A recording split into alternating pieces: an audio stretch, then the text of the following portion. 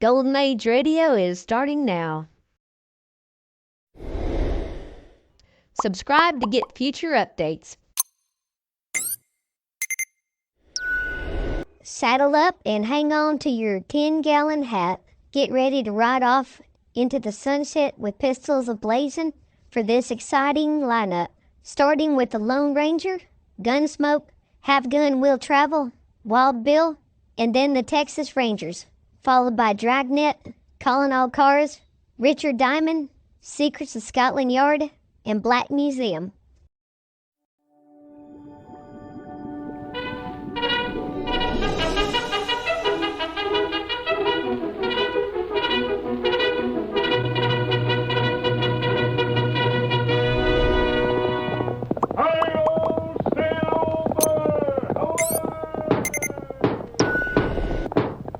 A fiery horse with the speed of light, a cloud of dust, and a hearty hi-yo silver, the Lone Ranger.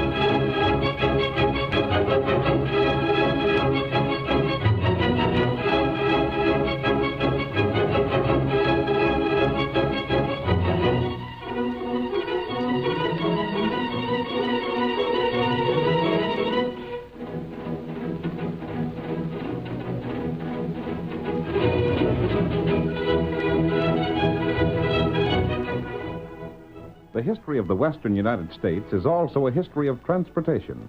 First prairie schooners, then the Pony Express, and finally the railroad helped bring civilization to the new country. It was the masked rider of the plains, however, that did most to establish law and order on the frontier. He fought crime and criminals throughout the length and breadth of 7 states, and the memory of his deeds will remain as long as the memory of the early West itself. Now return with us to those thrilling days of yesteryear. From out of the past come the thundering hoofbeats of the great horse Silver. The Lone Ranger rides again. Come on, Silver! We're riding east to the railroad. Someone's waiting for us. Hi-yo, Silver!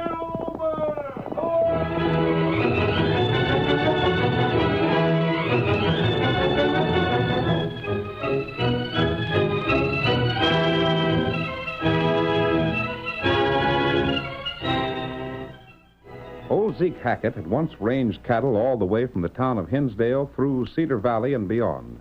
In the days of his prosperity, he had befriended numberless men and women who had come to him starving or sick or homeless. With the end of the days of the open range, Zeke's prosperity faded away, and with his prosperity, the fair-weather friends who had taken advantage of his generosity. In the end, he had been able to retain title only to Cedar Valley and a small strip of land to the westward, and here grazed the shrunken remnants of his once vast herds. We see Zeke now sitting on the porch of his home with his wife Martha, watching the approach of their nearest neighbor, Duke Bradley, with 2 of his men. Well, there he comes, Martha, riding up here just as bold as you please. And 10 years ago, I'd have taken my shooting iron and run him off my place so fast he'd have scorched the air getting away. Times have changed, Zeke. Not for the better, neither. Now, when he gets here, you treat him just as nice as you're able. It don't do to go looking for trouble. Martha, I feel like to bust. Well, you can just hold in that temper of yours. There ain't nobody else willing to give us cash for Cedar Valley right now. Just because Duke's got everybody so blame scared they're afraid to offer anything. I ain't saying that's not so. And if I could only prove my suspicions, I'd be willing to bet every last penny I got that Duke's the fellow to blame for them water holes in the valley being poisoned. Now, Zeke, you haven't no reason to say that. Don't need no reason. All us could tell a crook by the way my rheumatics act. Won't you ever get over that notion? Well, it's so. I get within 10 yards of a crook, and I get to aching like somebody's using me for a pincushion. I've heard you say that for 40 years. No, I can feel it coming on right now. You behave yourself. Howdy, Zeke. Howdy yourself. Didn't you hear me? Well, you ready to talk business, Zeke? Oh, Something ailing you? it's them dog-blasted rheumatics. Never did have 'em so bad afore. Well, now, I'm sorry to hear that. Didn't know you was troubled that way. Don't you pay any attention to him, Mr. Bradley. Zeke's just like a big baby with his ailments. You keep still, Marthy. So you come to make me an offer for Cedar Valley again. Is that it? I heard in town you changed your mind about selling. It wasn't because I wanted to. No?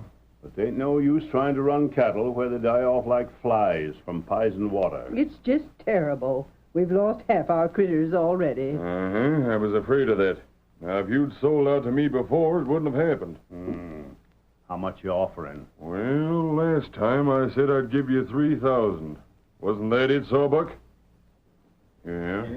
That's why I recollect it, boss. Mm-hmm. Well, 'tain't much, but I guess Now, wait a minute, Zeke. Huh? That 3,000 was for the valley and all the critters in it at the time I made the offer.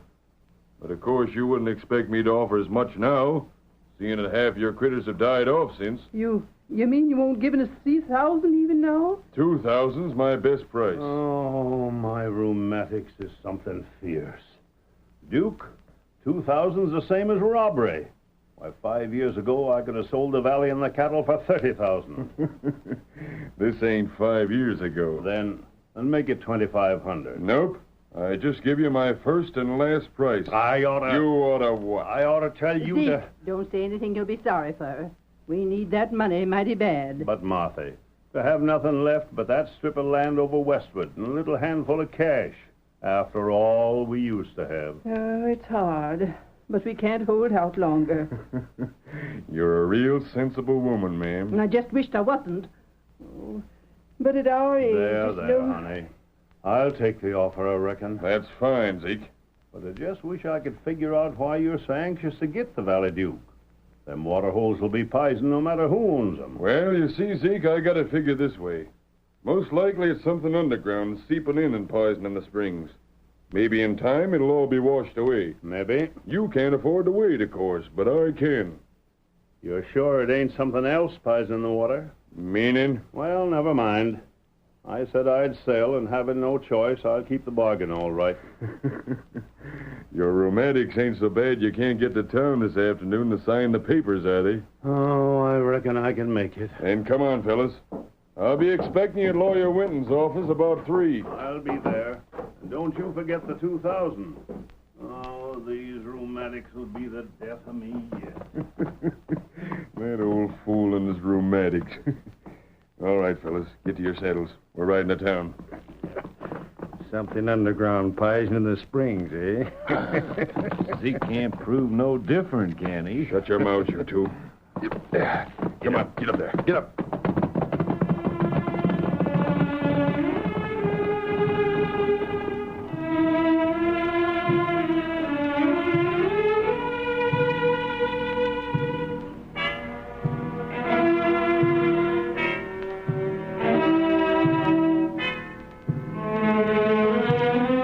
In the meantime, some distance to the east, rumors that the railroad planned to extend its lines westward became a practical certainty. A small group of surveyors started making their way across country with chains and transits. And one day, the Lone Ranger and his faithful Indian companion Tonto rode up to the crew. Hello there. A masked man. What the... Oh, Silver. Oh, I ain't one. Outlaws. What do you want here? We're not outlaws, Jerry. You know my name. You're Jerry Duncan, aren't you? We never met afore that I can recollect. Your superintendent told me about you. Mr. Stanley? Yes. How come outlaws like you know him? I said we aren't outlaws. Tonto and I became acquainted with him a long time ago. We help him when him in plenty trouble. Yeah? He told us the railroad would build and that you'd be in charge of the surveying crew. Blasted, he shouldn't have talked so much. He knew that anything he told us would be held in confidence. Look here, stranger, if that information gets out, it's going to cost the railroad a fortune to buy the land it needs. But we won't repeat what we know. I'm afraid most of the people through here suspect your purpose already. Maybe so. But they ain't so blame sure that they're going to turn down a fair price for their land. Tonto and I have been watching the route you're laying out. From what we've seen, you'll have to go through Cedar Valley. Yeah? Well, that's a long ways off yet. But it's directly on the way to Hinsdale. For all you know, maybe we ain't going to Hinsdale. Maybe we're going to Perryville instead. Stanley said that Hinsdale had been definitely decided upon. Mister, you know too blame much. Either you're an awful good friend of Mr. Stanley's, or you've blackmailed him into saying a lot of things he shouldn't have. Which do you believe? Well, I ain't so sure. You're wearing a mask like an outlaw right enough, but somehow I got a feeling you're different from what you seem to be. Thanks, Jerry. I give you my word that we're to be trusted. But what makes you so interested in where the railroad's going? Everybody's interested in that. But I particularly wanted it to go through Cedar Valley. Why, You watch out. Careful, Jerry. Put down that gun. I see it now, you dirty crooks. Coming here with your smooth I don't talking. understand. What's wrong? Don't know what's wrong, huh? You're two of Duke Bradley's hired gun hands. Of course, you wouldn't know what it's all about. Duke Bradley. Who? Him? Playing innocent, huh? But I don't know. All you did was cheat the best fella that ever lived out of that valley. Zeke Hackett owns Cedar Valley, doesn't he? You know, blame well he don't. Your boss found out about where the railroad is going and bought it from Zeke for almost nothing. Feller named Duke by Valley? All this talk of yours about Mr. Stanley telling you the things you knowed. Last year, you got your information straight from Duke Bradley. How did he find out about the railroad? The way he always finds out things, by cheating and bribing and dirty gunplay. You'll have to believe me, Jerry. This is the first we knew about it. Yeah? We hoped the railroad would go through Cedar Valley because we thought Zeke owned it. If the railroad bought from him, he'd have a chance to rebuild his fortune. You ain't pulling the wool over my eyes. Wait. You polecats. Zeke put me through school when I never had a cent to my name. Put down that gun. And right now, I'm paying back part of what I owe him. Ben, grab these fellas. They're off. You not get out. Come on, Missed them. We scared them off anyhow. Blasted crooks. All right, men. There ain't no use chasing them. We'll settle them fellas later on.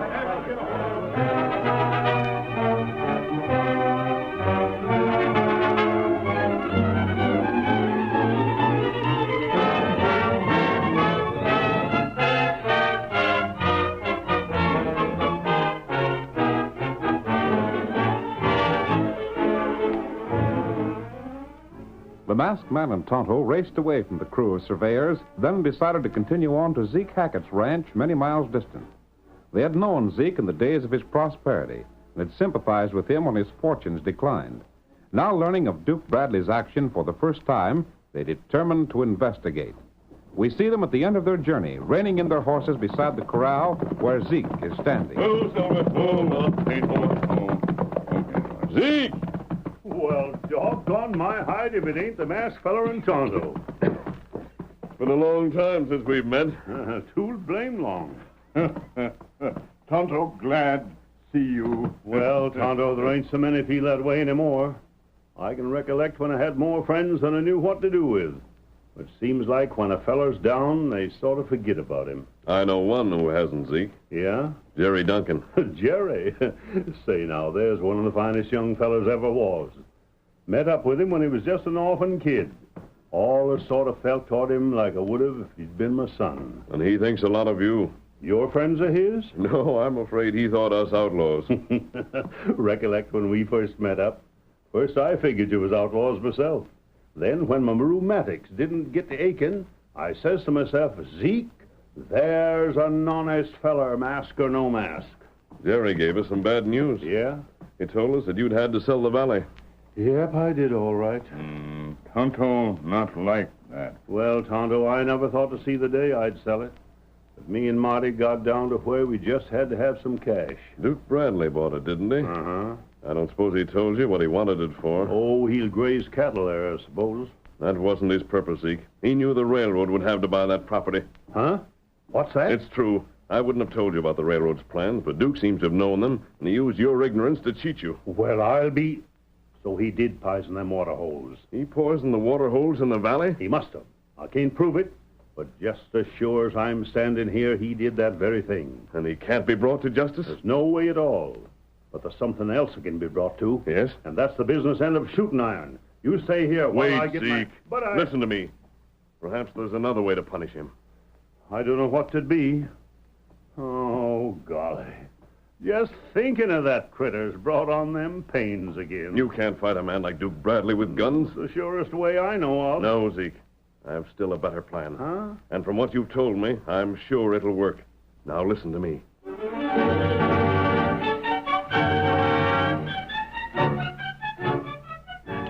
The curtain falls on the first act of our thrilling Lone Ranger drama. Before the next exciting scenes, please permit us to pause for just a few moments.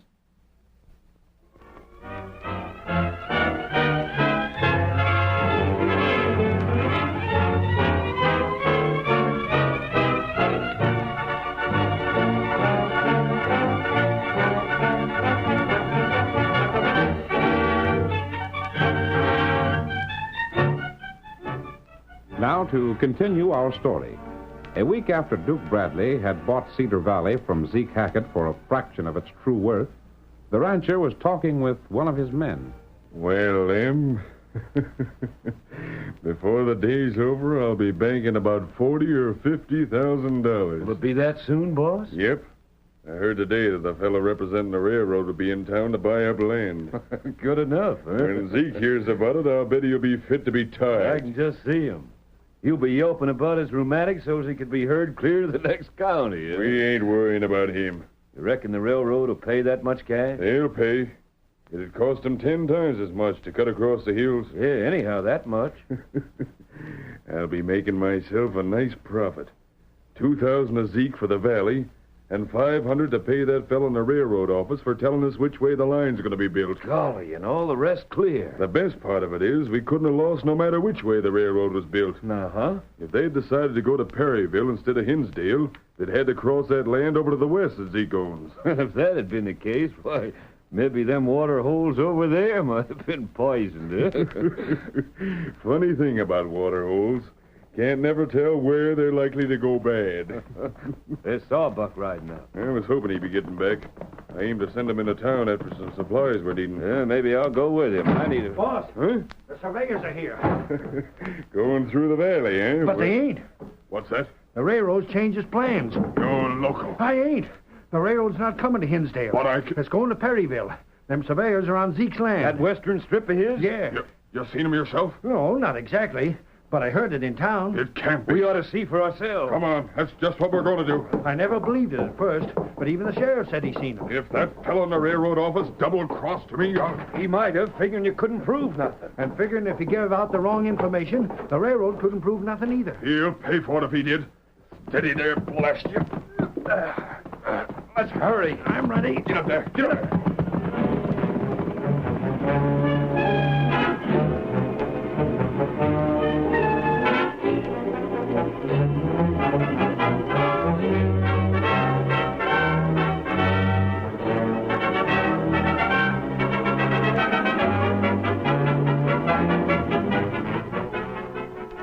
At almost the same time, the Lone Ranger rode swiftly into town on his great horse Silver, reined in before the sheriff's office, and hurried inside. What the? Don't go for your gun, Sheriff. A masked man of all the blasted You're nerve. going to do what I say. I'll explain later. There's no time to waste now. You'll be jailed for this. Perhaps, but right now you're coming with me.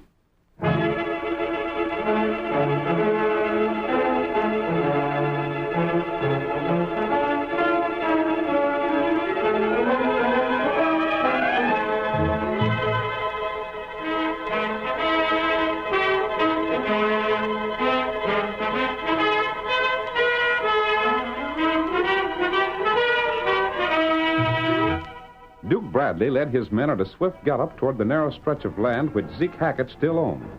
As they approached their destination, Duke saw that the report he had received was correct. Over there. You there. You calling me? You heard me, didn't you? I heard you. I didn't care much about your style of calling either. Don't get smart, mister. Shut up, Lem. I'll talk to this fellow. Now, what I want to know is what you and your men are doing over here. What we're doing is our business. But I'm making it mine. Yeah? Let me handle him, boss. Maybe a little gun whipping would do him some good. Anytime you fellas want to start something, I'm willing. Look here. I thought the railroad was going through Cedar Valley. You did, huh? It was supposed to be built to Hinsdale, but this is the way to Perryville. And what if it is? Just this. I own Cedar Valley. I paid good cash for it. But if the railroad's going to Perryville, I won't be able to sell it. Well, now, ain't that just too bad? You're Duke Bradley, ain't you? That's me. Well, I heard about the way you cheated old Zeke. You thought you was going to collect big money. But this is Zeke's land, and now it's him that's going to collect. Duke, we ought to fill that fellow in the railroad office full of lead. It was him that got you in this fix. Serve you right. I'll Oh, show you. Sawbuck. But I Come tell on. you. Get back on your horses. We ain't licked yet.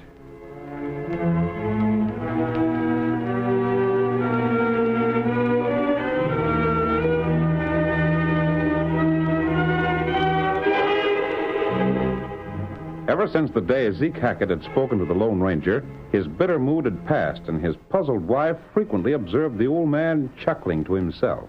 When questioned, he refused to give his reason, and Martha found her curiosity increasing.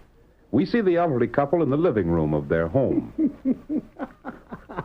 For pity's sake, Zeke, quit your laughing to yourself.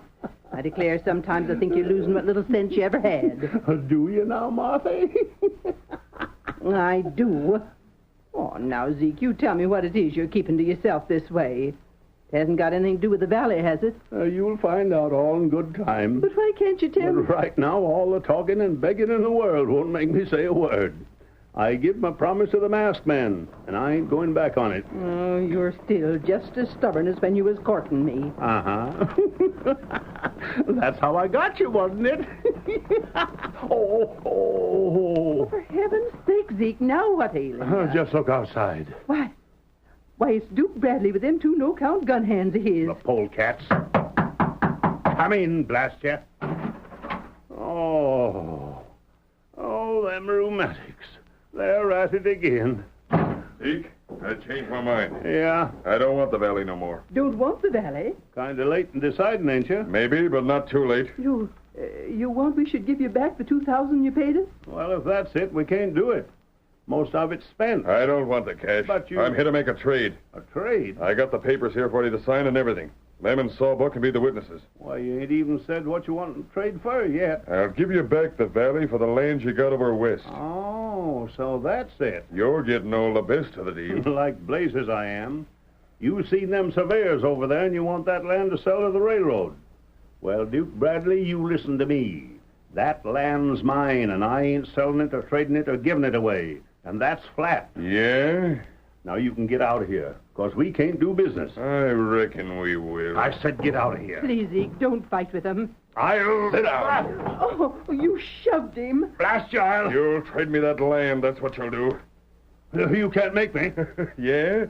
That's what you think. I ain't got the time to waste on you like I did before. So we're getting this over with right now. The land's mine, and I'm keeping it. Maybe you'll change your mind after I tell you a few things. First off, how do you think them water holes in the valley got poisoned? I got a blame good notion. Uh-huh. It was me and the boys done it. That was when we figured it was the valley the railroad wanted. You beast.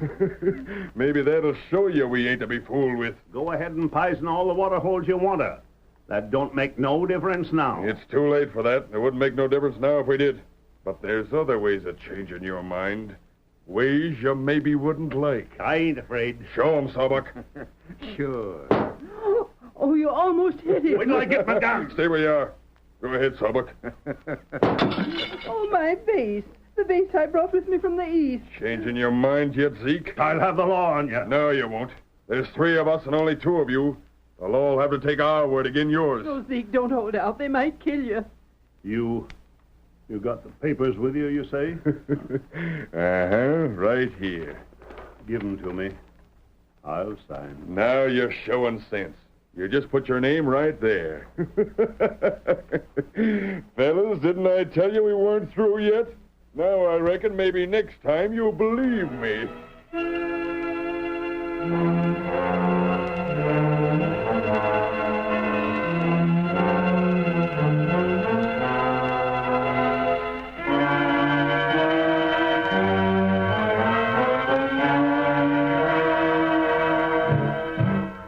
At the point of a gun, Zeke was forced to sign the papers which returned him Cedar Valley in exchange for the strip of land where the surveyors were active. This done, he accompanied Duke and his men to town where the papers were notarized. But Zeke did not return to his home. Instead, he remained in town until evening. We see him now in the cafe, watching the approach of Jerry Duncan and the second man. Howdy, Jerry.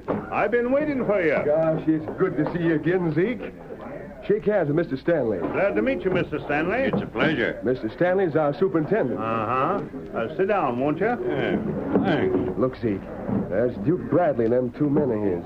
They're right where they can hear everything that's said. Let 'em. That's what I want. I understand you're the owner of Cedar Valley, Mr. Hackett. That I am. Would you be interested in selling? Not for no $2,000. What's that? That's all right, Mr. Stanley.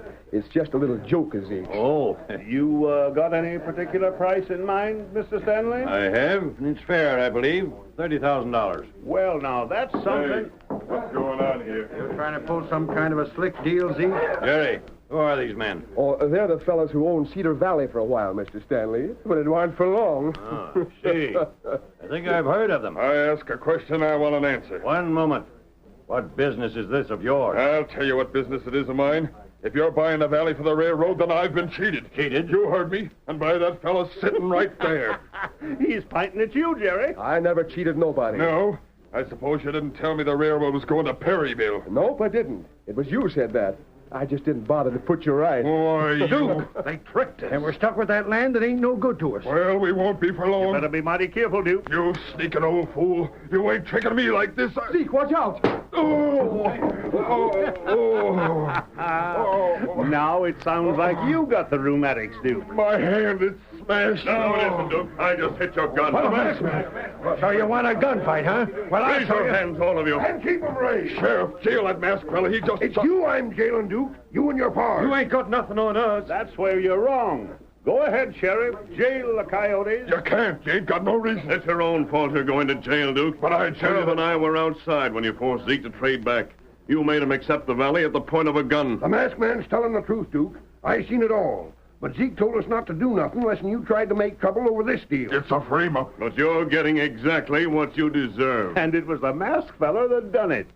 It was him and Tonto that got Jerry to bring his crew here to survey that other land so's Duke could think the railroad had changed its plans. The first time I met up with the masked fella, I figured him to be an outlaw. I sure learned different. All right, Duke. You fellas are coming along with me.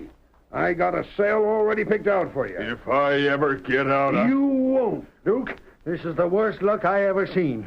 To think that we forced Zeke to take back the land he wanted all the time. And then on top of that, to have to go to jail for beating ourselves out all that cash. I don't care what you call it. That ain't justice.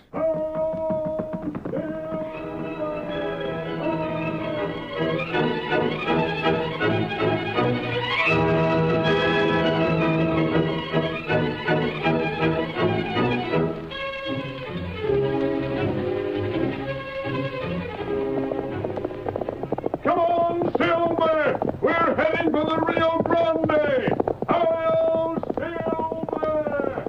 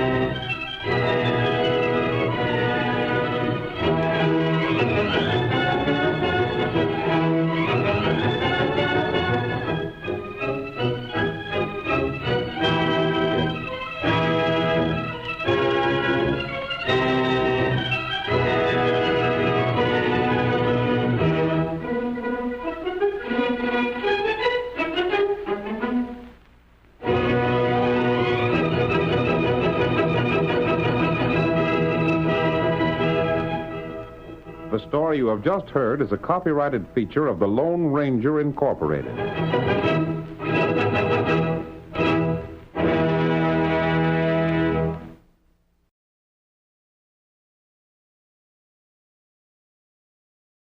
You are listening to Golden Age Radio, rumble.com/C/GAR, brought to you by G3PL.com.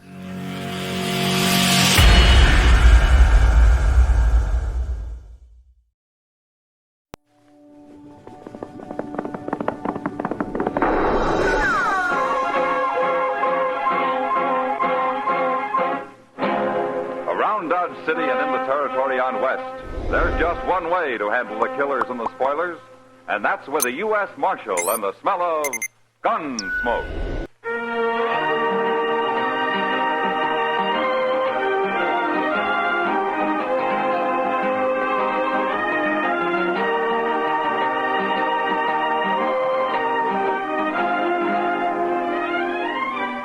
Gunsmoke, starring William Conrad.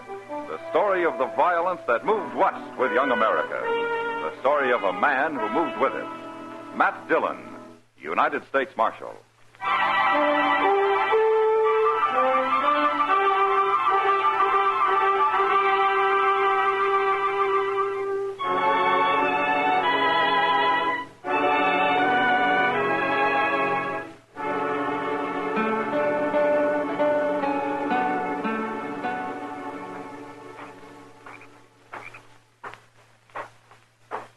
That you, Si? Over here, Jim. That's allowed. Major's got guards walking all the way around the fort these nights. What do you care? You ain't a soldier. You ain't done nothing. Look, Si, I don't want nobody at all to get suspicious of me. Not for a week anyway. What do you mean, not for a week? That's what I want to tell you. We're going to be hauling rifles into Dodge starting day after tomorrow. Rifles? That's right, about 4 wagon loads. Huh. That'll be a heap of rifles, Jim. Sure it will. What about Jonas? Will he give you time off to do it? Jonas? Jonas can't stop me. He's just a fool storekeeper. Yeah, I suppose so. I figure it'll take maybe 4 or 5 days, Si. And afterwards, I'll just quit and disappear before anybody catches on. When they do, we'll be a long ways from here. The Army will get their rifles back, Jim. Next time they go Indian hunting. Shh. Guard's about due. Come on, over here.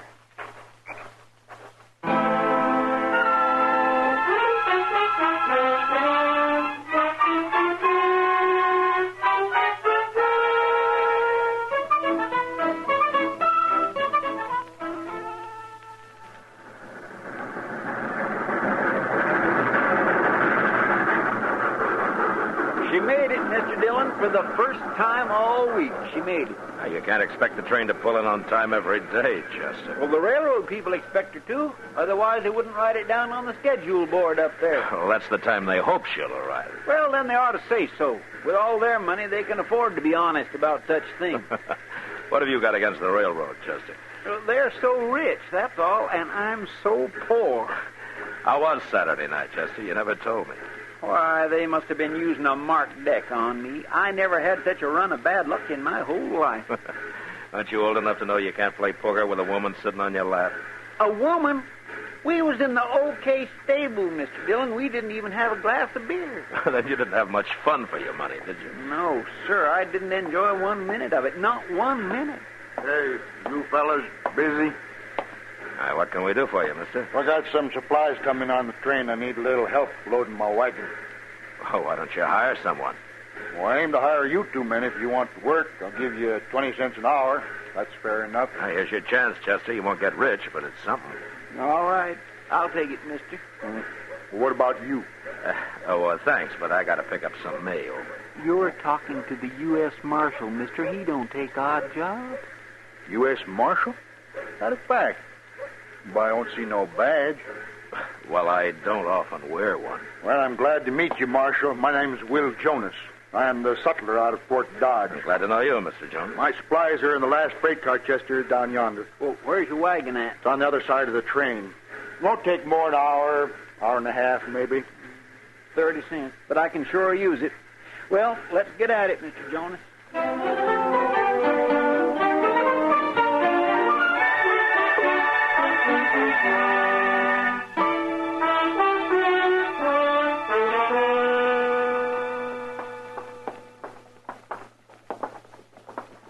funny thing, Mr. Jonas. I never knew what a sutler did before. If you was in the army, you'd know, Chester. Sutler is to the army what a general storekeeper is to civilians.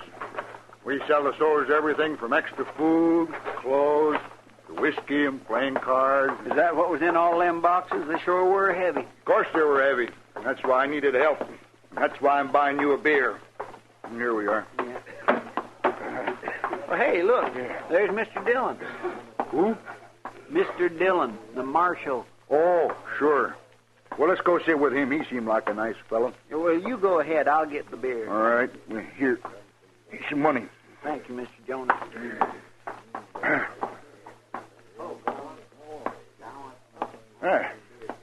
Join you, Marshal? Sure. Sit down, Mr. Jones. Yeah, I would have met you before, Marshal, but I usually drive straight to the depot and straight back to the fort. Oh? Have you been at the fort long? 3-4 months. I've been a sutler for 10 years, ever since I got married, in fact. Is your wife at the fort? She is. She helps keep the store there. There we are. Beer looks mighty good to a working man. Don't take on airs, Chester. It wasn't much over an hour. Here's to you. Yes, sir. Don't you have some sort of rank in the Army, Mr. Jonas? No, it don't mean much, Marshal. I'm sort of warrant officer. I ain't really in the Army, though. In fact, the major is about to fire me any day as things stand. Why is he going to fire you? Oh, my assistant, a fella named Vale, I hired a few weeks ago. The major likes him. He wants to make him the chief sutler. See, this Vale is willing to do extra work for the Army, so the major's always calling on him for this and for that. And it's the work the soldiers ought to do, and I just won't do it myself. Not without extra pay, I won't. What sort of work, Mr. Jonas? Oh, all kinds of things.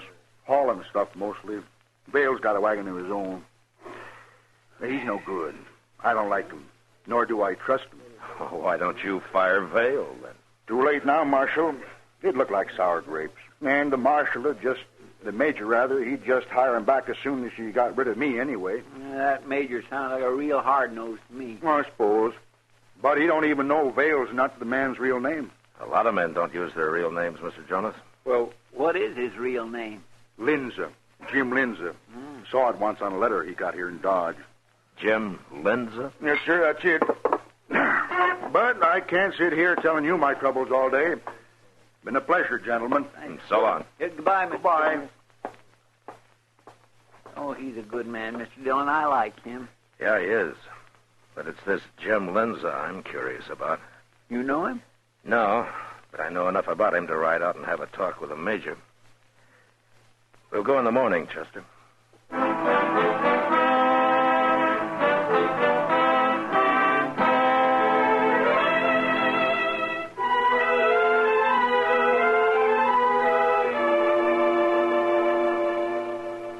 While you're talking to the major, I think I'll go see Mr. Jonas.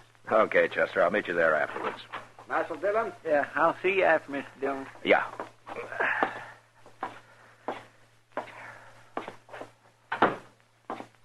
Well, good morning, Marshal. Have a chair. Oh, thank you, Major. No trouble, I hope. Well, that depends. What do you mean? Major, you got a man out here called Vale, the sutler's assistant. Vale, oh, yes. Very willing fellow. Hard worker. What about him? He's got another name. Jim Linza.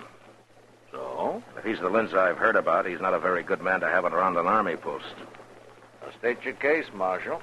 Well, there is a Jim Linza who's a renegade. He's spied for and fought with the Indians. Sold them supplies. All of that. You think this is the man, Marshal? Well, he has the same name. And you'd condemn a man for that? No, but I'd sure keep an eye on him and find out what he's up to. I see. I think Vale's all right, Marshal.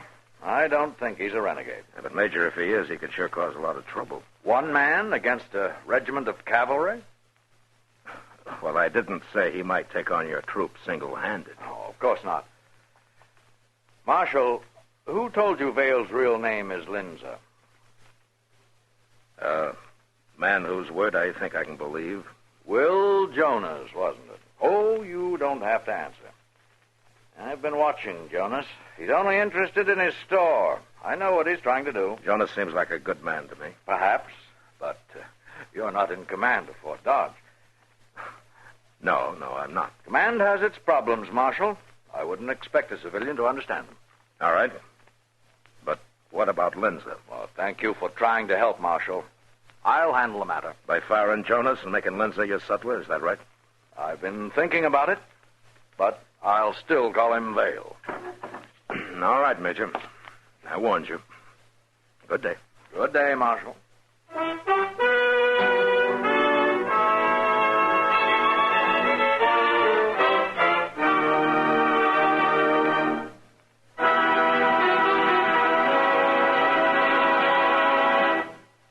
We will return for the second act of Gunsmoke in just a moment. But first, Sunday night, you are cordially invited to Escape via CBS Radio. Yes, every weekend for drama that will take you right out of this world, listen for Escape at the Star's address. Hear Escape tomorrow evening on the network that brings you Dick Powell as Richard Diamond, private detective. Now the second act of Gunsmoke.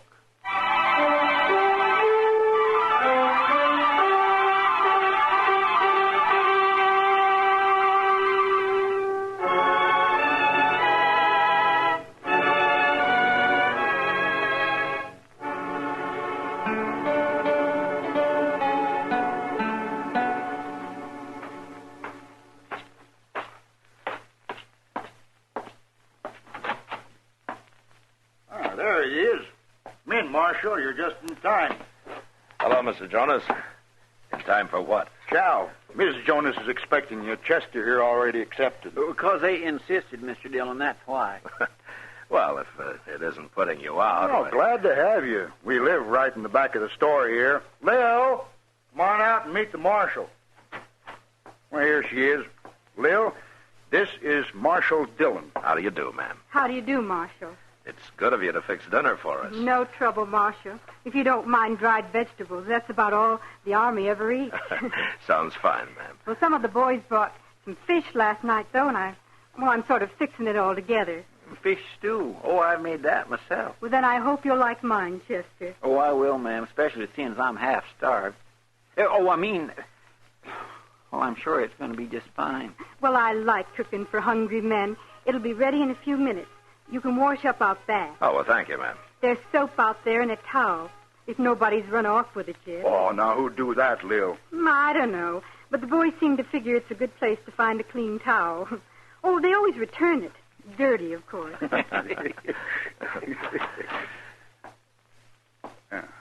Hello, Vale. I'll be taking my wagon into Dodge this afternoon, Jonas. Again? This'll be the fourth day. Major wants me to. Sure. Who are these men? This is Marshal Dillon. That's Chester, Proudfoot. Lawman, huh? Ain't you supposed to be in Dodge? I'm not a town marshal, Vale. I'm a U.S. marshal. Yeah, I heard of you. Your trouble out here? We came out to have dinner with the Jonases. I didn't know you knew them. You didn't? What time you leaving, Vale? I don't know. Whenever the major says. The major ought to be paying your wages. Yeah, he should, shouldn't he?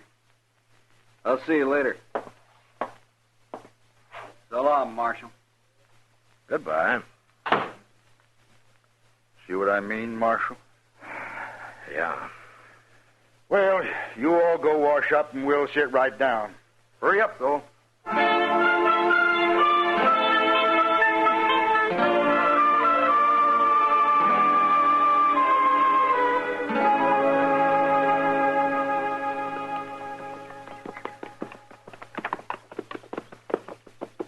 That sure was a good dinner, wasn't it, Mr. Dillon? Yeah, it was.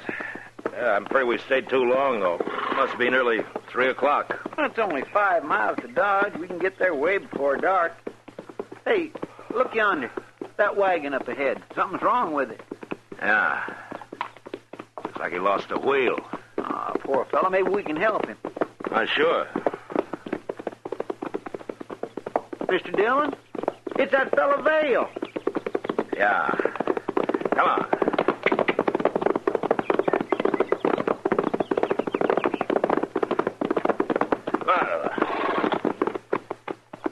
Hello, Vale. Well, it's the marshal again. You want some help with the wheel? Can't put it back on by myself. There's a pole in the ditch over there. We can use it for a lever. I'll get it. Yeah.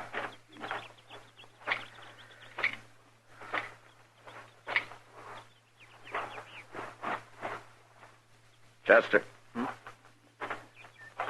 Look here. In the wagon box there.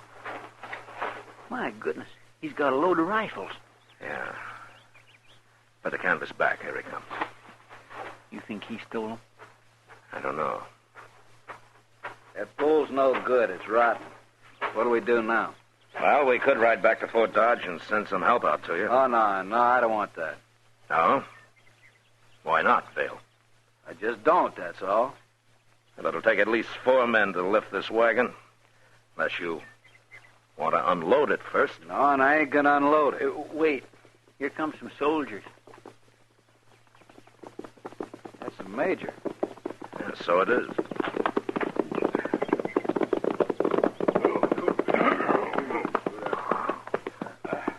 What's the trouble here, Vale? Wheel rolled off, Major. Have to lift the wagon up to get it on again. Corporal Harris.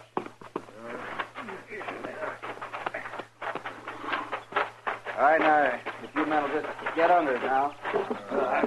Get it up good now. Here we go, on. Oh, Marshal, step over here, will you? Sure.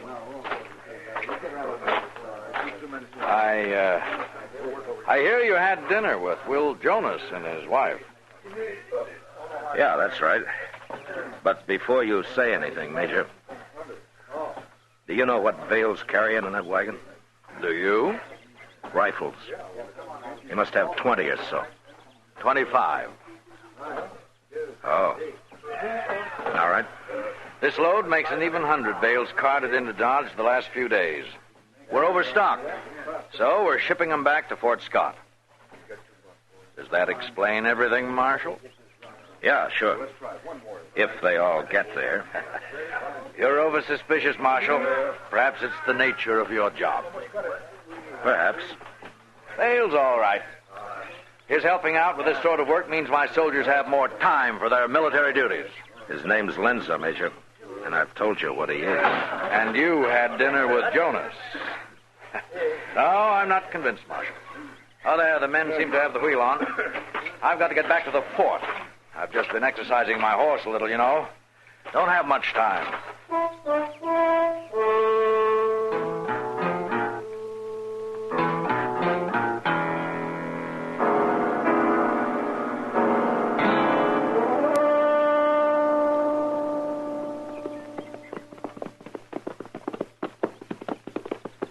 We'll get behind this bluff, Chester. He can't see us. He's not out of that cottonwood grove yet.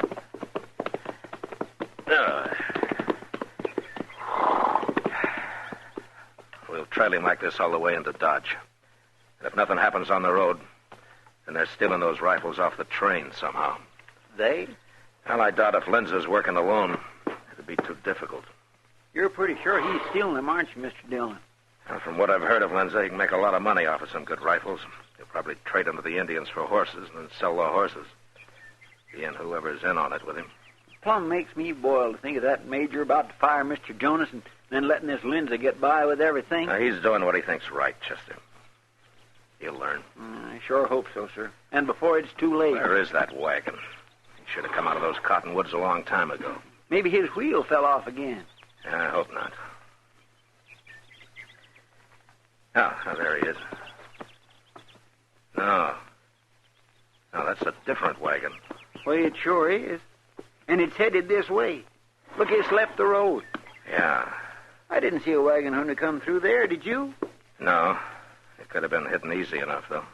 There's Lindsay's wagon now, just leaving the trees. What'll we do? That first one will be over here pretty soon. Yeah, let's drop back a little, Chester. They might see us. Yes, sir.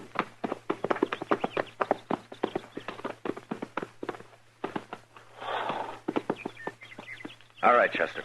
Now, you make a big swing around this bluff and stay out of sight as long as you can.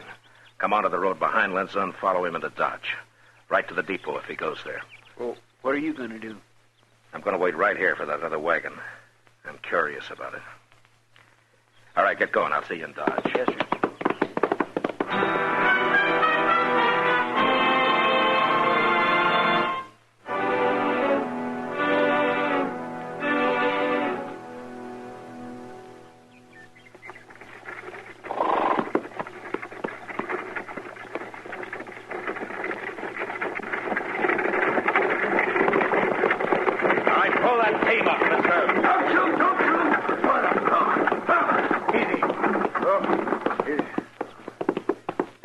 Now wrap your hands around those lines.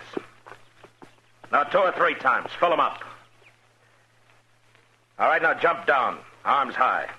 You got that drop on me. I won't try nothing. Now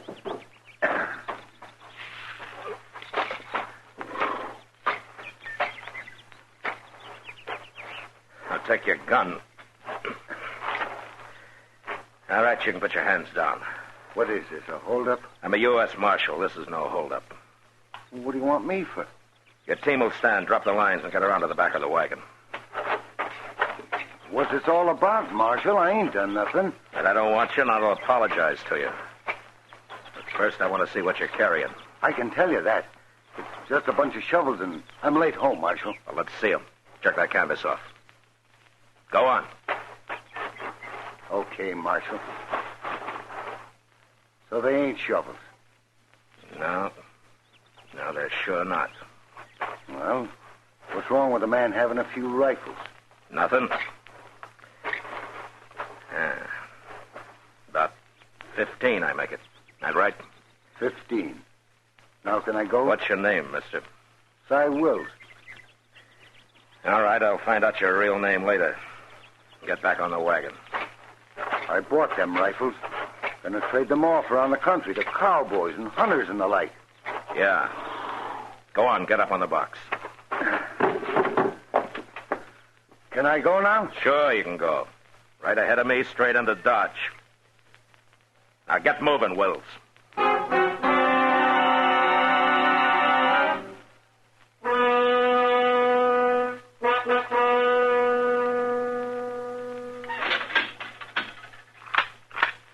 You'll have company pretty quick, Wills. Who? Now, you wouldn't want me to spoil the surprise for you, would you? If there's anything I hate, it's a renegade. Mr. Dillon? Where is he, Chester? He put the rifles on the train, sir, but there wasn't any 25 of them. I guess you found the rest, huh? Yeah, his partner had him. I got him locked up. Where's Lindsay now? I followed him to the Longhorn. He's in there. Yeah.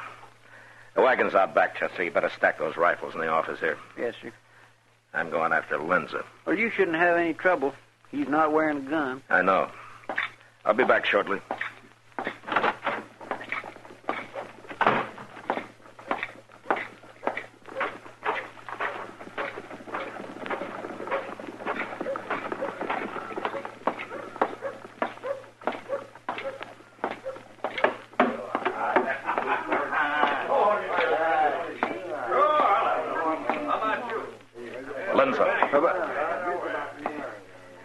Give a man the jumps coming up behind him that way, Marshal. What are you doing anyway?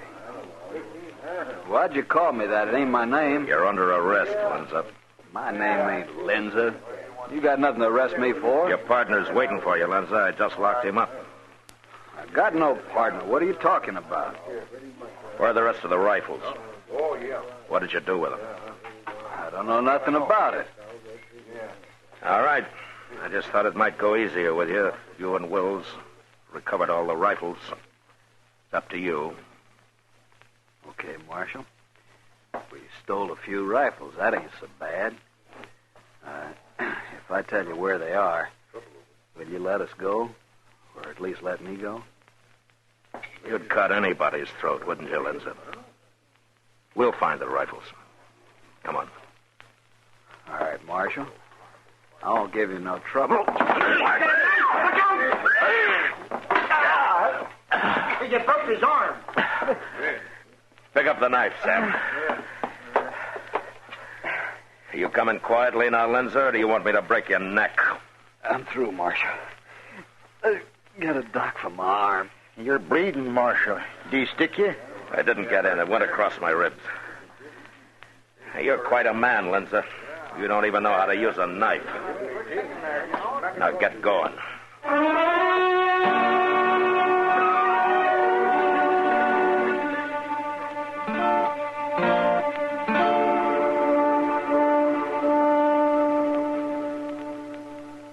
I heard what happened yesterday, Marshal, so I come in early this morning. Well, glad to see you, Mr. Jonas, anytime.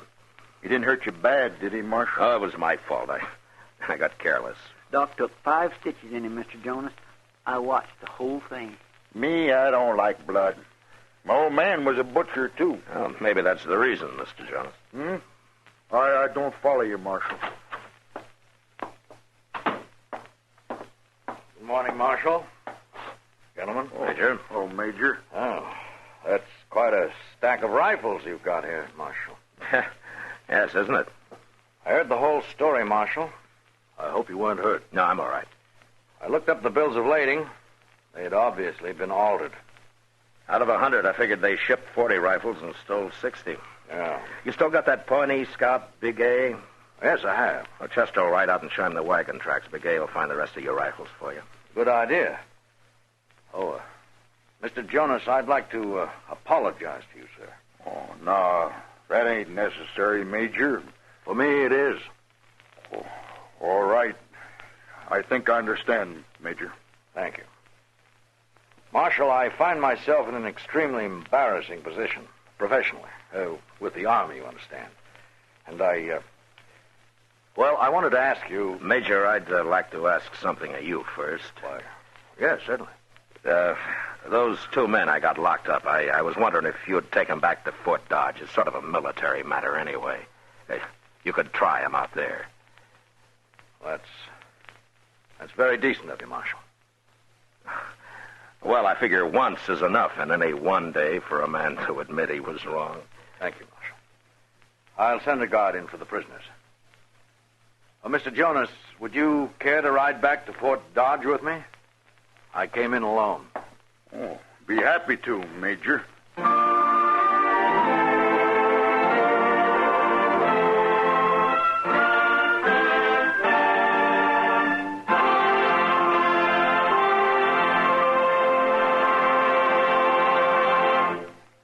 Gunsmoke, under the direction of Norman McDonald, stars William Conrad as Matt Dillon, U.S. Marshal. Tonight's story was specially written for Gunsmoke by John Meston, with music composed and conducted by Rex Corey. Featured in the cast were John Daner, Harry Bartell, Joseph Kearns, Julie Conger, and James Nusser. Parley Bear is Chester. Gunsmoke has been selected by the Armed Forces Radio Service to be heard by our troops overseas. Join us again next week as Matt Dillon, U.S. Marshal, fights to bring law and order out of the wild violence of the West in Gunsmoke.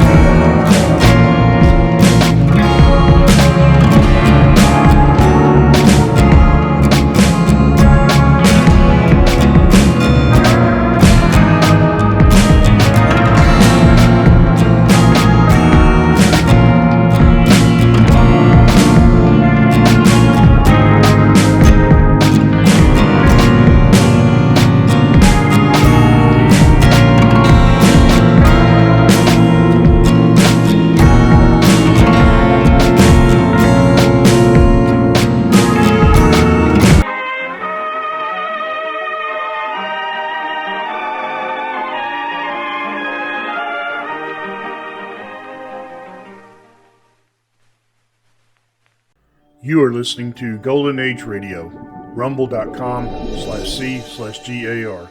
Brought to you by G3PL.com.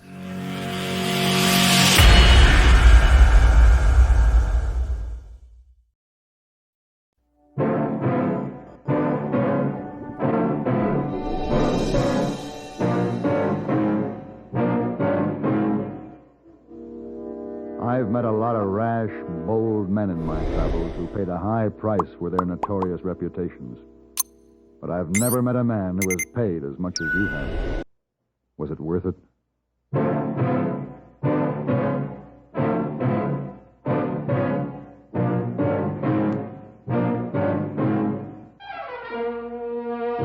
Have gun. Will travel. Starring Mr. John Daner as Paladin. San Francisco, 1875. The Carlton Hotel. Headquarters of the man called Paladin.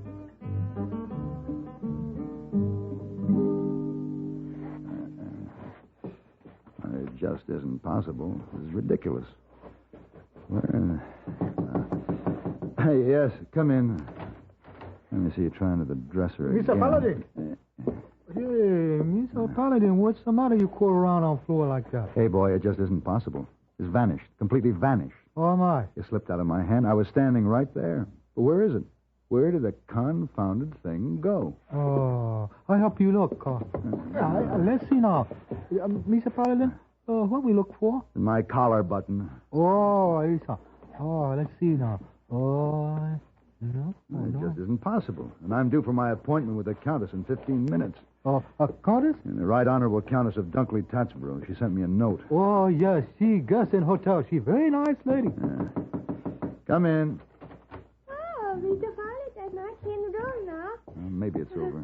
What's the matter, you two? Crawl around on the floor like that? Missy Wong, maybe better you come back later. We very busy. Oh, but Missy Wong... Hey, boys, quite right, Miss Wong. You've come at a rather bad time. Come back later, please. Oh, all right.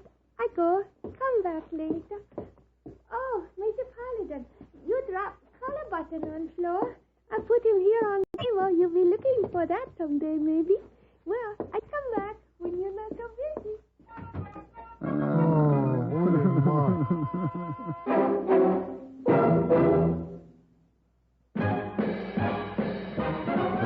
Are you smoking more now, but enjoying it less? Have a real cigarette, have a Camel. The best tobacco makes the very best smoke. Have a real cigarette, have a Camel. Are you looking for flavor and mildness? Have a real cigarette, have a Camel. The best tobacco makes the very best smoke. Have a real cigarette, a real cigarette, a real cigarette, have a Camel. Again, for the 11th straight year, Camel outsold every other cigarette, filter, king size, and regular. The best tobacco makes the best smoke. So if you're smoking more now but enjoying it less, change to Camels. Get more real satisfaction every time. Start to really enjoy smoking again. Have a real cigarette, a real cigarette, a real cigarette, have a Camel.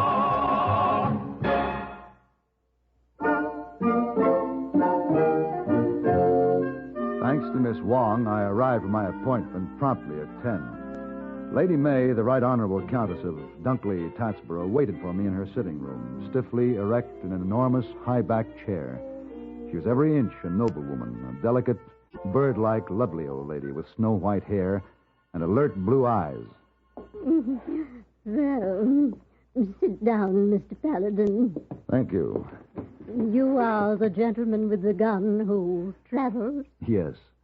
Rather an odd calling, but then I suppose it's only temporary. Well, sometimes a business like mine can be very temporary. Really? Oh, yes, of course.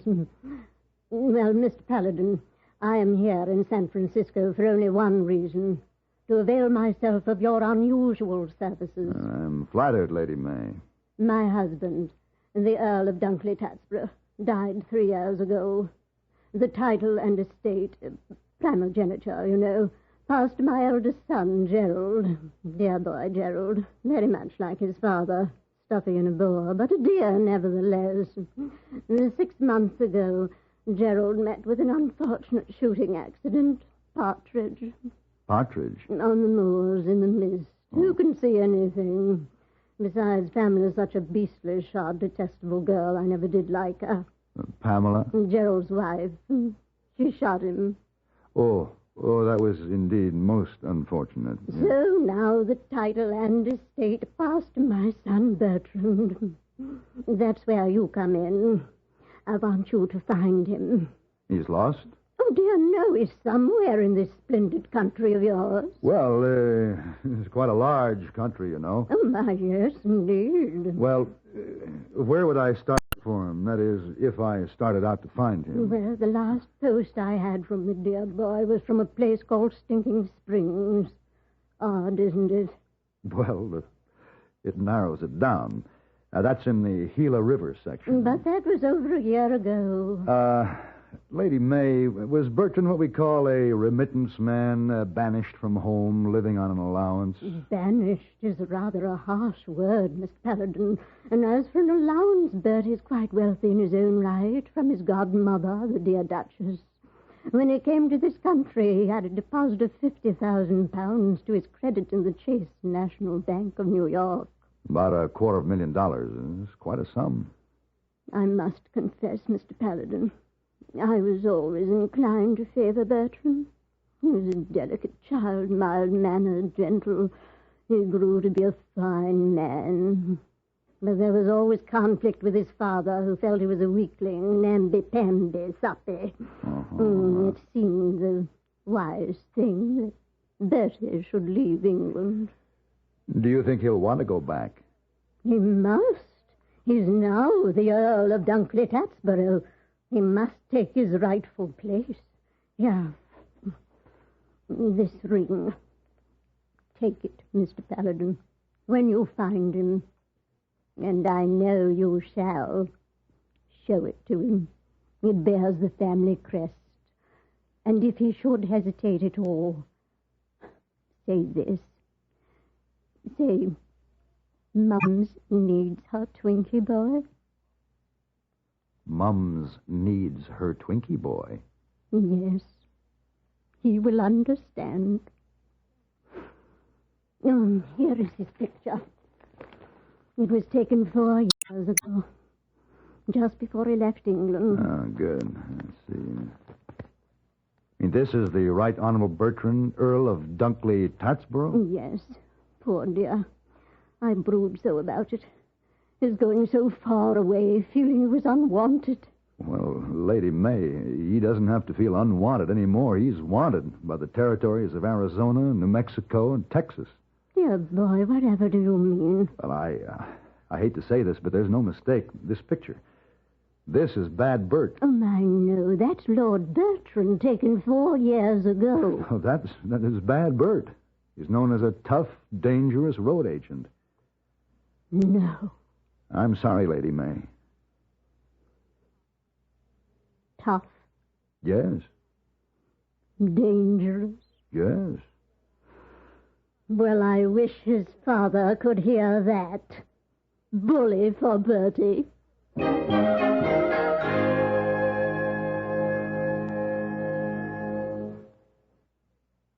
Constipation is something people don't talk about much, but it can be a problem for anyone, even doctors. And when constipation occurs, it's interesting to see just what doctors consider important about a laxative they might use or recommend.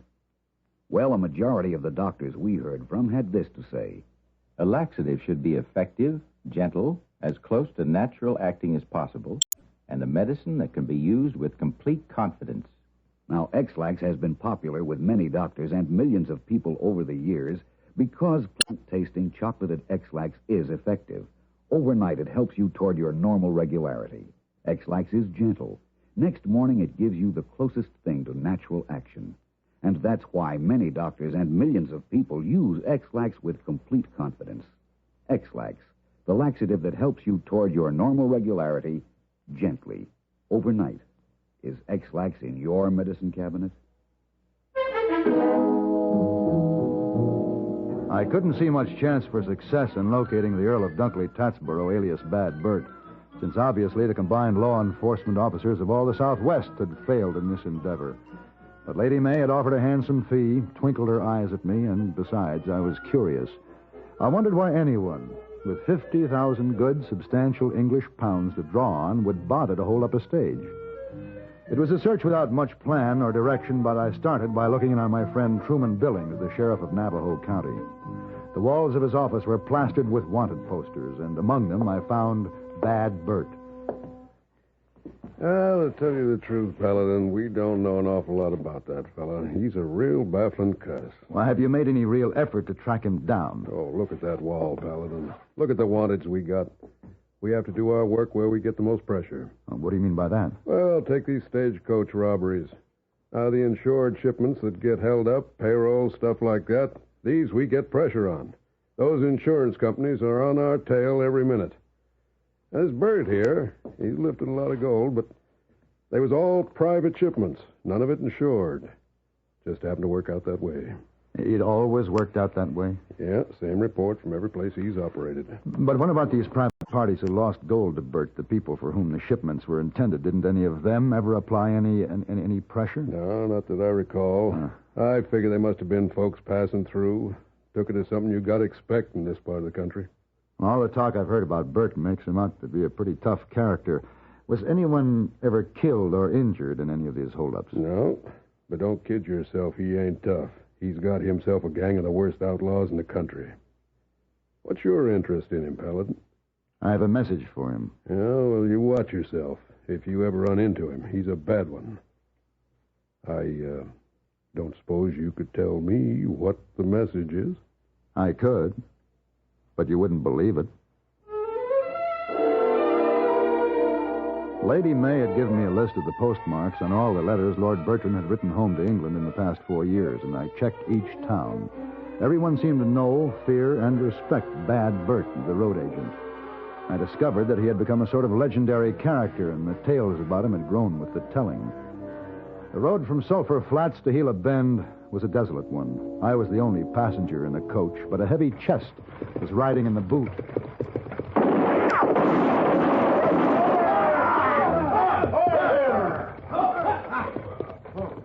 This here's a hold up, mister. Come on, now, get out. Get.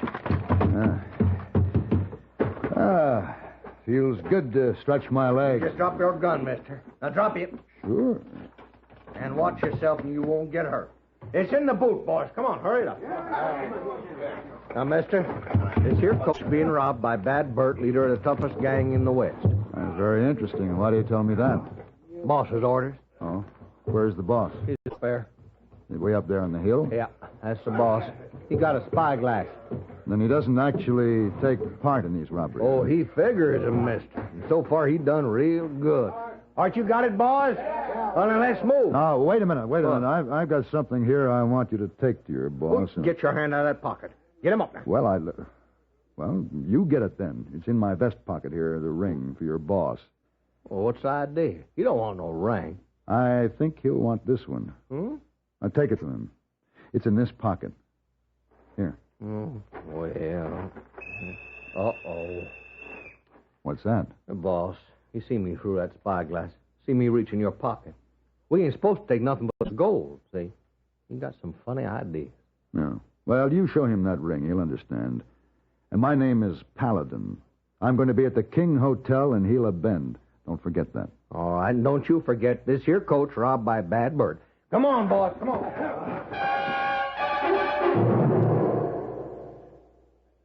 Even if you've had embarrassing dandruff for years, you can get rid of it now in 3 minutes. That's all it takes with Fitch Dandruff Remover Shampoo.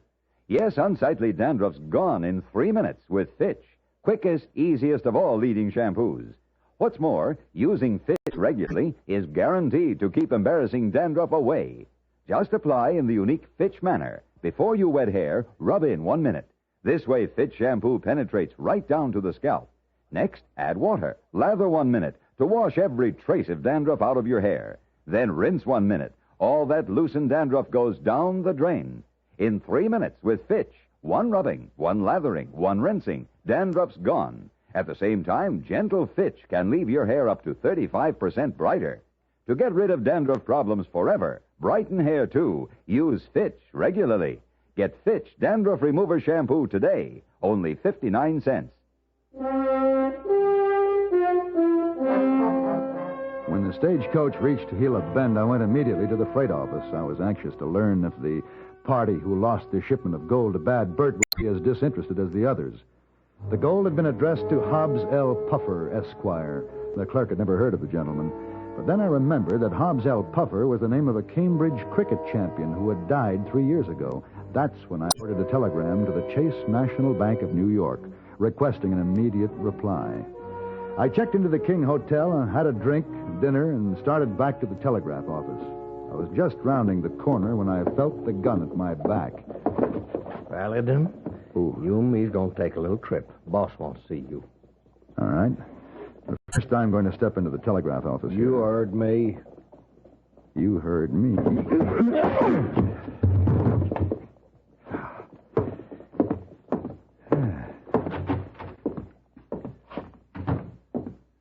Yes, sir. What can I do for you? My name is Paladin. Did you get an answer to my wire? Sure did. Here it is, all writ out. Thank you.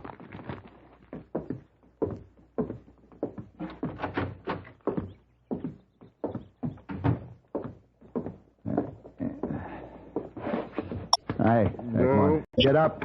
Come on. We can't keep the boss waiting. As we followed a trail that led over a mountain, I had a lot of time to think about the message I'd received from the bank. It confirmed what I guess I'd already known. Lord Bertrand had been stealing from himself, ordering the shipments of gold from his account to be delivered in a fictitious name, then setting up the holdup and splitting with his men. It was almost daylight when we reached Bad Bert's headquarters. It's quite a place you have here. Yeah, some hideout, huh? Indeed it is. Now, this here door, this leads to the drawing room. Drawing room? Well, that's what the boss calls it. I can't figure why. Now, everybody's waiting for you. Get on in. Well, here he is, boss. Oh, yeah. Oh, you come in, Mr. Paladin. Bert, nice place you have here. Thank you. We like it. More like a fancy hunting lodge than a hideout for thieves. What? No, don't bother with introductions. I recognize these boys from their pictures. Your group certainly adds up to a tidy little sum in reward money. Now, he's getting awful smart, boss. Mr. Paladin, we can do nicely without your drolleries.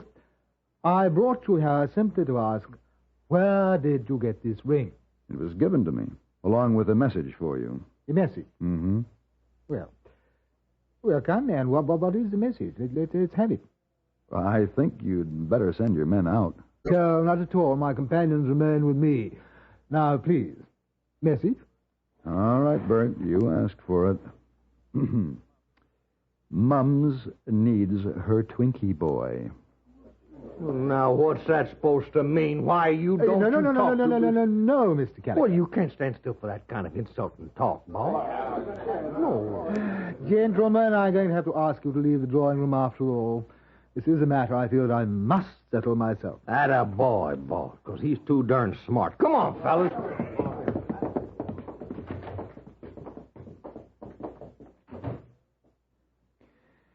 Well, Mr. Paladin, from your message, it appears that my tenure here is over.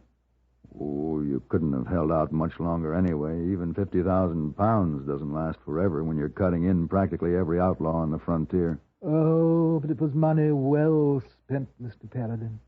You can't possibly imagine. I think I can, Lord Bertrand. Or should I say, Bad Bert. Oh, yes. Bad Bert. Boss. Wanted. Ah, well, if Mums needs her Twinkie boy.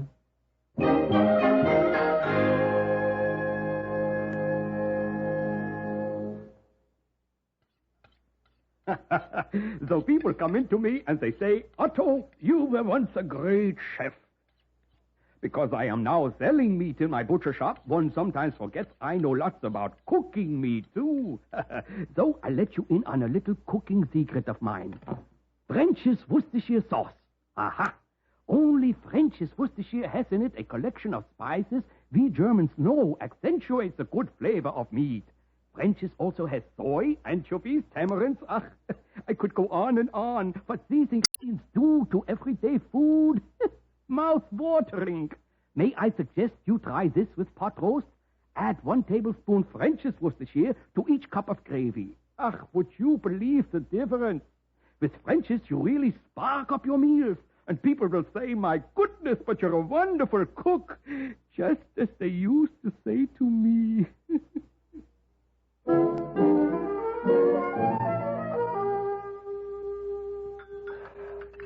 Yeah, I finished with this, Miss Wong. You can take the tray downstairs. Oh, yes, sir.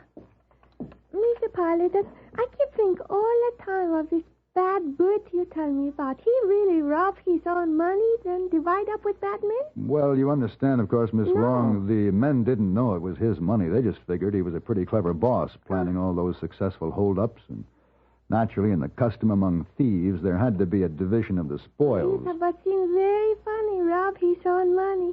Well, Miss Wong, Bert was a meek little man, painfully aware of his insignificance.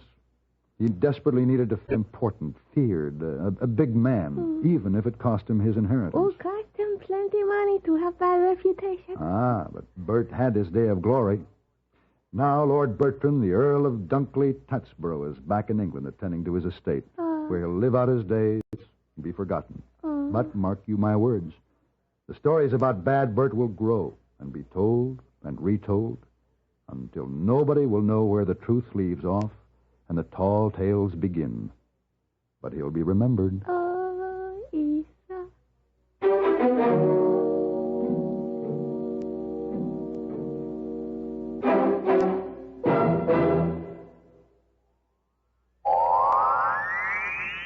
Oh, brother, this miserable cold and my sinuses. Haven't you heard about Dristan? Dristan decongestant tablets not only help drain all 8 sinus cavities, critical areas of cold's infection, but circulating through the blood, Dristan reaches all congested areas.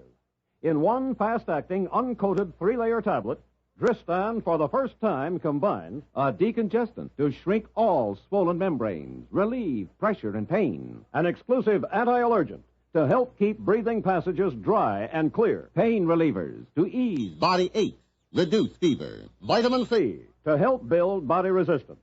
This is Dristan. Today, Dristan is widely imitated, but the exclusive Dristan formula cannot be duplicated. For real relief from cold's misery and sinus congestion, there's nothing like Dristan decongestant tablets.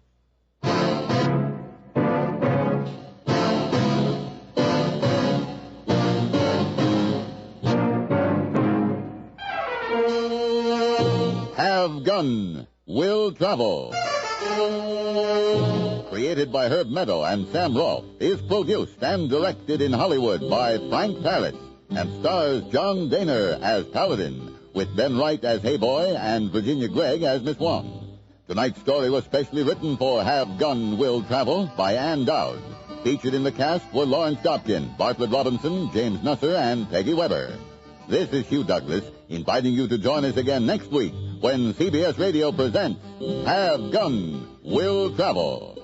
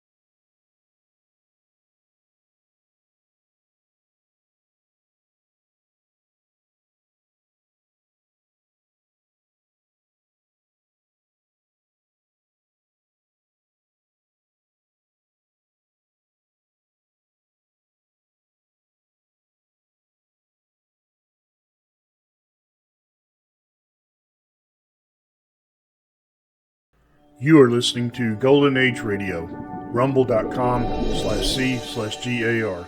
Brought to you by G3PL.com.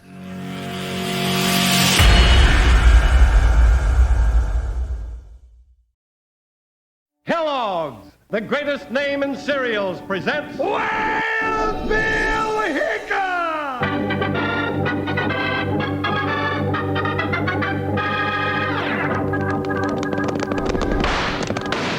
Hiya, folks.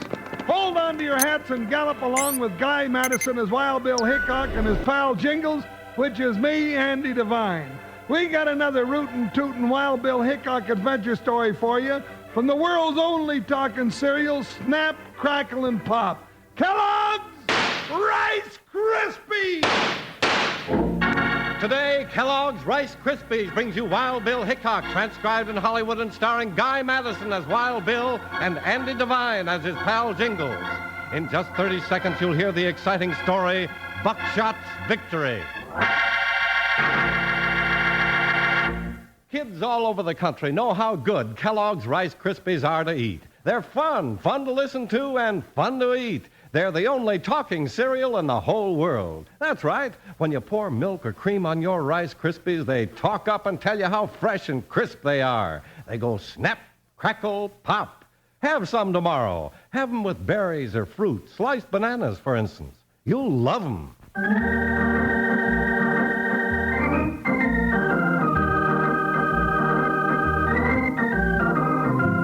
The rawhide adventures of U.S. Marshal Wild Bill Hickok and his big deputy Jingles weren't always in fights against outlaws and bandits of the Old West. One crashing episode caught the two lawmen in a tangle of treachery and a race with death, and the outcome depended entirely on Buckshot's victory.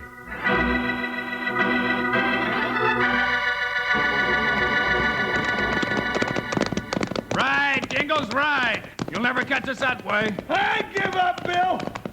You win.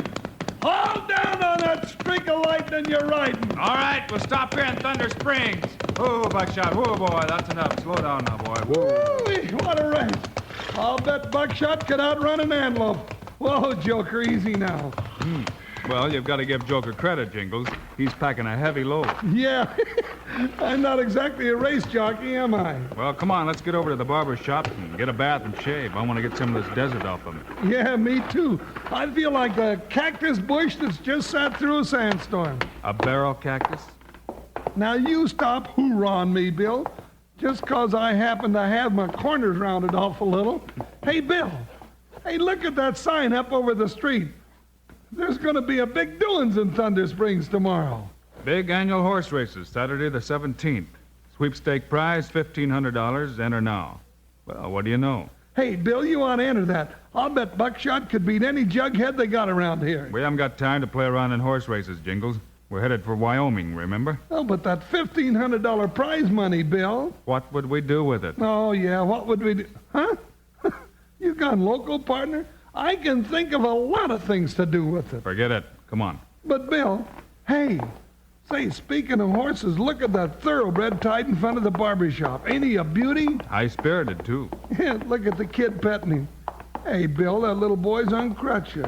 Yeah. You know, that horse sure likes him. Ain't that a heartwarming picture? You know, nothing like a boy and a horse. Lesson it's a dog. Hey, kid, you get away from that horse. Now, who's that loudmouth Jasper barking at a crippled kid? Gee, Mr. Boxell, I didn't mean no harm. You heard me. Now you keep away from him. Bill, listen to that seven-toed salamander. Yeah, come on. I wasn't doing nothing but petting Red Claw. I wouldn't hurt him for nothing. Well, I told you before to stay away from him. Now I'm going to You're going to what, mister? Huh? Well, if it's any of your business, stranger, I'm going to box the ears off that brat if he... Hold it, mister. Any boxing to be done, you better try it on somebody your own size. Like you, maybe? You wiseacre? If you like it that way. I'll show you, you saddle tramp. Saddle tramp, Bill! I'll fix that chin for you, Buttinsky. You asked for this, mister. Gee whiz. Ah, that ought to teach that blowhard a lesson. Gee, I never saw anybody fight like you, mister. Well, Sonny, that must be because you never saw Wild Bill Hickok before. Wild Bill Hickok? Oh, jumping June bugs. Yeah, that's right. Nobody fights like Wild Bill. That's enough, Jingles. I didn't mean to get into trouble, Mr. Hickok. That's all right, Button. I reckon this gent had a lesson coming to him. What's your name, Sonny? Tommy Jones. Who are you? Oh, my name's Jingles. Can I shake hands with you? Well, sure. Oh, gee, Mr. Boxell's coming too, and he'll be madder than a bobcat in quicksand.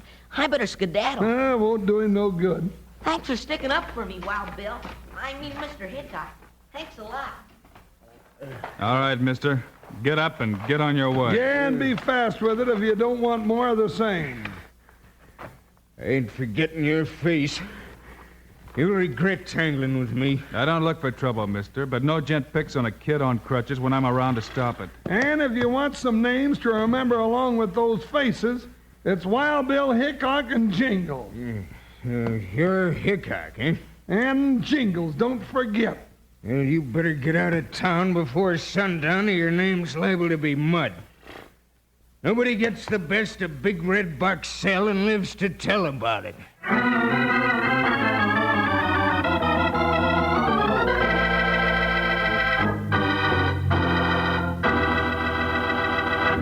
This is Charlie Lion and Slim, the singing cowboy, friends. Now, let's have a little fun, Slim. Fine. Pass the Rice Krispies. Rice Krispies? Now? Now, at breakfast or any time. Kellogg's Rice Krispies are fun anytime, Charlie. Well, now, you've got something there, Slim. They are fun. Fun to listen to and fun to eat because they're so fresh and crisp. When you pour the milk or cream on them, they talk right up and tell you how crisp they are. Snap, crackle, pop. And they certainly taste delicious. Especially with some sliced bananas on top, or with most any kind of fruit or berries, fresh, canned, or frozen. Well, now, why don't you have Kellogg's Rice Krispies for breakfast tomorrow? Get some for yourself at the store today. Get several packages. Kellogg's Rice Krispies, Kellogg's Rice Krispies. Let's march right up to the table now. Rice Krispies taste the best, and how? Snap, crackle, pop. Kellogg's Rice Krispies, Kellogg's Rice Krispies. Now remember to enjoy a real Rice Krispies breakfast tomorrow morning. Now let's get back to Wild Bill Hickok.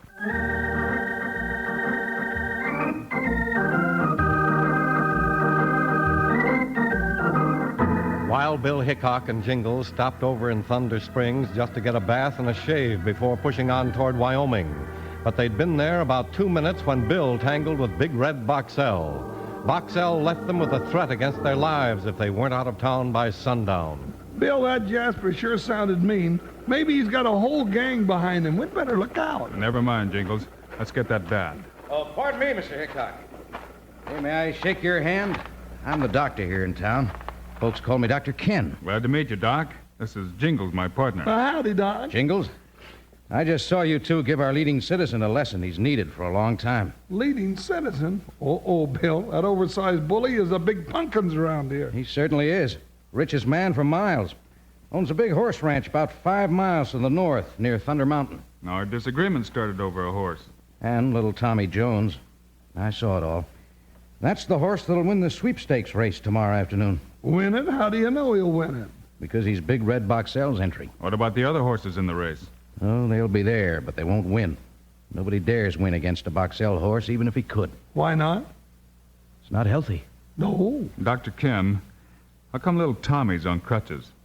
Well, that's quite a story. I haven't time to tell it now, but if you'll meet me at the cafe at 12, I will. What say, Bill? That'll give us just about time to get that bat, Jingles. It's a deal, Dr. Ken.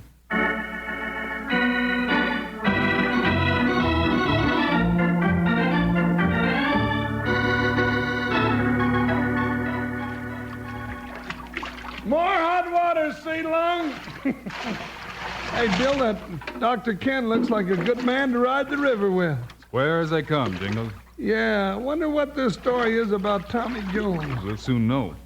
You know, the doc ain't got much time for Big Red Boxell, has he? Nope. You know, Boxell's about the meanest Bill! What is it, Jingles? A cannonball bomb with a short fuse. I'll get it. Bill, what are you going to do with it? Throw it out the back window. Well, throw it quick. That fuse is awful short. Woo-wee, I hope you threw it far enough. Boxell didn't waste any time, did he? Bill, that polecat means business. Maybe we'd better get out of this water and get our guns back on. All right, partner. About time to meet the doc at the cafe anyway. Come on, let's go.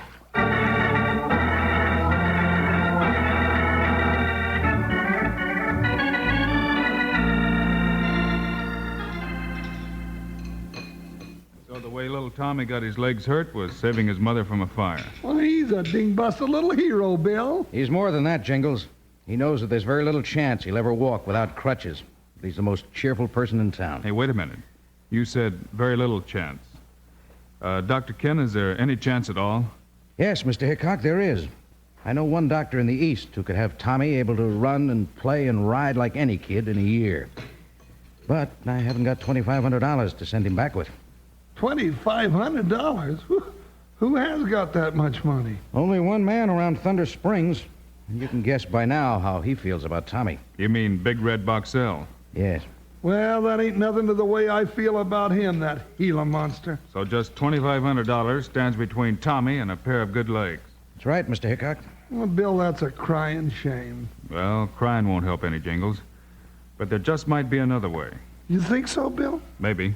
I'll have to have a talk with Buckshot about it. Buckshot? Sure. You mean the sweepstakes prize money. You mean you'd enter that sweepstakes race for Tommy's sake? Sure he does it. Buckshot will win it, too. It's apt to be worth your life, Mr. Hickok. We'll bother about that when the time comes. Come on, partner. I better get Buckshot entered. Oh, boy, oh, boy. Wait till Big Red Boxell hears that he's got Buckshot and Wild Bill Hickok to beat in that race tomorrow. He'll burn hotter than a forest fire in August.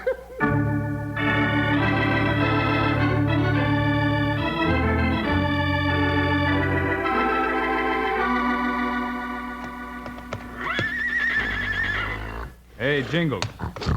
Jingles. Come on, partner. Sun's up, and it's time you work. Which way'd they go? Bill?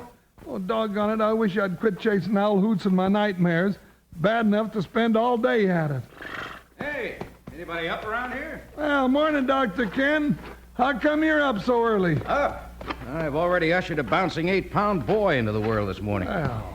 How's about breakfast, Bill? All right, Doc. Jingles, you stay and watch Buckshot, and when I come back, you can go to breakfast. That's fine with me, Bill, but don't be too long. My stomach's yowling for grub like a day-old mountain lion already. Be right back, partner. Come on, Doc. I want to talk to you about Tommy anyway. That's a great thing you're doing, Bill. I hope it turns out all right. I just hope I win. But that still wouldn't get you the $2,500. The prize is $1,500. Yeah, I know. Uh-oh. Look who's coming. Boxell. Hey, look, if he starts anything, you keep out of the way so you don't get hurt. Hey, Hickok, I hear you're entering the race this afternoon. That's right. Now, let me give you a friendly warning. Don't plan to win, that's all. That's just what I'm planning to do, mister. Like to make a little wager on that, Hickok? I'm not a betting man, and I haven't got any money. Oh, I'll make it easy for you. I'll put up an extra prize of $1,000 against your horse, Buckshot, that my horse, Red Glow, beats you this afternoon. $1,000? That's right, Doc. Against Wild Bill's horse. I'll go over that proposition, Boxell. Now, of course, you got to be there with your horse to win. I'll be there, all right. Come on, Doc. Let's get started. I'll look for you at the starting post, Hickok. Good luck. Why'd you make a deal like that, Bill? Add it up for yourself, Doc. 1,500 prize money and $1,000 from Boxell pit you and Tommy on that stage headed east with $2,500. And new legs for Tommy. Hold it. Here comes Tommy now. Well, Wild Bill. Howdy, Dr. Ken. I was just going down to the stables. Hello, Tommy. Wild Bill, how you going to be in the sweepstakes race this afternoon? That's right, Tommy. And Tommy, you know the reason he's going to be Not now, Doc. Oh. Well, I'll be rooting for you to win anyway. Thanks, Button. Where's Jingles? He's down at the stables with Buckshot. Why don't you go down and keep him company? I sure will. See you later. Oh, he's a great youngster. Why wouldn't you let me tell him, Bill? Buckshot and I haven't won that race yet, Doc. There's plenty of time to tell Tommy when we put him on that stage.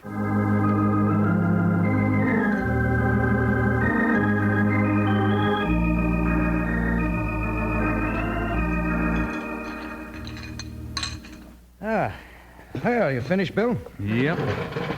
And I've got to get back to Spell Jingles so he can eat. Well, I'd better be... Mr. Hickok! Well, Bill! I've been looking all over for you. I've been looking all over. Tommy, what's the matter? Get hold of yourself, Button. What's happened? I went to the stables and, oh, gee whiz, Mr. Hickok, Buckshot's gone and... Buckshot gone? Gone? Gone where? Where's Jingles? Buckshot's gone, and Jingles is just lying there, just like he was dead.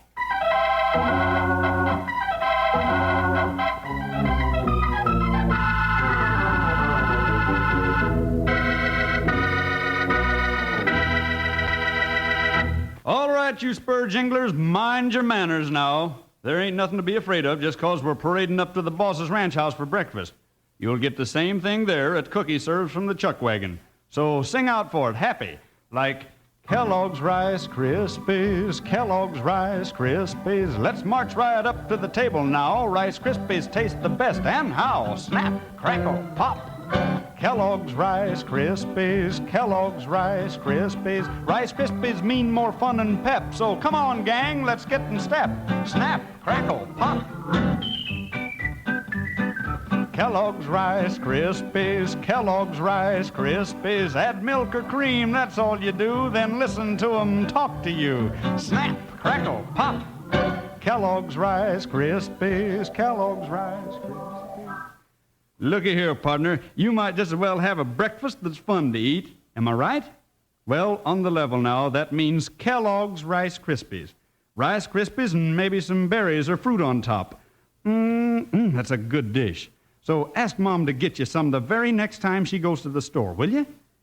Now, let's get back to Wild Bill Hickok.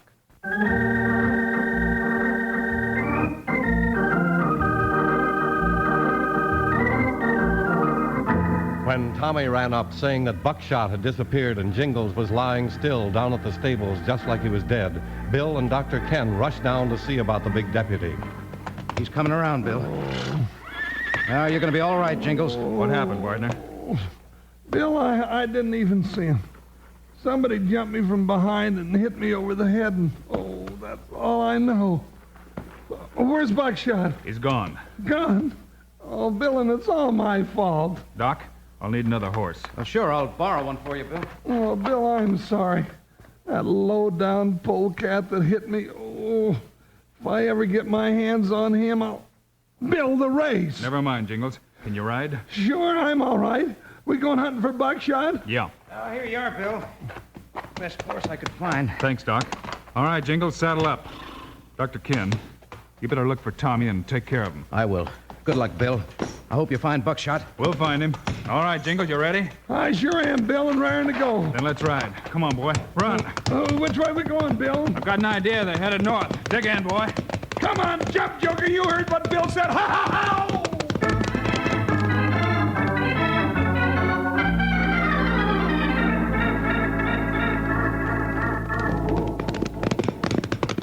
You still see Buckshot's tracks, Bill? Yeah.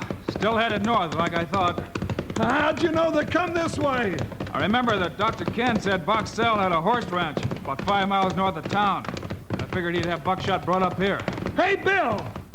Look up there on the slope. Looks like a deserted cabin. Yeah, partner. Buckshot tracks are headed up that way. Whoa, boy, whoa. Hold up, partner. Whoa, Joker. Whoa. See anything? No. I'm listening. Maybe this'll work. Hey, listen. That's it, Jingles. That's Buckshot's whinny. Come on. Bill, they see this. Right straight for that cabin, Jingles. Shooting all the way. Keep shooting. We'll smoke those horse thieves out. Bill, they're climbing out the back. Look, they're getting away. That's good, partner. Come on, let's go get them. No, let him go. Buckshot's not with them. Whoa, boy, whoa. Hold it, Jingles. Oh, Joker. Hey, that's Buckshot, Bill, but I don't see him. I do, Jingles. He's there in that cave. Come on. We've only got a half an hour to get back to that race. But, Bill, if you run Buckshot all the way back to town, you'll never win the race. Steady, Buckshot. Steady, boy. Well, we can try, Jingles, for Tommy.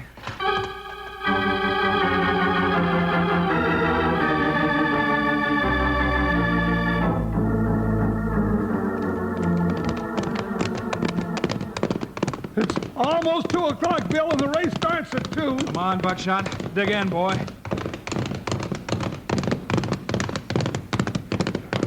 Here's the track, Bill. All right, Buckshot. Turn in here. Good boy. Good boy. There he is. Jingles, Wild Bill, they're starting the race. You're too late. Maybe not. Hi, Buckshot. Hi! Here they go. Good luck, Bill. It's too late, Jingles. They're ahead of him too far. No, watch him, Tommy. He's gaining. Look, Dr. Ken. But Boxell and Red Glow are way out in front, Jingles.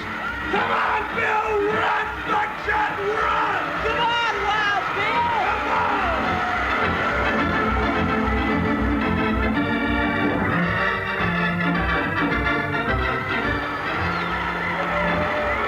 Here they come. He's caught Boxell. They're neck to neck. Come on, Bill! Come on, Buckshot! Jingles! With Dr. Ken, Wild Bill wins. Wild Bill and Buckshot won the race.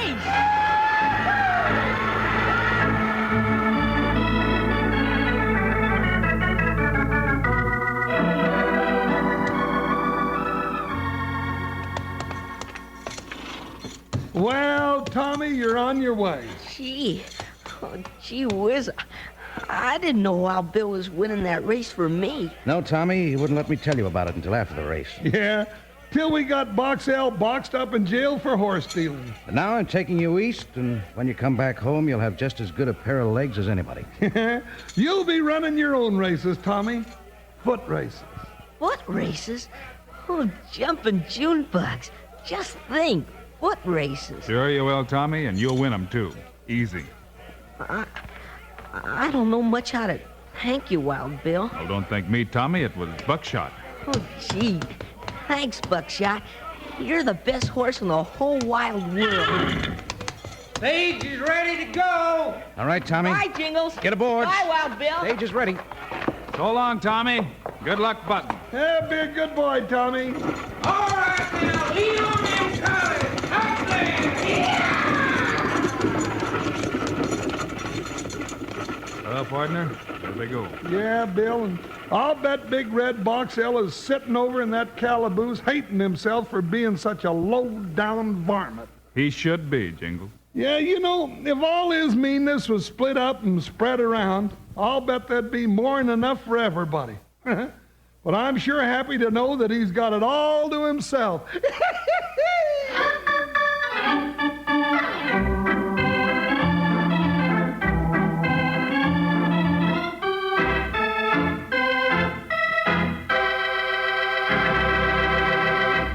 And now, here are the stars of Wild Bill Hickok, Guy Madison, and Andy Devine. Thanks for being with us today, folks. We'll have another Wild Bill Hickok story for you on Monday. Yes, sirree, and it's a rock'em sock'em story about Wild Bill Hickok shooting it out with gold thieves and road agents at Red Rock. Meanwhile, Andy and I hope you'll remember to get Kellogg's Rice Krispies. Right. It's the world's only talking cereal. You bet it is. Andy and I think Kellogg's Rice Krispies are great. So long. See you Monday.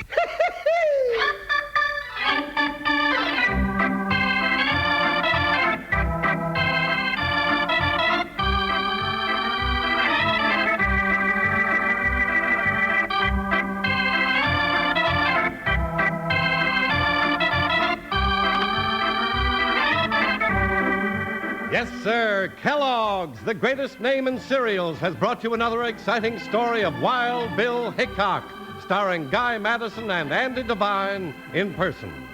Today's cast included Tom Holland, Jack Moyles, and Jeffrey Silver. Our director is Paul Pierce. Music by Dick Orant. This is a David Heyer production transcribed in Hollywood. Don't forget to listen Monday, same time, same station, when Wild Bill Hickok fights the road agents at Red Rock.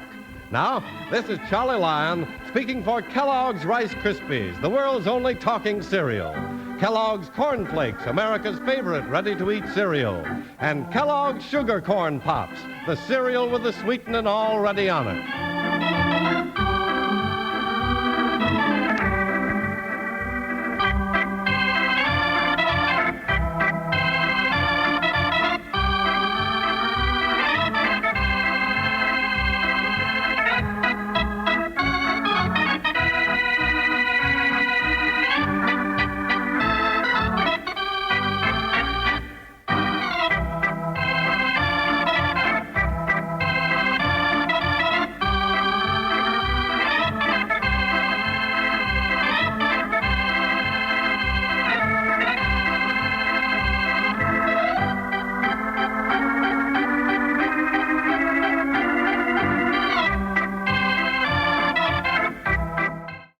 You are listening to Golden Age Radio, rumble.com/C/GAR.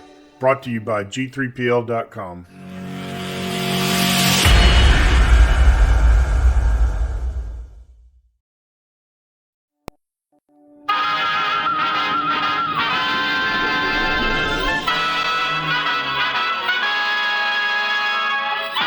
Tales of the Texas Rangers, starring Joel McRae as Ranger Jace Pearson. Another authentic reenactment of a case transcribed from the files of the Texas Rangers.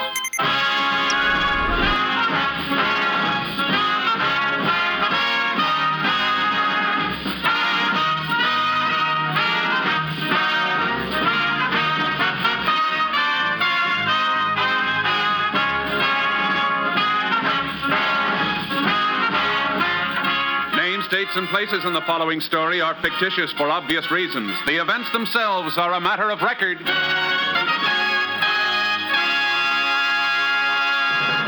Beginning today and continuing all week, there are many new programs returning to the NBC schedule. And you'll find a couple of your old favorites in new time periods as well. Today, Theater Guild on the Air returns for the fall season on NBC with a special dramatization of The Wisteria Trees, co-starring Helen Hayes and Joseph Cotton. Later, Dragnet, the authentic stories of your police force in action, begins a new series of Sunday evening broadcasts. On Tuesday, NBC's own Red Skelton returns to the fold to bring you 30 minutes of his hilarious antics. And the same day, Tuesday, Dean Martin and Jerry Lewis also begin a new series on the NBC radio network. Thursday evening, you'll find Truth or Consequences on a new day at a new time, too. So better check your local newspaper for the correct time of all these wonderful programs on this NBC station. Remember, today, hear both Theater Guild on the Air, co-starring Helen Hayes and Joseph Cotton, and Dragnet, for action-packed listening on NBC. Now, today's Tales of the Texas Rangers.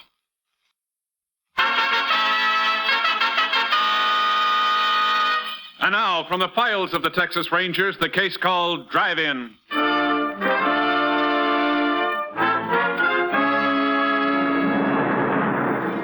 It is 9:45 on a Saturday night in July 1947. At a drive-in theater 3 miles outside Corvell, Texas, a boy in his late teens walks between the rows of cars on the darkened lot and approaches an old convertible parked near the exit.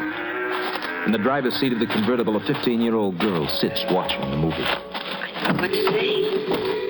They're getting ready to leave. You turn it off. That's the best part of it. Turn it off. Come back. No time to be watching a movie now. You might have to start driving any minute. They're really getting ready to leave, huh? I don't know. You should have left 20 minutes ago. Oh, maybe they want to see the show again. It's a good picture. Oh. Hey, sure, it's a pretty car they got. They ought to have a lot of money. What do you think I picked it? How much money you reckon we'll get from her? How do I know? You said if we used to get $100, we could get married. Yeah. Maybe if we used to get $200, we could go to Dallas for a honeymoon. Could we, Al? Sure, baby. Because I've never been to Dallas. You got your gun ready to use on them? Will you quit your yapping? Okay. Only trying to make sure everything go good. You sound like you don't even want me here. Yeah, sure I do, baby. You know that. Done nothing but yell at me the whole night. I've been trying to think. This thing has to go off just right. Now, you know what you got to do. Sure. Reckon you'll shoot them people? Maybe. To get me into trouble. Wish I could be there when you use the gun. You'll scare them so bad they won't know. Here they come. Oh, sure it's them? Been watching that car, haven't I? Hey, this is exciting. I can hardly wait. Now, don't forget, baby. Pick me up at that spot I showed you. And remember, don't drive too close behind us. Okay, Al. Hey, mister! Mister! What's the trouble? My car's out of gas. Can you give me a ride to the nearest filling station? Well, I reckon we can.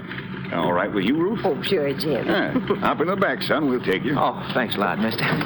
Well, sure glad you stopped me. My girl and me, we've been waiting 20 minutes for someone to come out. Oh. Did you like the picture? What? Oh, yes, ma'am. Real good. We thought so, too. We almost stayed to see you a second time. Reckon I could turn on my headlights now. The way they make you keep your parking lights on these drive-ins, I almost miss seeing you standing there. Sure lucky for me you didn't. My girl's supposed to be home early. Gosh, I feel like kicking myself letting the car run out of gas. Maybe we can bring you back to the filling station. Might be a long time before you get a ride otherwise. Oh, you don't have to do that, mister. Oh, we'll be happy to do it. Oh, honey. Oh, of course we will. I remember how it was when my wife's folks were always reading the riot act to me for bringing her home late. We didn't have drive-in movies then. Shut up, mister. What? Why? When you get to the crossroad, turn left, away from town. What? Do like I say. You don't, I'm going to put a bullet right in your head. Oh, Jim. Now, look here, Quit that talk. Now turn left. Oh. Just so you know I ain't fooling, I'm clicking his hammer back.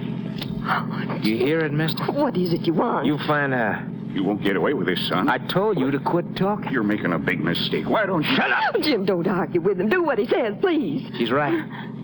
You won't live, you do just what I say. Now drive faster. I said faster.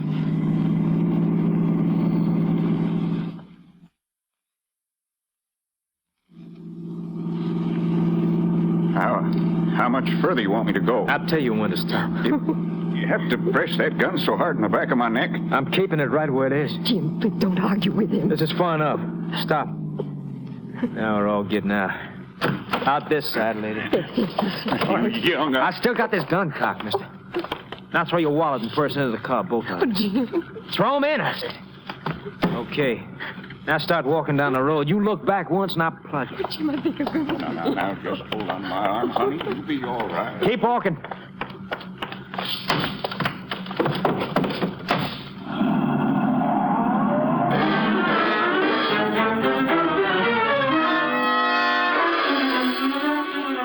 Half an hour later, the couple stopped the passing truck, which took them into the sheriff's office at Corvell.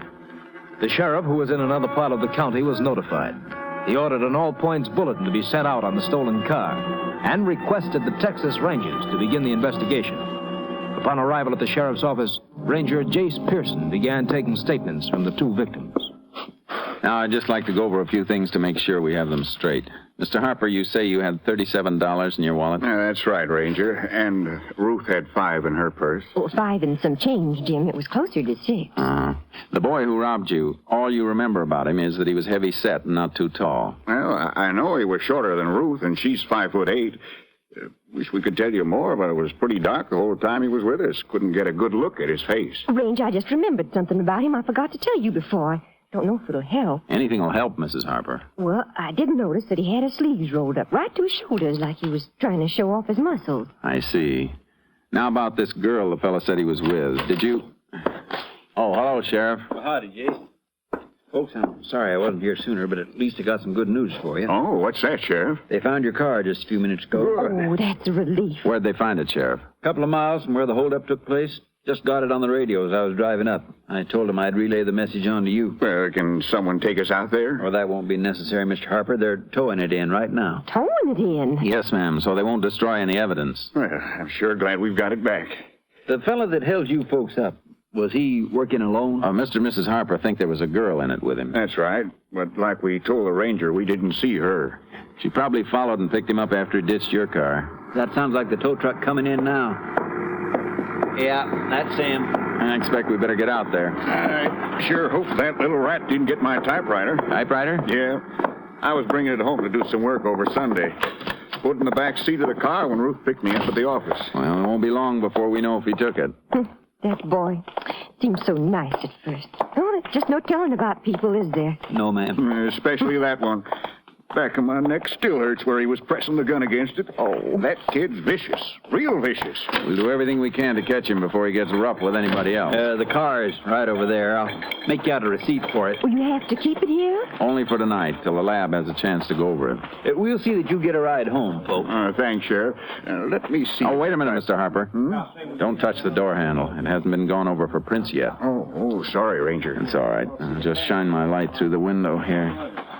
Oh, just what I was afraid of. Typewriter's gone. Oh, Jim. I don't suppose you know the serial number. No, but I reckon I've got it at home with a guarantee. We'll alert dealers in second-hand stores in case he tries to sell it someplace.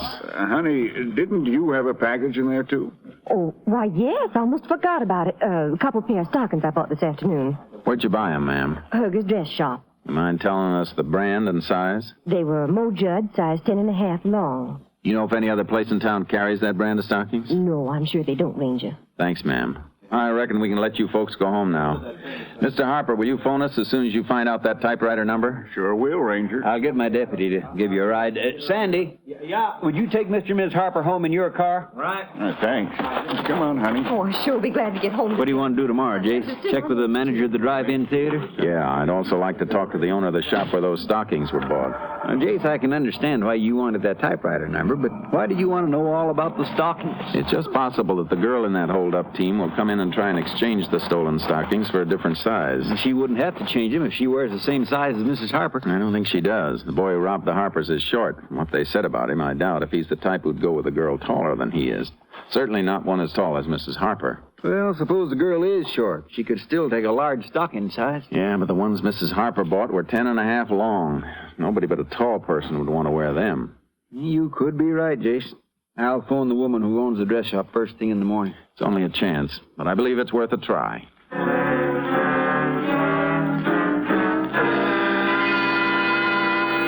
The following morning was Sunday. The lab crew had completed its work and found nothing that would help us. At 10 a.m., the sheriff called Mrs. Herger, the owner of the dress shop, and asked her to come down and open up her store. She agreed to meet us in 15 minutes. We went there and waited. Main Street sure is quiet Sunday mornings. Uh-huh. You'd never believe this street was chock full of cars yesterday. Did Mrs. Herger say she was coming right down? Sure, Jace, but you know how women are. She'll be along. Sure hope she'll be able to locate the sales slip on those stockings. Yeah, we're lucky today's Sunday. If the girl does try to exchange them, she won't be able to do it till tomorrow. Believe that's Mrs. Herger's car now, coming around the corner. Yep, that's her.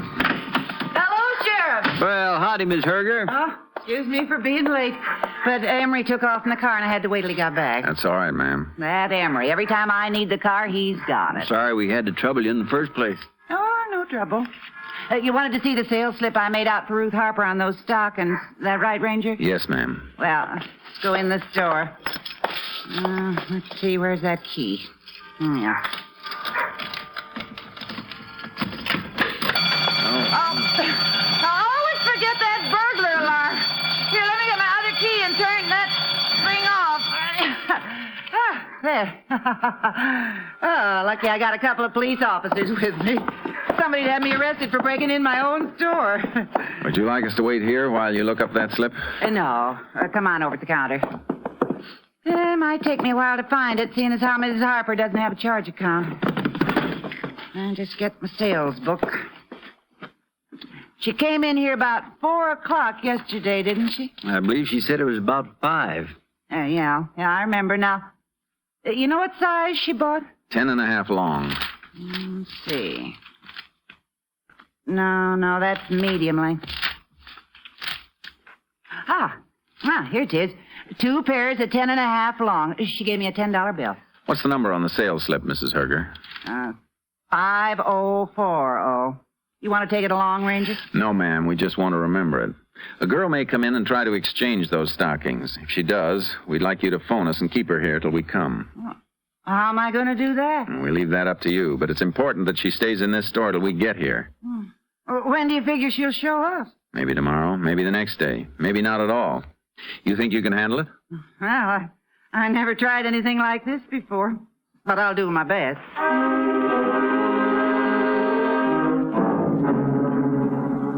When we left Mrs. Herger's store, we went to see the manager of the drive-in theater. He didn't recall seeing anyone who answered the vague description of the boy which the Harpers had given us. But he did tell us the names of a number of people who had been at the theater the night before. We questioned them, and several remembered seeing a boy with his sleeves rolled up to the shoulders. He'd been with a young girl in a convertible. We took statements from these witnesses. Around 2 o'clock on Monday afternoon, we had them come into the sheriff's office to sign their statements. Here you are, Mr. Hammer. Thank you. Sign all 6 copies, please. Miss Lindsay, here's your statement. Would you show her where to sign it, Sheriff? Sure, Jace.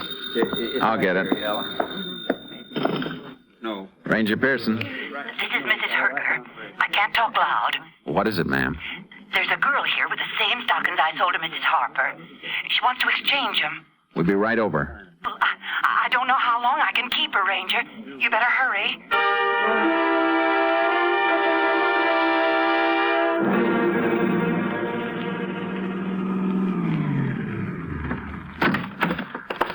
2 or 3 girls in there, Jace. Any of them could be the one we're after. Yeah. I don't see Miss Herger. There she is now, coming toward the front of the store. Ranger! Ranger! Where is she, ma'am? Look over my shoulder, straight down the counter. See the one at the end with the mousy hair? Uh-huh. Where are the stockings she brought in? On the counter, right next to where she's standing. Sales slip is there, too. Thanks, Mrs. Herger. Hey, you were right about her not being tall. Yeah. I think she's got an idea we're coming after her. Yeah, looks nervous, all right. Don't think she'll try to run for it, do you, Jace? In one direction she can go, right out this way. Excuse me, miss. Hey! We'd like to see those stockings. They're mine. If you don't mind, we'll take a look at the sales slip. Now, there it is on the counter, Jace. I'll get it. You leave them stockings alone. Sales slip checks out 5040. Give me them stockings. Just a minute, young lady. Where'd you get them? They're mine. We think they were stolen. Well, I didn't steal them. Maybe not, but we'd like to hear all about how you did get them. Come on, miss.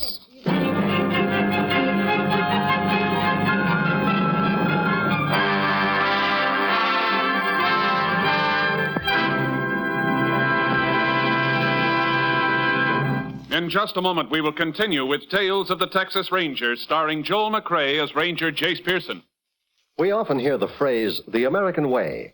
But do you ever stop to think just what that means? Of course, it means many things. Our traditions of freedom, our democratic government, and our system of justice. But a fundamental part of the American way is our economic system. Our economic system is not perfect. That's a simple historical fact. But the American economic system has brought greater material means for happiness to more people than any other system the world has ever known. Especially in these critical times, all of us should work to defend and improve this system. And the best way to defend and improve our economic system is to learn how it works. You can get a free booklet explaining our economy by writing to Box 10, Times Square Station, New York City. Just write to Box 10, Times Square Station, New York City, and ask for your free copy of The Miracle of America. Now back to Tales of the Texas Rangers. We continue now with Tales of the Texas Rangers and our authentic story, Drive-In.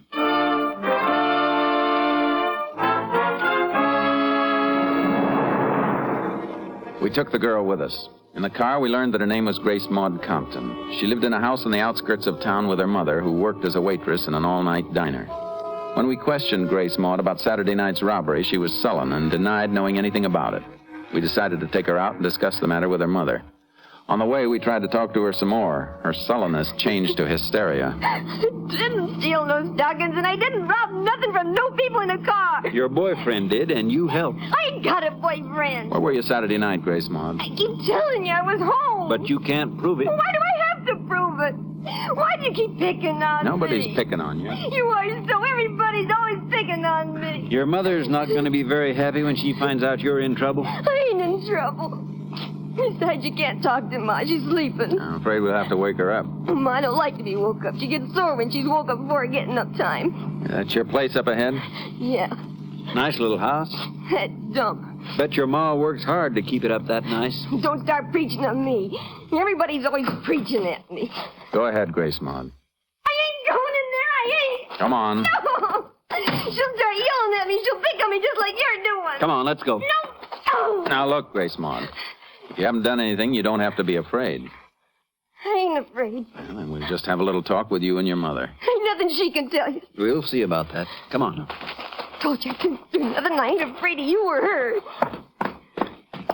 All right to go in? Yeah. Door's unlocked. All right, go get your mother. I didn't know she... That's you, Grace Maud? Yeah? Who's out there with you? I want to talk to you. Who is it? Police officers, ma'am. I'll be right out. You see, I'll catch you. You woke her up and I'm going to catch you. Do you have anything you want to tell us before your mother comes out? There you go picking on me again. Why do you want to... All right, Grace Maud. Excuse the way I look. I worked all night and I was sleeping. I'm sorry we had to wake you up, Now, ma'am. what's this all about? I didn't do nothing. Be quiet, Grace Maud. What's the trouble, Ranger? We think your daughter might have had something to do with the holdup on Saturday night. I didn't. I tell you, I didn't. Hold up. What makes you think Grace Maud's mixed up in anything like that? She tried to exchange a couple of pairs of stockings in a store in town today. They were stolen along with some money and a typewriter. But I didn't steal them. Don't let him tell you I stole them, Ma. You be quiet. Are you sure they were stolen? There's no doubt about it, ma'am. Well, I've tried to bring her up right. Haven't been with her as much as I should be, working like I do nights. But I can't believe she'd do anything real bad. I didn't, Ma. We think she helped her boyfriend in the robbery. Boyfriend? You've been going out with that Al again? No, Ma. I thought I told you to stay away from him. I ain't seen him in a long time. I swear I ain't. What's Al's last name, Mrs. Compton? I don't know. He works on one of the ranches near here. I didn't like the way he acted with Grace Maud. He's too old for her, been around too much. Why, she's just a kid. I ain't a kid. I'm already grown up. You're too young to be running around with men. Well, you go around with men, don't you? Why, you... If I ever hear you talk to me like that again, I'll slap your head off. You hear me? You hear? There you go. You're picking on me again. What's Al's last name, Grace Maud? You're lying. I'm not. I don't know his last name, and I ain't been out with him. Maybe not, but you're not going out of this house again at night until I tell you. Oh, that ain't fair. You promised me I could go to the double feature I don't tonight. care what I promised. You're not going. Oh. I'm sorry, Ranger. You wanted to ask me some questions? Mrs. Compton, we don't want to hold your daughter if she's innocent. But she hasn't told us where she got those stockings. We hoped you'd make her understand how serious this is. Grace Maud, I want you to tell me the truth. Where'd you get those stockings? You wouldn't believe Where did you get them? I want the truth. I found them Where'd you find them, Grace Maud? on the street outside the drugstore. Why didn't you tell us this before? Because I know you'd think I stole them. Are you telling the truth? Sure, I'm telling the truth. That's what I get for trying to be nice. Nice. What you talking about? I was going to give them to you for your birthday. I found the stockings. They're so big for you, so I was trying to change them for your size. I'm sure you weren't getting them for yourself. No, I wasn't.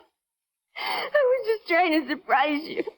I never had no money to buy you a decent present. Well, you might if you got a job once in a while. All I was trying to do was give you something nice for your birthday, and nobody believes me.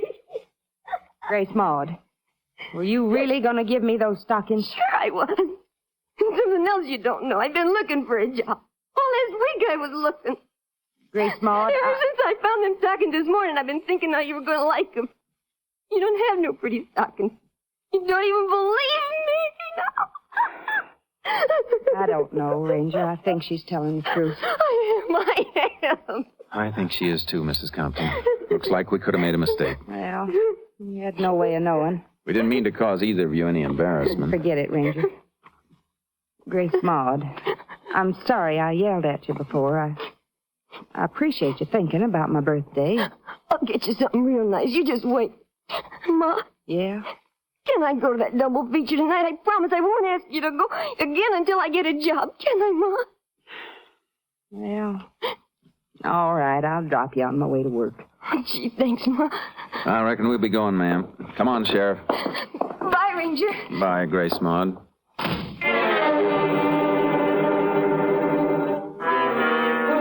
We didn't believe a word Grace Maud had said. She'd fooled her mother, and we wanted her to think she'd fooled us. We're pretty sure her plans went beyond seeing a movie that night, and we hoped sooner or later she'd lead us to her boyfriend. We waited near the house in our car till a little after 7 that evening. Grace Maud and her mother came out and got into an old jalopy. We followed them into town. Mrs. Compton let Grace Maud out in front of the theater. We parked half a block down the street and waited. I reckon we got ourselves a lot of time to kill before she comes out of that picture show. Uh-huh. What if she doesn't try to get in touch with her boyfriend tonight? We just keep watching her until she does. Maybe I could get a couple of deputies to stay. Jace, she didn't go in that movie house after all. No, she's starting down the street. Yeah, right toward us. If she sees us, we're Get finished. down in the seat as far as you can. Yeah. Lucky you haven't got your horse trailer hooked on back, or she'd spot us sure. Let's just hope she doesn't see the radio aerials. I can hear her now. Sounds like she's still heading this way. Yeah. Keep it low, Sheriff. Boy, I was sure she'd notice us. Where's she going? She just turned the corner into a side street. Come on.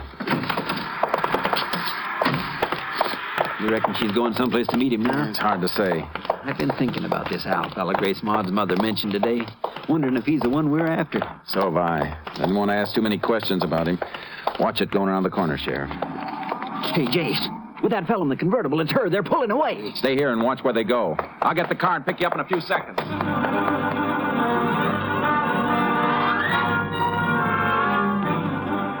By the time I picked up the sheriff, the convertible was out of sight. The sheriff thought they'd headed toward the main highway leading out of town. He was right. We spotted them just past the town limits. After 3 miles of hard driving, we began to gain on them. 5 minutes later, we were 100 yards behind the convertible. They see us, Jace. He's stepping it up a little. Yeah, it's just what we're going to do. Want me to try a shot at their tires? I don't think so. We'll pull alongside of them. We're making it. Yeah.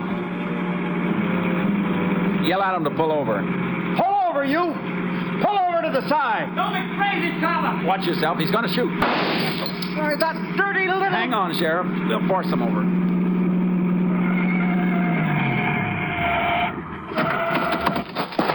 He's making a break for that brush. Stay with the girl. I'll get him. You keep quiet, Grace Mother. Drop the gun, you. Here's what I think of you, Ranger. I'm warning you. If you don't want to get hurt, come out of that brush with your hands up. Shut up! Hadn't been for you being so dumb, I wouldn't be here now. I don't want to hurt you, son.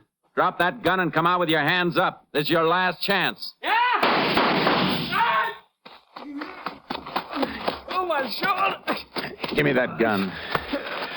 Now get up. Oh, my shoulder. Get up. Let's go. Oh, listen to that OEZ yapping. Shut up, you big mouth. Come on. Your shoulder's bleeding. Oh, you catch on real quick. Handcuff them together, Sheriff. I wish there was something I could do for you, Al. It's not enough. I wish I had my gun. I'd put a slug right through your stupid head. Come on, Sheriff. Let's get these two back to town.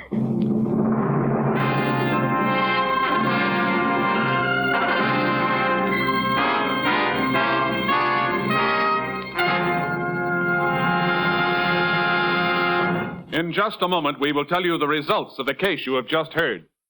NBC means comedy. And Tuesday's the day this week for you to start laughing with Dean Martin and Jerry Lewis and Red Skelton. That's right. This Tuesday evening, you'll hear both these great comedy programs when they begin the new fall season on NBC and this station. Dean Martin and Jerry Lewis will have Rosemary Clooney as their guest this Tuesday evening. And Miss Clooney will sing her popular version of Botcha Me. Red Skelton promises a visit from Junior, the mean widow kid, and Deadeye, America's favorite cowpoke. Thursday evening, don't be surprised when you hear Truth or Consequences, for this popular program has switched days and is now a regular Thursday evening feature on the NBC Radio Network. And today, Sunday, there's more big news for listeners. Theater Guild on the Air returns today with Helen Hayes and Joseph Cotton co-starred in the Theater Guild production of The Wisteria Trees. Another important program note is this one. Dragnet has moved to Sunday. Yes, hear Dragnet tonight on NBC.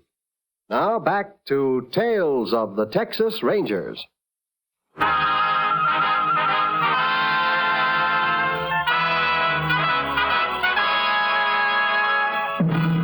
And now, here are the results of the case you have just heard. A typewriter identified as the one stolen from Jim Harper was found among Al Bennett's possessions. Bennett confessed to the robbing of Harper and his wife, naming Grace Maud Compton as his accomplice.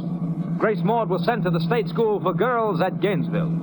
Al Bennett was convicted of armed robbery and is now serving a 25-year term at Huntsville Penitentiary. Now, here is an important announcement from the star of our show, Joel McRae. Folks, tonight marks the concluding performance, for a while at least, of Tales of the Texas Rangers. We've really enjoyed bringing these stories to you and hope that someday we'll be back with you again. To NBC and its affiliated stations, to Colonel Homer Garrison, Jr., Chief of the Texas Rangers, to Captain M.T. Lone Wolf Gonzalez, our technical advisor, and to all the Texas Rangers and members of the Department of Public Safety, our grateful thanks. And we're particularly grateful to those of you who've taken the time to send us your cards and letters. After all, they are the only sure way of telling that you liked our show. Thanks, folks. Thanks a lot. Good night. You have just heard Joel McRae in another authentic reenactment of a case from the files of the Texas Rangers.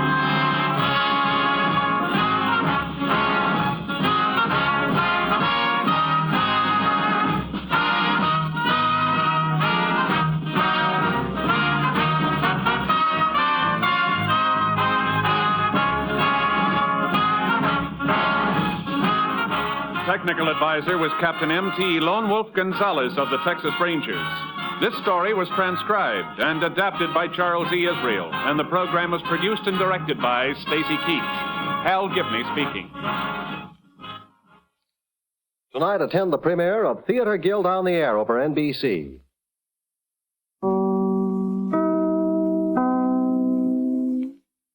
You are listening to Golden Age Radio, rumble.com/C/GAR.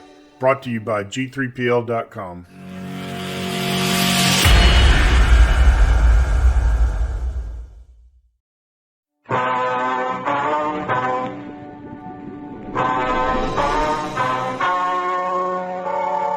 The story you are about to hear is true. The names have been changed to protect the innocent. Fatima Cigarettes.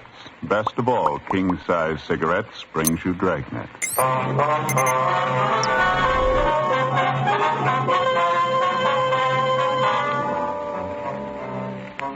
You're a detective sergeant. You're assigned to homicide detail. A 22-year-old girl has been abducted. Her family receives an anonymous message. The abductor demands $30,000 for the safe return of the girl. Your job? Get him. See the difference. Taste the difference. Smoke the difference. You'll find that in Fatima, the difference is quality. Quality that gives you extra mildness. A much different, much better flavor and aroma. Yes, in king-size Fatima, you get all the advantages of extra length, plus Fatima quality, which no other king-size cigarette has. Fatima, best of all king-size cigarettes. Definitely the best quality in its class, but the same price as the cigarettes you're now smoking. Remember, thousands of Americans are switching to Fatima, insisting on Fatima quality. So why wait? Switch to Fatima today. Look for the bright, sunny yellow patch. Buy Fatima. Best of all, king-size cigarettes.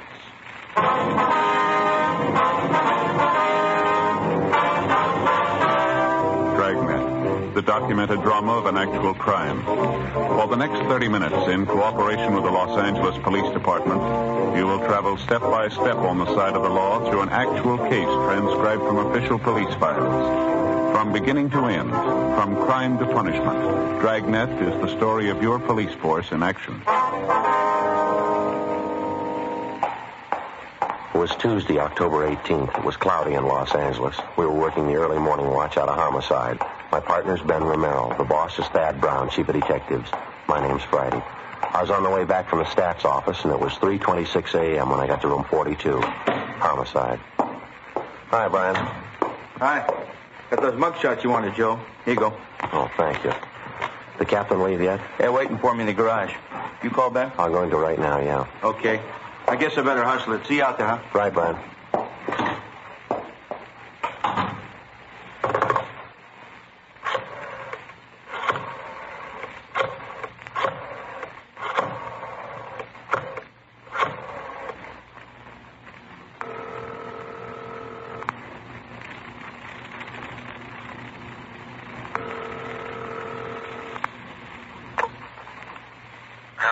I'm sorry to wake you, Ben. This is Joe. How you feeling? Oh, hi, Joe. What time is it? 3:30 a.m. How's the sore throat? Oh, it's a lot better. Ought to be back to work tomorrow. Well, we need you now, Ben. You want to be ready in about 20 minutes? I'll pick you up. 20 minutes? Okay, what's the matter? Man by the name of Martin Sullivan, official down at the Third National Bank. Hey, what about it? He's got a 22-year-old daughter, or he had one. Huh? She's gone.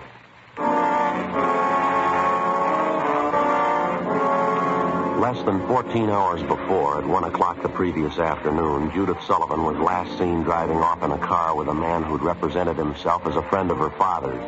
At 11 o'clock that night, the Sullivan family received an anonymous letter demanding $30,000 for the safe return of the girl. It had been the only contact made thus far by the abductor. As soon as we got word of what had happened from the girl's father, a broadcast and an APB had been gotten out. The entire force throughout the city had been alerted. 3:44 a.m. I pulled up in front of Ben's house.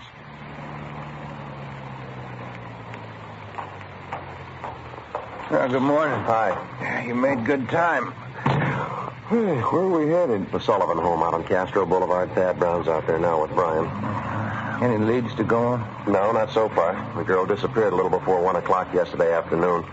Note from the abductor came through last night. They're asking $30,000. Oh, I don't get it. Sullivan hasn't got that kind of money. Yeah, I know that. Poor guy's almost out of his mind. Mrs. Sullivan, too, they're all broken up. Fill me in. How'd it happen? Well, the girl was taken from a business school that she goes to. Man had her called out of class. He told her father was sick. Said he was a friend of the family. How about the teachers? What was their story? Well, they said the girl didn't want to go with the man at first, but he finally talked her into it, kept telling her father was dying. Yeah, lousy thing. Did he use a car? Yeah, blue sedan. That's all we know. Witnesses didn't get the make or the license number. Any description on the man? Yeah, they say about 5 feet 9, 160, brown suit and dark hair. Is that all? That's it. Here's a copy of the letter that the Sullivans got. You can read it. It's the usual. All right, thanks. I have your daughter, Judy, get $30,000 quick if you want her back alive. Don't call police or I'll kill her. Contact you later, signed The Wolf. Who's he, kid? I don't know. I could think of a better name. Well, here we are.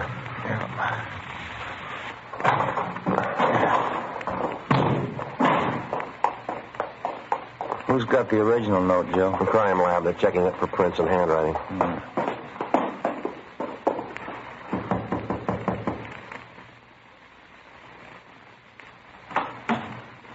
Hi, Joe Romero. In the living room. Thank you, Tom. That's the way I see it, Mr. Sullivan. You understand exactly what you have to do now?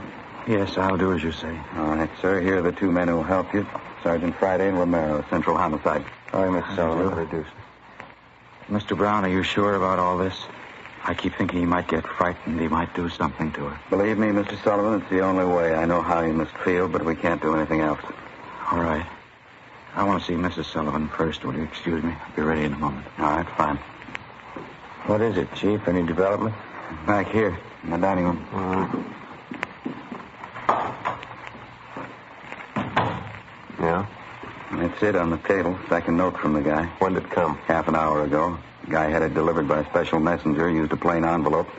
Messenger kid didn't know anything about it, doesn't remember what the guy looked like. Let's see, Joe. Yeah, all right. It says, meet me in Elysian Park, 5 o'clock this morning near Balkan Drive. Come alone, bring $30,000. Will return girl. Don't tell the cops. I'll kill her if you do. It's the same signature, Wolf. Not much time, Chief. It's 4 a.m. now. I know. What we'll have to do as he says. There's no other way. Sullivan's going out there alone, is he? You're going with him, you and Romero.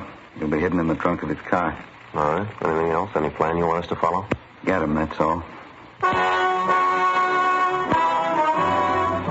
4:15 a.m. Ben and I went out back to the garage where Mr. Sullivan's car was parked. We jammed ourselves into the trunk compartment, and Brian closed the door on us. The latch was rigged so that we could push open the door from the inside. A few minutes later, Mr. Sullivan came out, got in the car, and we drove off. At 3 minutes to 5, we pulled up at the designated meeting place up in Elysian Park. We waited. Nothing happened. 5 minutes past 5 a.m. Still nothing. Outside, it started to thunder. Rain's starting, man. Windy. Joe? Do you hear it? Yeah. A car coming up the road toward us, sounds like. Yeah. Wait a minute. Coming over this way. Yeah, sounds that way, doesn't it? Are you ready? Right. All right, easy. Coming back here. Watch it now.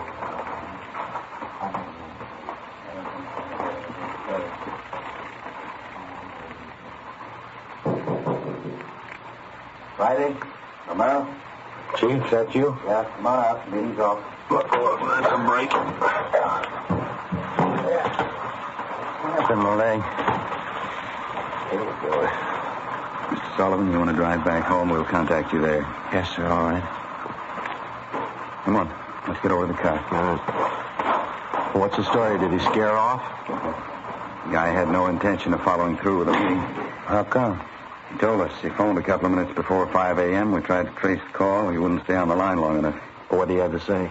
A couple of things. Number one, he wants more money. Number two, he knows we're working the case. What was the reaction? Claims he doesn't care. We'll never get him anyway. Well, how's the thing stand now? $50,000. He wants it in the next 12 hours. More than 16 hours had passed since word of Judy Sullivan's abduction had been phoned into homicide. During that time, an APB containing the descriptions of the suspect, his car, and his victim had been dispatched to law enforcement agencies throughout the entire area. The same descriptions were being broadcast every hour. The Sullivan home had been placed under strict surveillance, and Mr. Sullivan instructed not to contact the suspect without the knowledge of the police. The girl's father had raised almost $10,000 in cash to buy him off, and the serial numbers on each one of the bills had been copied by a police stenographer and rechecked by a homicide officer. So far, the Wolf, as he called himself, had made 3 separate contacts, but he'd covered his tracks well. We knew he was somewhere in the city, 450 square miles of it. We knew we had to find him. 6:18 a.m. We checked back into homicide. What's doing, Brian? Here's a copy of the letter, fellas. Special delivery came in about 25 minutes ago. Let's see, Tom. It's the same handwriting, it looks like. Check the postmark. Joe must have mailed it right after he grabbed the girl. Let me see. Stay away from Sullivan. If the girl's found dead, it's your fault. Stay away. Wolf. Can't seem to make up his mind, huh? They checking the original of this for prints, Tom? Yeah, no word yet. How about that second note? Anything on that? Uh-huh. Stahl lifted a couple of prints, running them through R&I. Who's watching Sullivan House now? Gomez and Thaxter. Chief's out there, too. He's still afraid the girl's father will try to make a deal with the guy. He tried it yet? No, not yet. Well, you couldn't blame him if he did. He's worried sick. I got it. Homicide, Romero. Yeah, that's right. How do you spell it? Okay, right. Yeah, thanks a lot. Record Bureau. Those 2 prints Stahl lifted from the letter, run them through the single print file. Any luck? They got to make. The fingerprint that was lifted from the suspect's letter was identified as belonging to a Donald Alfred Kiefer, WMA, age 29, 5 feet 8 inches, 170 pounds, brown eyes, dark brown hair. He had one previous arrest for forgery in Los Angeles 10 months before. At the time of his arrest, Kiefer's occupation was listed as bank clerk at the Third National Bank. Well, I went down the hall to the Record Bureau to pull the crime report. Brian checked by latent prints to see if they'd gotten anything off the last note from the suspect. Ben went to check with Don Meyer in handwriting. 7:23 a.m. Chief Thad Brown got back to the office. I showed him Kiefer's crime report. All right, what's the rundown on it? Well, at the time Kiefer pulled the forgery job at the bank, Mr. Sullivan was one of the vice presidents. He was the one that preferred charges against Kiefer, and he saw that he was prosecuted. Where's this Kiefer now? Well, let me check that. He was placed on probation on May 16th this year. He returned to his home in Omaha, Nebraska. That's 1380 Mackinac Avenue. You call Omaha? I got the call in now. Ben took an exemplar of Kiefer's handwriting from the package. Don Meyer's going over it now. Chief? Hi. What about that last note? I've got the report right here. How's it look? Well, Stahl lifted some prints off it, brought them out with the iodine fume gun. They match with the first. There's something else. What's that? They examined the paper for watermarks and texture. Both notes are written on the same paper. Impressions show both pieces of paper from the same tablet. Check the density of the carbon in the pencil he used. Both specimens match, same pencil. Joe. Oh, hi, Skipper. Hi. Did you catch up with Don Meyer, Ben? Yeah, he went over the handwriting. Looks pretty good. What's the word? It's as close as you can get. Here are the 2 exemplars. Francis crosses, double loops as L, open A's, pressure on the downstroke. Donald Kiefer, the wolf, same handwriting. By noontime, Donald Kiefer's description had been broadcast throughout the entire area. Bulletins were dispatched to all departments, and a supplementary APB was gotten out. Special details were stationed at every post office in the city to watch for notes from the suspect that might come through the mail. The bus depots, railroad terminals, the airports, and all main roads leading out of the city were kept under strict surveillance. The entire Los Angeles area was broken down into single square-mile districts, and a house-to-house canvass was started. A squad of men were assigned to cover each square mile. Outlying towns and cities were requested to do the same. By 4 o'clock that afternoon, one of the greatest Dragnet operations in the history of the city was underway. We were sure Donald Kiefer was somewhere inside. 5:12 p.m. We got the call back from the Omaha police. That so? Again, please. What was that? 6 X-ray 419 Nebraska plate. Right. Fine, Lieutenant. Thanks. Bye. They made the car? That and a lot more. The Omaha cops are looking for Kiefer, too. They want him for a robbery there 2 months ago. He used a stolen blue sedan in the robbery, 1939 model, Nebraska plate, 6 X-ray 419. What about his family and friends? Have they been checked? Yeah, they say Kiefer left Omaha about 6 weeks ago. I don't know where he was headed. We better get that car description to communications, huh? APB and a radiogram? Yeah, right. Friday, Romero? Yeah. What are you tied up with? Just got a call back from Omaha. Make on Kiefer in the car. Give it to me. You two get out to Sullivan House as fast as you can. See Harris out there. Okay, what happened? Mr. Sullivan, he's disappeared.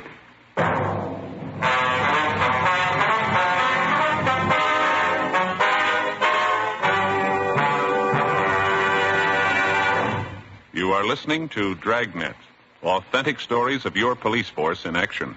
Millions heard it, yet only 54 have written. Starting on Dragnet over 2.5 months ago, on September 20th to be exact, Fatima made a special money-back offer to more than 10 million listeners. The results? Amazing. Millions heard it, yet only 54 have written. If you smoke king-size cigarettes, listen to Fatima's famous offer. Buy a pack of Fatimas.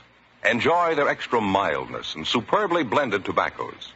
If you're not convinced Fatima is better than the king-size cigarette you're now smoking, just return the pack and the unsmoked Fatimas before January 1st, and we'll give you your money back plus postage. Fatima, Box 37, New York 1. Remember, thousands and thousands of Americans are switching to king-size Fatima, insisting on Fatima quality. So compare Fatima yourself. When you see the difference, taste the difference, smoke that difference, you'll switch to Fatima. Because in Fatima, the difference is quality. Look for the bright sunny yellow pack. Buy Fatima. Best of all, king-size cigarettes.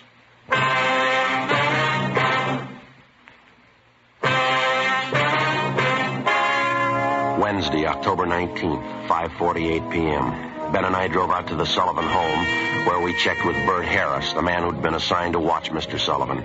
He told us that at about 3 o'clock that afternoon, the father of the missing girl had a phone call. He said he had to go down to the bank, and Harris went with him. While they were at the bank, Mr. Sullivan succeeded in decoying Harris with a fake telephone call. While Harris was answering the call, Sullivan disappeared. Did Mr. Sullivan get any more money while he was at the bank, Bert? Yeah, $5,000. Did you get the serial numbers off the bills? Uh-huh. Shouldn't have let him get out of my sight. Forget it. Right now we got to find out where he's going to meet Kiefer. Did you talk to Mrs. Sullivan about it, Bert? Yeah, she said she doesn't know anything about it. Where's she now? Back in the sitting room, lying down. Now let's try her again, huh? She might be able to help. Okay, it's back this way. What time you got, Joe? It's 5 minutes past 6. I get it. Hello? How's that? Yeah, where are you? What? Oh, well, where are you? Where are you? All right, we'll be right out. Yeah? Mr. Sullivan, he met with Kiefer out in Laurel Canyon. Did he get his daughter back? Yeah, he did. Wrapped in newspaper. All units in the area were notified immediately that a contact had been made with the suspect, Donald Kiefer. We got in the car and we drove out to Laurel Canyon. The entire area had been blocked off. We found Martin Sullivan standing in the middle of the road at the end of East Winding Way. 500 feet down the hill was a private residence where Sullivan had telephoned us, the only building in the immediate vicinity.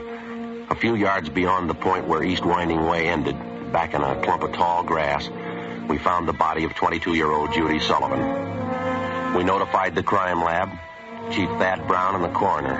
Despite the severe emotional shock, Mr. Sullivan told us the story. He said Judy was all right. I believed him. I wanted her back. Judy. I tricked the officer, the one watching me. Kiefer said to come alone, no police. Did you see his car, Mr. Sullivan? I wanted her back. I wanted Judy back. I did as he said. I drove out here at 6 o'clock. I waited. I put the money on the front seat, like he said. Did he get the money, sir? And then I got out. I left the parking lights on. I stood up there by the end of the road, and I waited. And then he drove up. He took the money. And then he came up to me. He had a gun. I wanted Judy back. He had a gun. Did you see his car? He said she was up there. Beyond the road, she was tied to a tree, he said. I wanted her back. Now, look, Mr. Sullivan, did you see his car? I went to look for Judy. He drove away. She wasn't there by the tree. I couldn't find her. On the way back, I saw the money. On the way. Yes, sir. Lord, let me find him. Oh, Lord, let me kill him.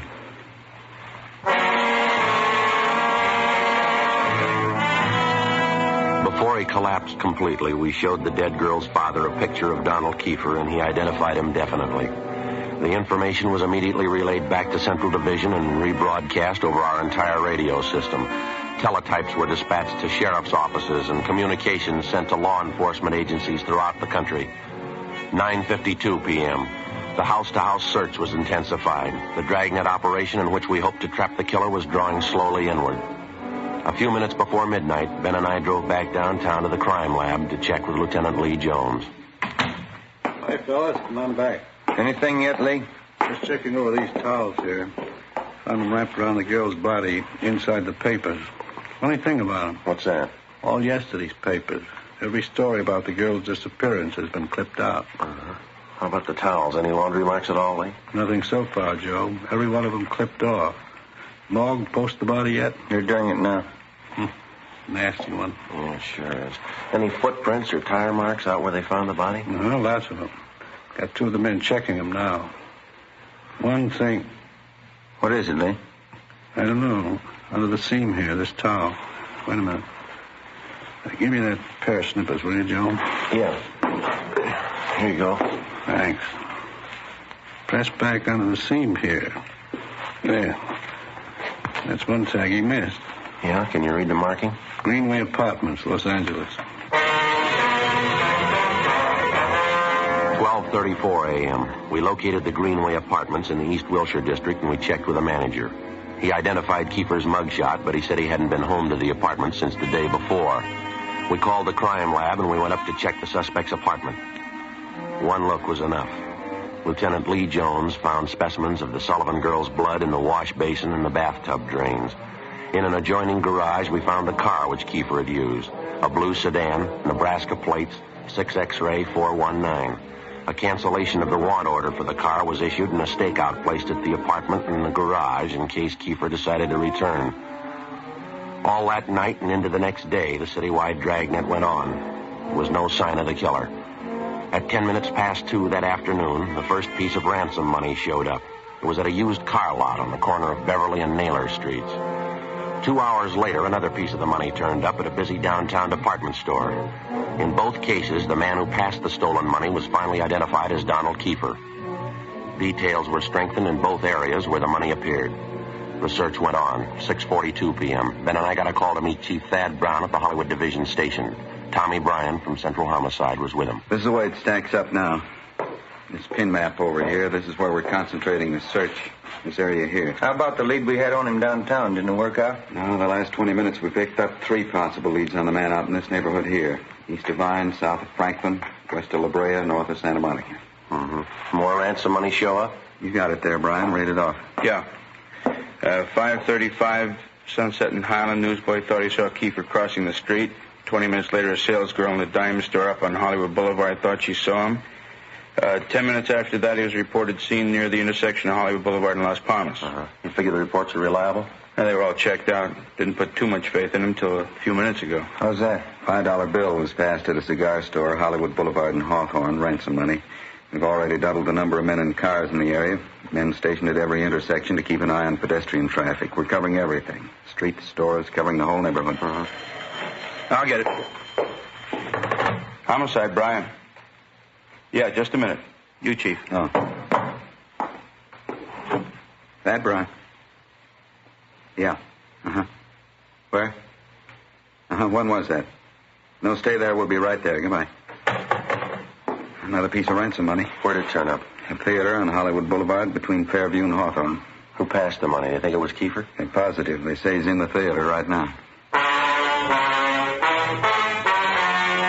The information on Kiefer was phoned into communications immediately, and within a few minutes, men and cars converged on the neighborhood.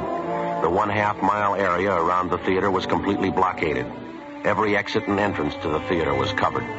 7:23 p.m. Ben and I, along with Chief Thad Brown and Tom Bryan, met in the theater manager's office. Brown outlined our plan of operation. At 7:32 p.m., a detail of 14 men walked down the side aisles on the main floor of the theater and took up their posts on either side of the orchestra pit.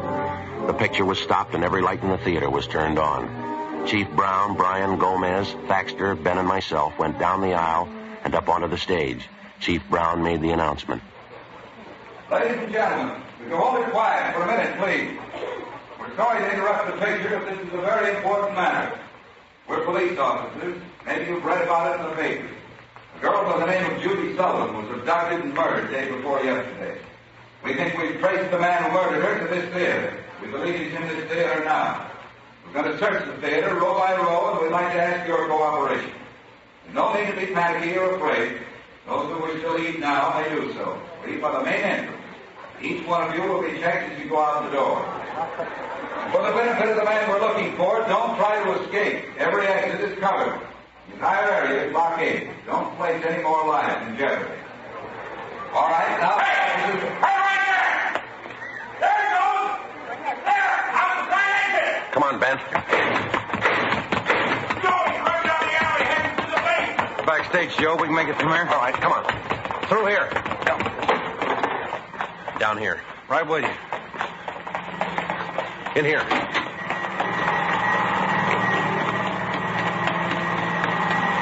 Come on, over here.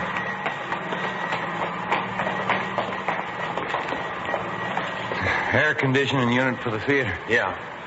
I don't see him, do you? No. You can't get out. There's just two exits. We got them both covered. Look out, Ben. There he is. All right, keep her, hold it. Don't shoot like you are. All right, throw your gun over here. Come on, throw it out. Okay, I got it. You got it, don't shoot. All right, let's take him. Yeah. All right. Okay, you got my gun. I didn't mean to shoot at you. You forced me to. Put the cuffs on him, Ben. Yeah, right. Get your hands off of me. All right, keeper. Got the same for you, too. Now, hold it. All right, Ben, you all right? Yeah. All right, try the cuffs on him now, huh? Yeah, uh-huh. Got him, huh? Yeah. It's a rough one. Hey, it's starting to rain again. It's really pouring out there. Yeah? Guess you better get him out the car, huh? What's the hurry? How do you mean? Why spoil a good rain?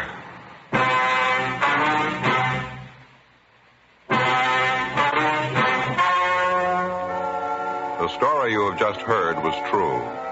The names were changed to protect the innocent. On January 19th, trial was held in Superior Court, Department 87, City and County of Los Angeles, State of California. In a moment, the results of that trial. Now here is our star, Jack Webb. Thank you, George Fenneman. Friends, this Sunday evening, December 16th, Fatima brings you a television preview of Dragnet on Sound Off Time on NBC. Check your papers for the time. Now, it's an actual case history filmed right on the spot, right at the City Hall, downtown Los Angeles. Starting in January, Dragnet will be seen regularly on television, in addition to Dragnet Radio. Now, remember, Fatima is making all this possible and making it possible for you to give the best this Christmas to everybody who smokes king-size cigarettes. Fatima in the new holiday gift carton. It's the smartest of all Christmas cartons, just as it should be, because Fatima is the best of all king-size cigarettes. Give Fatima.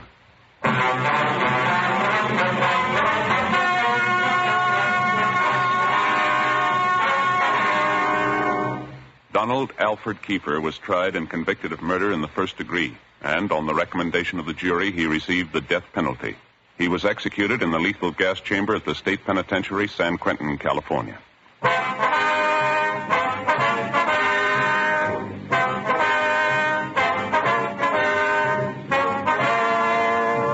You have just heard Dragnet, a series of authentic cases from official files. Technical advice comes from the Office of Chief of Police W.H. Parker, Los Angeles Police Department. Barton Yarborough as Sergeant Ben Romero. Also heard were Whit Connor and Vic Perrin. Script by Jim Moser. Music by Walter Schumann. Hal Gibney speaking.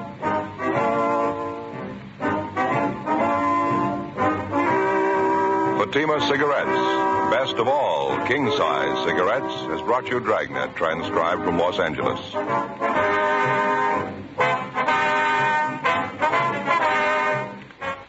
Counter Spy fights international intrigue next on NBC.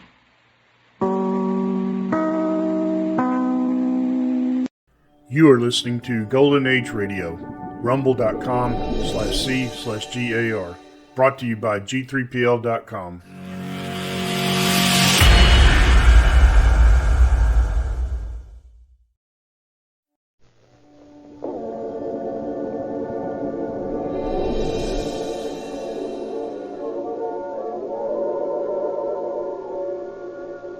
Calling all cars. The copyrighted program created by the Rio Grande Oil Company. The Los Angeles Police calling all cars. Attention all cars. Broadcast 112. Be on the lookout for a burglar operating in the 77th Street district. This man leaves burned matches at the scene of his burglary. That's all. Rose and Cliff.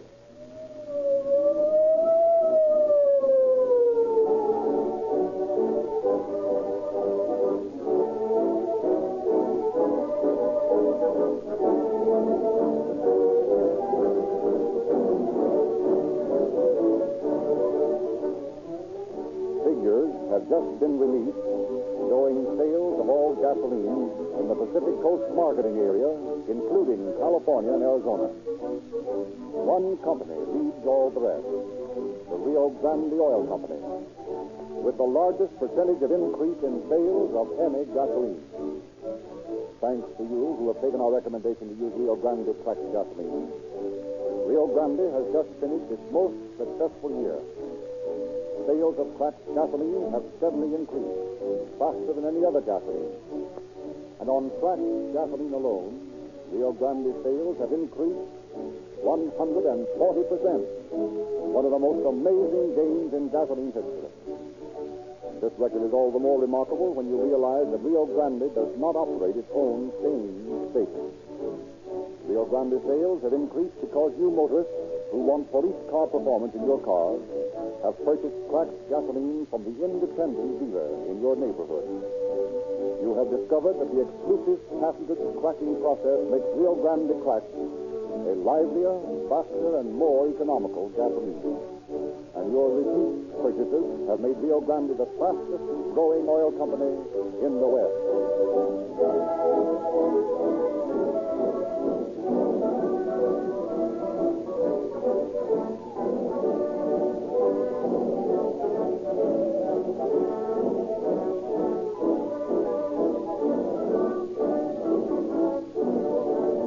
And now it is our great pleasure to present Chief James D. Davis of the Los Angeles Police Department. Chief Davis. Good evening, friends. Your policeman is always on the spot. If he fails to do his duty as you think he should, you criticize him. On the other hand, if he does his duty as he is expected to, another part of the public will criticize him. In the story you're about to hear, a police officer actually placed himself at a disadvantage rather than be criticized for using undue force on a suspect. And he was compelled to take this course after several citizens had refused him the aid which it is every officer's right to expect from the individuals whose life and property he is sworn to protect. In cases of emergency, every conscientious citizen should stand ready to help the police rather than merely stand by and gape.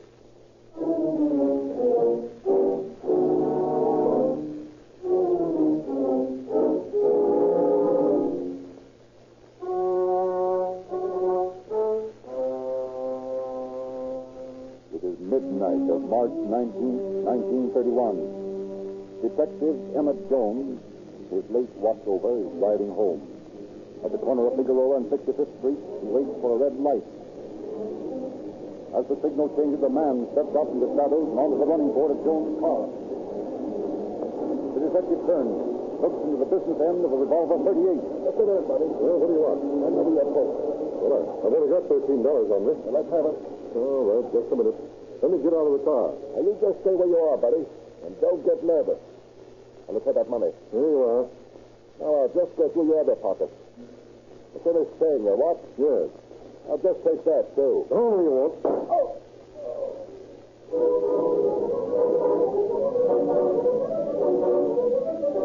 With a scream, the bandit plunges back into the shadows. Detective Jones in pursuit. But the officer, failing to find him, returns to his car, drives to a phone, reports to headquarters. Within 5 minutes, the radio car arrives, and after a thorough search of the neighborhood, the holdup man is found in the alley, dead. Next morning, Detective Jones explains the situation to his superior. Well, he's given me all the time, see? When he started to kick me down and got hold of the watch chain, I knew if he pulled it out and saw my badge on one end of it, well, he'd let me have it. I took a long chance and shoved his gun away as I drew mine from my shoulder holster. It was either me or him. You're quite right, Jones. You did the only thing you could do under the circumstances. Yes, sir. As a matter of fact, he was wanted. You've got an identification on him? Yes, I have. His name's Nelson. Wanted for holdup. Got a record that started with reform school when he was 15 years old. He done 2 stretches in Folsom by the time he was 25. Kind of funny with an old man. He went about the thing and took the business right way. I wouldn't be the least bit surprised if you had inadvertently caught the match burglar. The match burglar? That's a new one on me. Who's he? Well, we've been having a devil of a time with him out in the 77th Street Division. He burglarizes homes during the evening when people are apt to be out to the movies. He never uses a flashlight. He uses these big kitchen matches instead. There's a whole pile of burned ones after every job. Well, he's the guy I shot. I feel better about it. Well, you don't have to have any pangs of conscience. He was a bad one anyway. Sure, Captain, but you know how it is.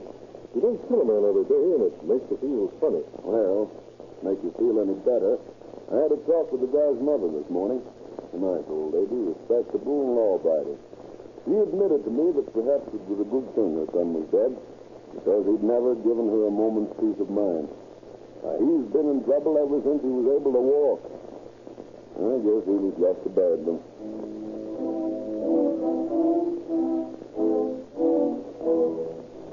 But the captain hopes that Nelson, the hold-up man with the match burglar, is a vain one. For the mysterious match burglar continues his depredations in the 77th Street Division. As night after night, and as many as half a dozen homes are burglarized and the lost property mounts in value to thousands and thousands of dollars, the citizens of the neighborhood clamor for immediate action. Captain Wallace, in charge of Detectives 77th Street, has Detective Jones and his partner, Detective D.R. Patton, transferred from Central to his command. On a day in April, the 2 men report for duty in the captain's office. Boys, I'm short-handed out here, and I'd ask to have you transferred to one particular job. What's that, Skipper? A match burglar. We thought, Jones, that we had him when you had your run-in with that bird Nelson. But we were wrong. This monkey's pulled 20 jobs since then. Oh, how's he work, Cap? Well, we know mighty little about it, except that he burns matches instead of using flashlights. What's he steal? Anything from chains out of the kids' bank to sterling silver. He's not particular. He takes anything he gets his hands on. You got any idea who he is? No, Patton, I haven't. He never seems to leave prints. The only distinguishing identification we have on him are these confounded matches he lit the place up with. Sounds like a tough nut to crack. It is, and I'm counting on you two to do the job. Here, the burglar report with more than 50 jobs. Look them over, boys, and see if you can get anything out of them. And you better work the 4 to midnight shift. This bird pulls most of his sticks between 7 and 9. Okay, sir. We'll go to work on him right away.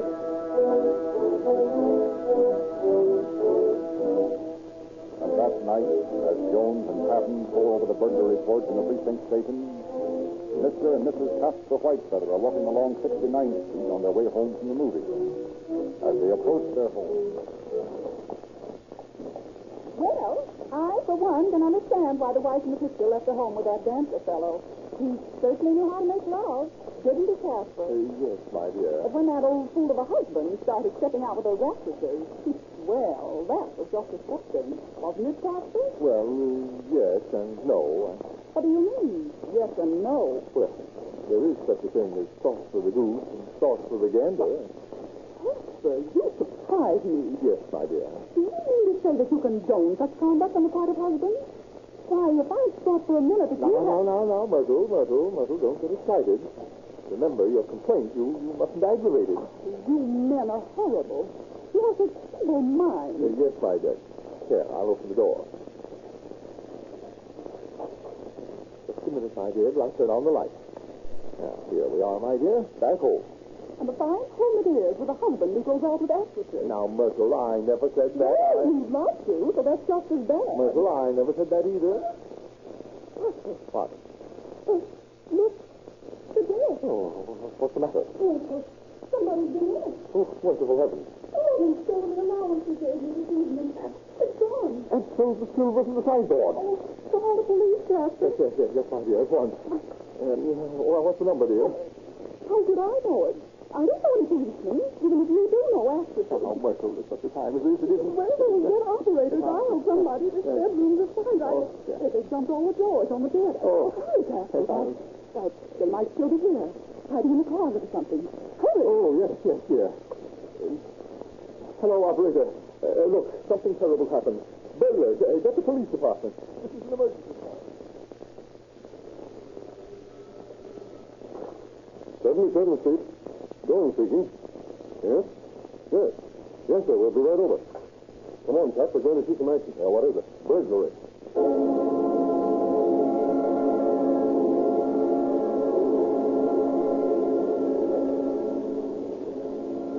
Within 5 minutes, the two detectives pulled their police car to a squeaking stop in front of a white feather residence and entered the house. Here's where they got in. Through this bedroom window in here. You find any burned matches around the place? Why, yes. Why? I thought so. Well, I don't see what this is. Here's our chance of studying our man's modus operandi at first hand. All right. Now, tell me, ma'am, have you disturbed anything? Oh, heavens, no. It was just the way we found it when we came in. I'm afraid the burglars are still in the house somewhere. Little danger of that. Little danger of that. Well, maybe they're lurking in the backyard. Oh, I wish you'd make sure. Okay, ma'am, if it'll make you feel any better. Hey, take a look out back, will you? Yeah, sure. Now, let's go out this window the same way our friend came in. Oh, let's have a screen on this window now. Why, of course. Merciful days. You don't suppose he stole that, too? No, I don't think so. Reckon I'll find it around back here somewhere. Oh, Jones. Yes? Here's how he forced open the window. Looks like a half-inch jimmy. They're pretty used, all right. Well, you'd better get a look out back while I check the extent of the damage in here. Okay. Well, ma'am, can you make a list of the missing articles? Well, I don't know. It's going to take some time to check up on things, and, well, I'm so upset and everything. I've got to... What's all the fuss? What's the police car doing outside the house? We've been robbed, Henry. Robbed? Hey, you have at that. Hey, that fellow didn't fool, did he? This room looks like a candy cyclone to me. No laughing matter, Henry Watson. If you come... No, my dear. Don't get yourself upset. Oh, no, I'm sure it isn't any laughing matter. Only you've got to admit that this place looks sort of funny. I don't see anything funny about it. Well, Casper, I was just on my way back to the movies, and I wondered what was the matter. That was all. Well, I got to get off, the mistress is waiting outside for me. Come on. Who's that man? Our next-door neighbor. Well, I found your screen, ma'am. Where? Out at the back of the lot. Well, my... Probably carried it back there to get a look up and down the alley to see if he was safe. Yeah, I guess so. Well, you got many places in here? Well, apparently the bed dumps all the drawers on the bed, then takes what he likes. Mrs. Whitefellow can't tell how much has been taken yet. Oh, I suppose you could give us the list by morning, ma'am. Yes, I'll try to. In the meantime, we better get the fingerprint man out here. Although I can't find any traces of prints. Can you, Jones? Not a one. It certainly looks like a professional job. Oh, just look at those burned matches on my clean floor. If I don't pick them up, they'll be down into the carpet. There. Merciful heaven. Oh, what is it, ma'am? Down here, under the bed. You see, I said, his gun. His gun under the bed? Oh, I get it. Burglar is an ex-convict. How do you know? Simple. He keeps the gun in one of the drawers, I suppose. Why, yes. In the top drawer in the dresser. So our friend finds it when he empties the drawer and immediately throws it under the bed out of reach. What? But why? Now, I should imagine he'd want to use it, maybe. You know. No, he was smart. He'd been caught armed while on the commission of a felony. He'd have 5 more years automatically tacked onto his sentence. Oh, officer, I was just talking to the man who lives across the street, and he told me that about half an hour ago, someone rang his bell. And when he answered the door, he saw a man walking away from the house in a big hurry. Oh, so that's his gag, huh? He rings the bell first to be sure there's no one at home. He gets an answer, he scrams. And if he doesn't, he crashes in. Simple enough, isn't it? Yeah, simple enough, all right. But it isn't going to be simple to catch this guy. Why, what's the matter? Well, so far as I can see, he just doesn't leave any clues. No fingerprints, nothing but these confounded matches. Oh, Captain. Henry, what is it? I want to see those officers. Right here. Come in. So hold it. Oh, thank heaven you haven't left yet. Well, what's the matter? Well, when you get through here, I want you to come over to my house. Why? I've been robbed, too.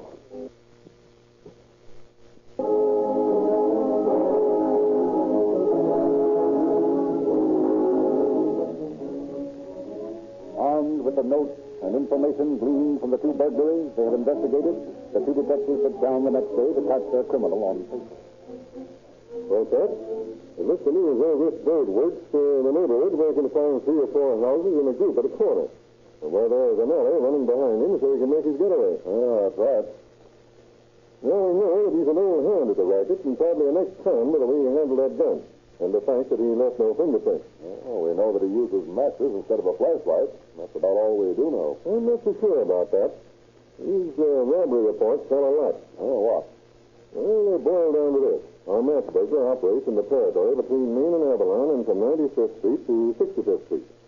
He seems to start from the southern end of this area and works in a northeasterly direction. Yeah.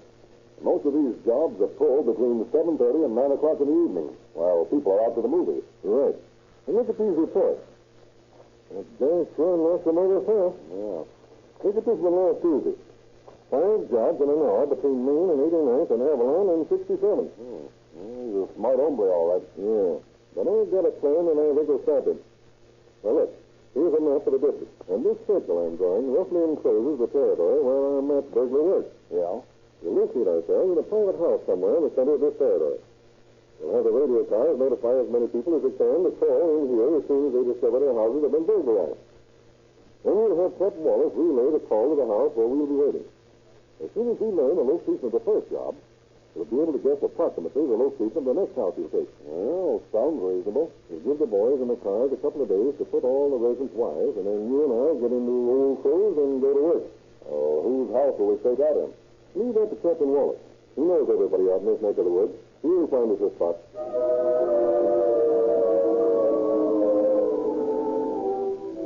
Allowing the detectives sufficient time to impress upon over 500 residents in the district the importance of reporting burglaries immediately, Jones and Patton carefully planned the strategy. Finally, clad in old clothes, they approached the house which Captain Wallace had arranged for them to wait until the time is right for them to spring their plan.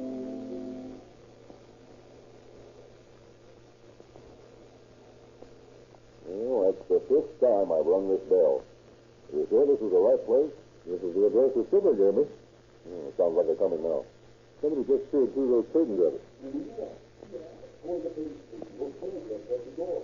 Did you hear that? Yeah. That old boy was our friend, but we aren't careful. Hey, we're not burglars. We're police officers. Captain Wallace sent us. Captain Wallace sent us. I've seen some police officers on fancy uniform. How's the person to know? Well, we wouldn't catch many crooks if we stayed in uniform all the time. Oh, then you must be in disguise. Right. Let's take a look at this badge just to assure yourself that we're on the level. Oh, sure. I have to be sure. Come on in. Hey. No. Sit down. Lena! Bring some of those pig knuckles with a nice piece for the gentleman.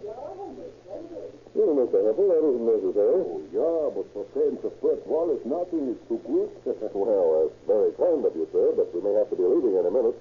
We're just accepting your kind hospitality until we receive a call from the captain. Yeah, so first told me. There's something about this burglar, he said. That's right. That burglar is a bad one.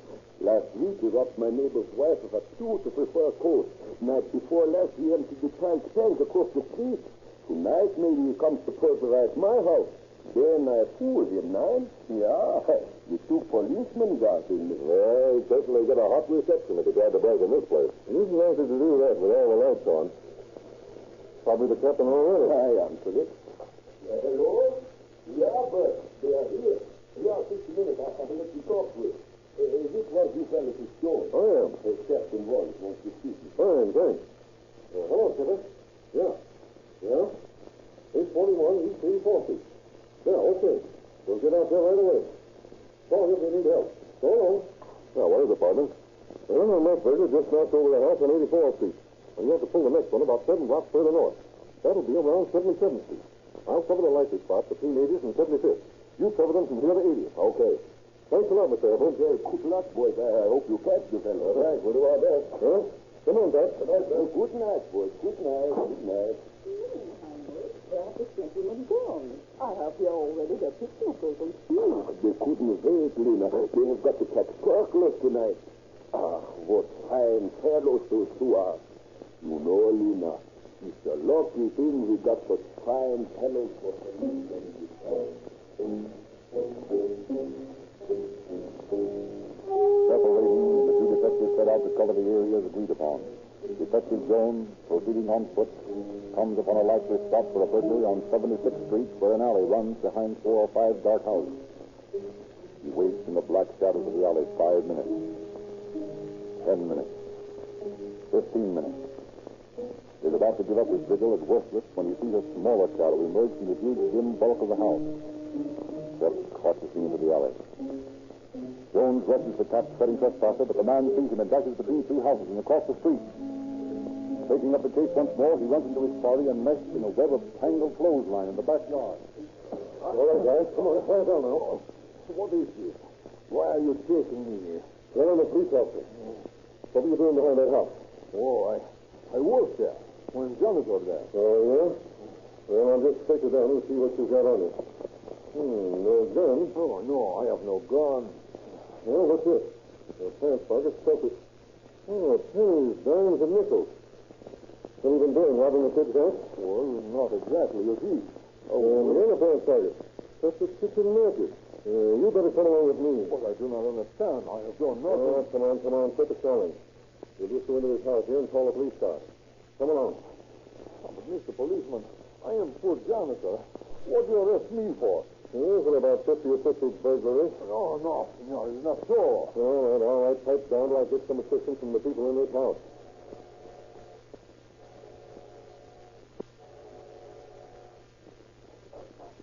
Yeah. Well, pardon me, sir, but I'm a police officer. I just caught this man. I'd appreciate it if you'd let me use your telephone to call for a squad car. You don't look like no copper to me. Well, I can assure you that I am. There's been a lot of burglars around here recently, and I ain't taking any chances. Well, this is the man who pulled our job. I just placed him under arrest. That's an old dodge, too. Well, if you won't let me face the call, will you do me a favor and call the 77th Street Station and ask him to send a car? If you're a police officer, take him yourself. He's just a little guy. You're big enough to handle him. Yeah, so that's the sort of cooperation you get from the citizen and taxpayer. Please, the man is right. You're not a policeman. Yeah, come back here, you. Come back here, you man. Come back on me. Yeah, so don't try to get away from me, guys. You're not the winner, are you, when I tackle you? No, you don't. You just stay put and don't try to get away again. You wouldn't stop that fighting or I'll call the police. Oh, yes, you would, madam, and tell him to hurry. She doesn't believe me either. Never running, guys. Well, put your arm. Look, people are gathering around. They will call the police. Then where will you be? Oh, don't get my arm so. If you ask me, my little boy will haunt you all of your life. Look here, mister. What's out here sitting on a little fella? Let him go. Now, listen. You look like a man with some intelligence. If you look like a man with some intelligence, will you please go to the nearest phone and call the police? No. I don't want to hurt this guy. And I'm not going to let him get away from me again. I don't want to mix up no private quarrel. This isn't a private quarrel. I'm a police officer. My name's Emmett Jones.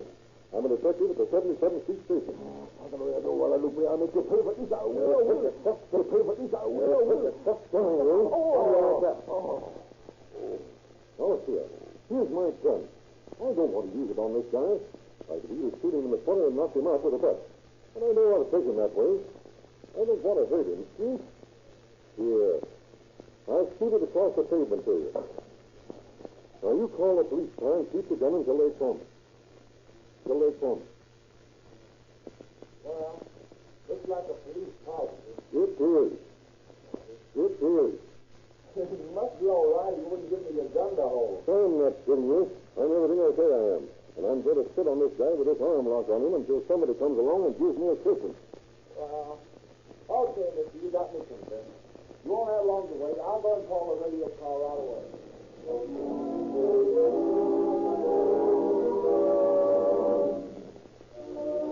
At last, Jones receives his reinforcements, and securely manacled, the Mexican suspect is taken into headquarters, where he is immediately questioned by Captain Wallace, Jones, and Pat. What's your name? Jose Gomez. Where do you live? Over in Los Alamitos. How come you've been operating over in this territory? Well, what do you mean, operating? What do you mean, operating? Pulling on these burglaries? I do not do no burglaries. Listen, we've been looking for you for months. You know you've been looking for me. Well, we've been looking for a man who's been burglarizing the houses in this division. A man who's been using matches instead of a flashlight. We find you leaving a house on 77th Street with one pocket full of matches and the other pocket full of small change. The house you were leaving on 77th Street was burglarized tonight. The thief got the contents of the child's bank. We find your pocket stuffed with pennies, dimes, and nickels. Looks to us as though you're the man we've been looking for. I never did nothing wrong. Well, let me put it this way. We were apprehended by an officer. We resisted him and attempted to escape from him. He was armed. You're lucky you're alive. There's Detective Jones here, one of the best shots in the department. Oh? Yeah. By the way, Jones, why didn't you use your gun on this fellow? You know you had every right to. So, Pep, I didn't see me ever since I killed that guy last month. You killed the man last month? You sure did. Yet at the same time, you spared your life. You don't know how lucky you are. And still, you don't seem to want to be a good guy about it. Well, Capitan. Now, how about it? Let's hear your story. Oh, all right, Capitan. This fellow here no shoot me. I shoot the worst. Good joke to make, huh? Yes, yes, well. All right, Gomez, start talking. I am the fellow you are looking for, Capitan. I did all those jobs. I am plenty smart Mexican fellow. I make lots of dinero robbing houses. I tell you all the places that I can.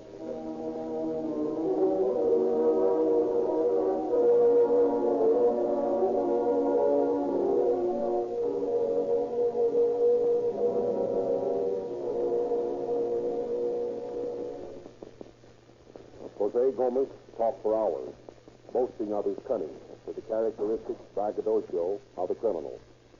In the end, Detective Emmett Jones was able to clear up 75 burglaries committed by this one individual. When he was brought to trial, Gomez pled guilty to 5 counts of burglary, but based his plea upon insanity. As a result, he was sent to the Mendocino State Hospital for the insane. This story might have had an unhappy ending had Jones not been able to handle the suspect after he had overpowered him. And if this had occurred, the blame would have been squarely with those citizens who refused to give him aid. It is your privilege, your obligation, and your duty to assist your police officers whenever necessary. A citizen failing to do so is not worthy of the right to be called citizen. Thank you, Chief Davis. Ladies and gentlemen, police departments are more efficient today than ever before. It is almost impossible for a criminal to get away with it, especially if he tried to make his getaway in an automobile. More police cars are powered with Rio Grande cracked gasoline than any other brand, and these police cars have the greatest speed and power in history. Cities like Oakland, Los Angeles, Berkeley, and many other cities and counties are specifying Rio Grande cracked gasoline for all their emergency equipment, for fire engines, ambulances, motorcycles, as well as police cars. Official tests have proved beyond question that the patented Rio Grande cracking process produces the most powerful, the liveliest, and the most efficient gasoline on this market. Your neighborhood independent dealer sells you the same Rio Grande cracked gasoline these police emergency cars use.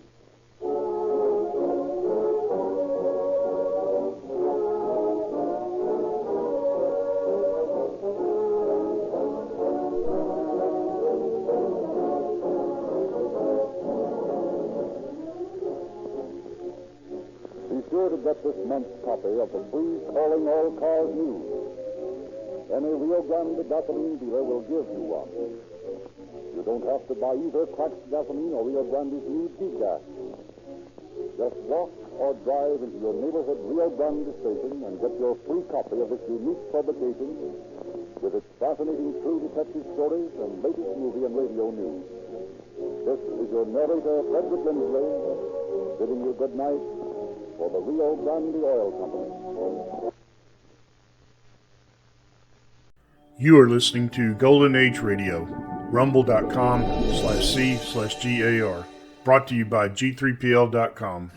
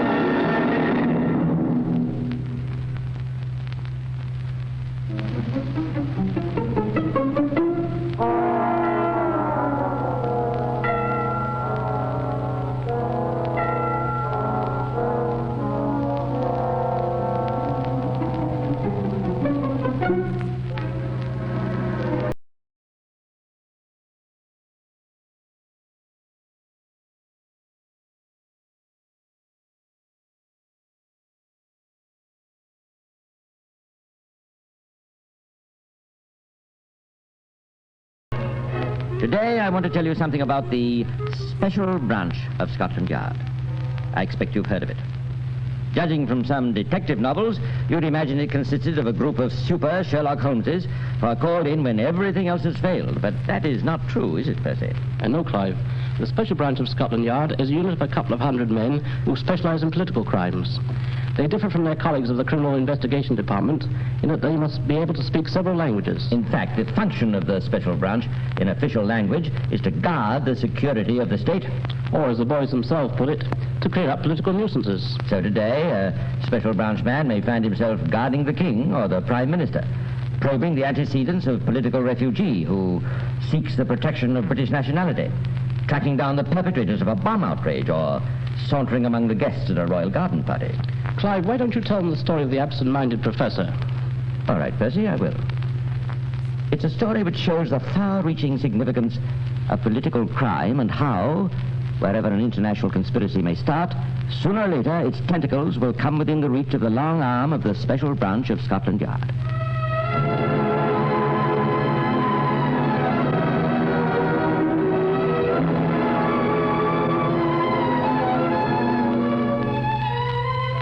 Ottawa, Canada, September 1945. One war is over, but for at least one of the great powers, another war, a secret war of information, a nerve war, has never ceased. It is late in the evening, and the offices of the Canadian Ministry of Justice are almost deserted. The last few employees are on the way home, and one of the officials is evidently trying to get rid of a late visitor. Coming in to see us, sir, but I'm afraid there's really nothing I can do about it. Why don't you write us a letter? But you don't understand. But I'm very sorry, sir, but I'm afraid I have to go now. Okay. Thanks for calling But in. please. I'm very sorry. Phew, I thought I'd never get rid of that guy. What do you want? Oh, some screwball. Said he came from the Soviet embassy. Wanted to show me some secret documents. You're kidding. No, but I guess he was. Tried to tell me all about some fifth column. Crazy guy. What's his name? Oh, I don't know. Here's a slip he sent in. Igor G.O.U. Guzenko.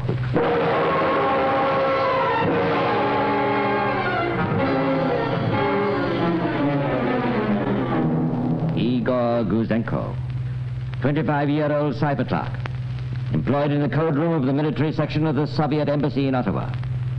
Igor Guzenko, a man whose story was to shock the world, a man whose information was to bring to justice traitors of three nations who'd endeavored to betray the Allies' greatest secret, the atom bomb.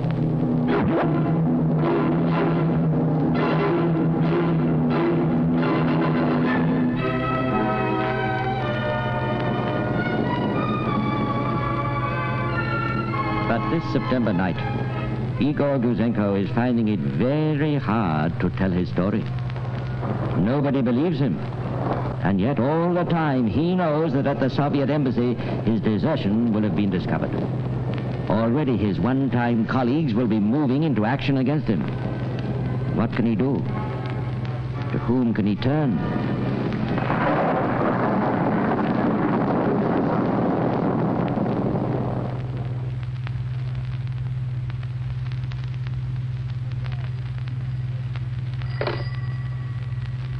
Inspector McLean. Where? Who's that? Guzenko's. Well, who are these guys breaking in? From the Soviet embassy. Searching the place, eh? Well, listen, have you traced Guzenko? Oh, you picked him up. Oh, he wanted to be arrested. I don't blame him. Well, now, listen, hold on to Guzenko and all his papers. Get hold of his family and don't let anybody see him. Yeah. Well, move him out of town and come back to me for instructions. Now, remember, nobody must see Guzenko. In a matter of hours, it was clearly established that not only were Guzenko's documents genuine, but that they included copies of 4 recent and secret telegrams exchanged between the British and Canadian governments on highly confidential matters. And realizing the complete freedom which exists in Canada, and convinced that the Communist Party in democratic countries has changed long ago from a political party into an agency net for the Soviet government, a fifth column in these countries to meet a war, I decided that I could no longer serve my government but must at last speak the truth. The Canadian police authorities found in Kozenko's documents a fascinating story of how, in secret code, the Soviet military attaché in Ottawa had given information and received instructions from Moscow. Message to Zabotin, Ottawa. Your immediate objectives are 1. The atomic bomb, its composition and technological processes. 2. A sample of uranium-235. 3. The library and secret documents of the National Research Council. 4. Latest developments of electronic fuses for shells, radar, and a super explosive known as RDX. Zabotin to Moscow. Facts are given by Alec. 1. The test of the atomic bomb was conducted in New Mexico. The bomb dropped on Japan was made of uranium-235. 2. Alec handed over to us a sample of uranium-235. 3. Alec has also reported brief data concerning electronic shells.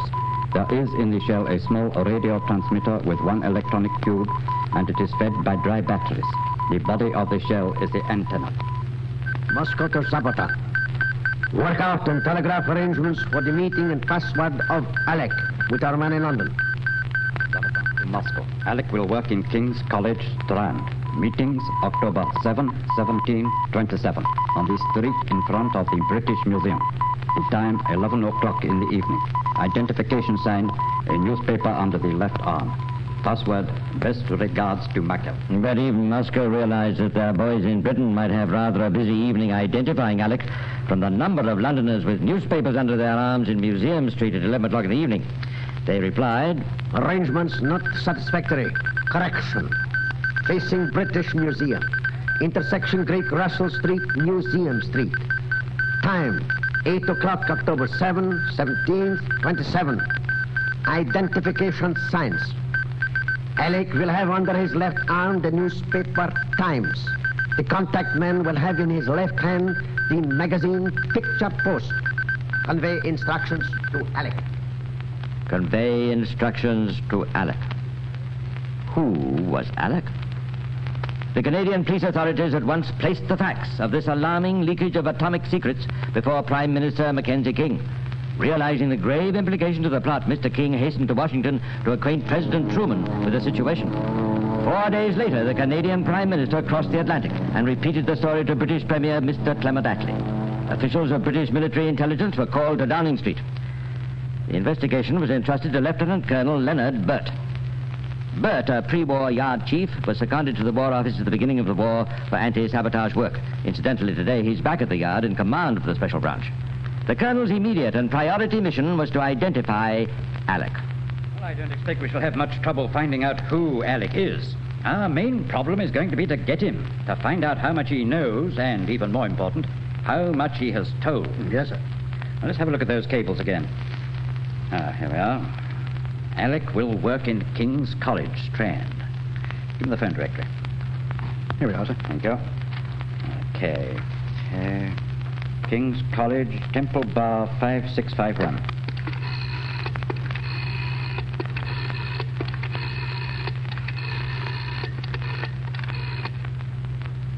Hello, King's College. Put him through to the principal's office, will you? Thank you. Hello. This is Lieutenant Colonel Burt of the War Office. I wonder if you could help me. It's just a routine inquiry. I want to know whether you have on your staff at the moment a physicist who has recently worked in Canada.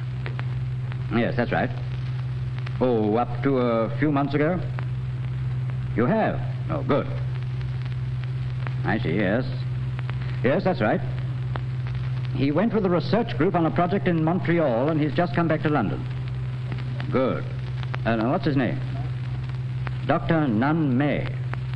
Thank you, that'll be all. Oh, sounds like our man. And October the 7th looks like our day, sir. 4 days from now, we'll have to get busy. As October the 7th approached, a number of well-built but unobtrusive men began renting rooms in Museum Street. Rooms with first-floor windows which looked out onto the forecourt of the British Museum. In this and many other ways, known only to MI5 and the Special Branch, every inch of the place of rendezvous was covered by one or two observers.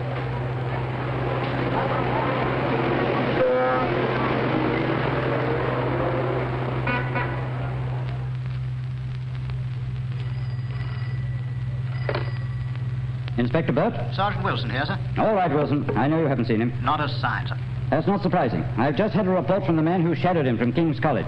He left there at 6:30, went straight home, had supper, and according to his last call, he's now sitting in front of the fire, doing guess what?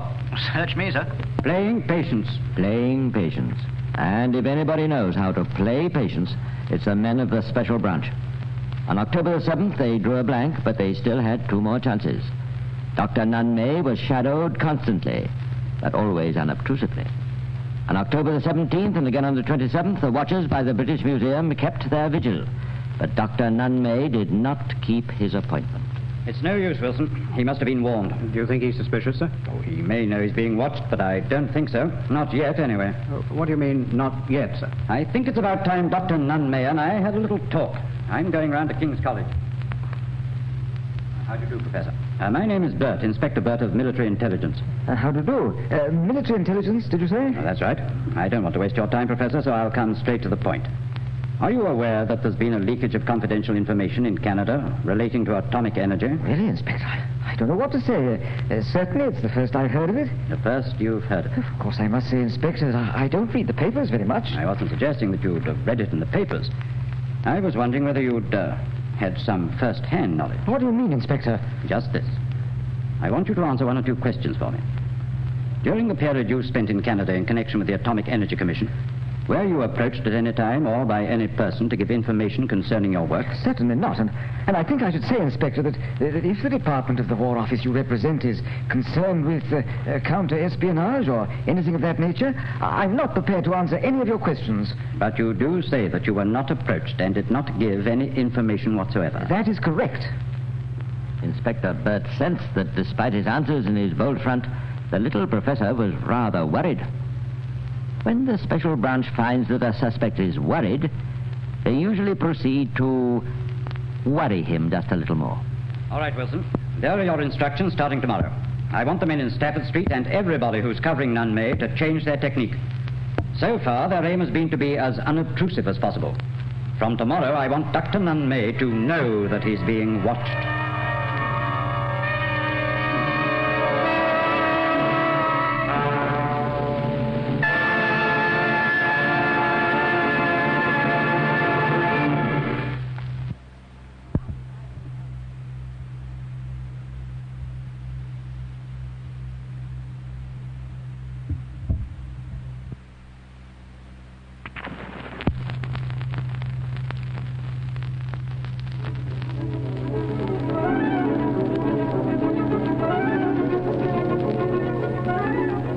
And so the men of MI5, under the direction of Inspector Burt, began the next phase of the war they were conducting against the little professor. In the next few days, the shadowing was performed in a manner scarcely creditable to the reputation of Scotland Yard. Meantime, a message had been sent to the Royal Canadian Mounted Police, who were instructed to inquire how closely Dr. May's travels had fitted into the pattern outlined for Alec in the cables which had been intercepted between Moscow and Ottawa. Royal Canadian Mounted Police to Burt, Special Branch, Scotland Yard. Information supplied by Dr. John Douglas Cockcroft, Chief of the Atomic Energy Project at Montreal, shows Dr. May made several trips to the nuclear research laboratories of the Manhattan Project at Chicago, coinciding entirely with the reports from Alec. Dr. May left for England within a few days of his last trip to the research laboratories and is scheduled to return for a month's work next year. Everything checks up with the information in our possession concerning Alec. Yes, and the signal goes on to say that no other scientist has followed the same schedule or is planning to return next year. Yes, everything fits. It must be Dr. Nunn-May. Meantime, officials of the United States Federal Bureau of Investigation had entered the story. The information concerning Dr. May was sent to the headquarters of the Manhattan Engineer District in Washington, D.C. One of the fundamental principles of United States military intelligence is that personnel on secret projects are entitled to know only as much as they require to carry on their work.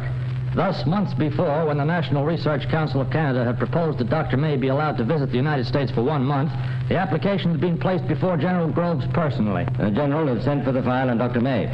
It included the information that Dr. May had already visited the Chicago Atomic Research Laboratories 3 times, and that this third visit occurred between September 25 and October the 30th, 1944. He carried on extensive work in collaboration with other scientists in a highly secret and important new field. His work resulted in a research report in which he collaborated with an American scientist.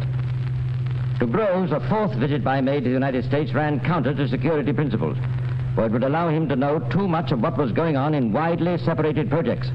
Accordingly, the answer had gone back, polite but firm, no. If vital secrets in the field of atomic energy still rest secure, credit must be given to General Groves' decision to bar Dr. May. For as the Canadian Royal Commission of Inquiry had stated, the Soviets failed to obtain details on the structure of the atomic bomb only because there was no one in Canada who could tell them. That all this was in the future. Back in London in September 1945, Lieutenant Colonel Burt had still to complete his case against Dr. Nunn May. After waiting for one more week, during which the professor must have been well aware that he was being shadowed by the Yard, the colonel went back to see the professor again. So you see, Professor, I thought it would be a good idea if I came back to have another little talk with you. Yes. Yes. You see, I wanted to tell you that we know that you had an appointment to meet someone in the vicinity of the British Museum shortly after your return from Canada. Well? Who was that person? And why didn't you keep the appointment? Yes, you're quite right. I didn't keep the appointment. And who was the person? When I came back to London, I decided to wash my hands of the whole business. What business? The matter this person was going to see me about. It's no use, Professor. You see, we know too much. I tell you, I have nothing more to say. I think you will have something more to say. And I am quite prepared to wait until you are ready to say it. I absolutely refuse. If you think you can persuade me into making some sort of statement... Inspector Burt didn't think. He knew. He realized that a man like Dr. Nunn May, conscious of the fact he was being followed, nervous and frightened, would in the end have to come clean. Well, Dr. Nunn May didn't tell the whole truth, but at least he started to tell part of the truth, and at the end of this interview, he gave a long statement. About a year ago, whilst in Canada, I was contacted by an individual whose identity I declined to divulge. He called on me at my private apartment in Swale Avenue, Montreal. He apparently knew I was employed by the Montreal laboratory, and he sought information from me concerning atomic research. I gave and had given very careful consideration to correctness of making sure that development of atomic energy was not confined to the USA. I took the very painful decision that it was necessary to convey general information on atomic energy and make sure that it was taken seriously. For this reason, I decided to entertain a proposition made to me by the individual who called on me. After this preliminary meeting, I met the individual on several subsequent occasions in Canada. He made specific requests for information which were just nonsense to me. What do you mean by that? I could not understand what he was talking about. Did he ask you for samples of uranium? Yes, and for information generally on atomic energy. And do you admit to giving him samples? Yes. At one meeting, I gave the man microscopic amounts of U-233 and U-235, one of each. The U-235 was a slightly enriched sample and was in a small glass tube and consisted of about 1 milligram of oxide. The U-233 was about 1/10 of a milligram and was a very thin deposit on a platinum foil and was wrapped in a piece of paper. What else did you give him? I also gave him a written report on atomic research as known to me. This information was mostly of a character which has since been published or is about to be published. Anything else? The man also asked for information about the American electronically controlled ack shells. And what did you do? I knew very little about these and so could only give very little information. Anything else? He also answers to people employed in the laboratory, including a man named Veal, but I advised him against him. And what did he give you? He gave me some dollars. How many? I forget how many. In a whiskey bottle. I accepted these against my will. I see. And when was your last contact? Before I left Canada. It was arranged that on my return to London, I was to keep an appointment with somebody I did not know. I was given precise details as to making... what were those details? I forget them now. Why didn't you keep the appointment? Because I had decided that this clandestine procedure was no longer appropriate in view of the official release of information and the possibility of satisfactory international control of atomic energy. I see. Is that the end of your statement? Yes.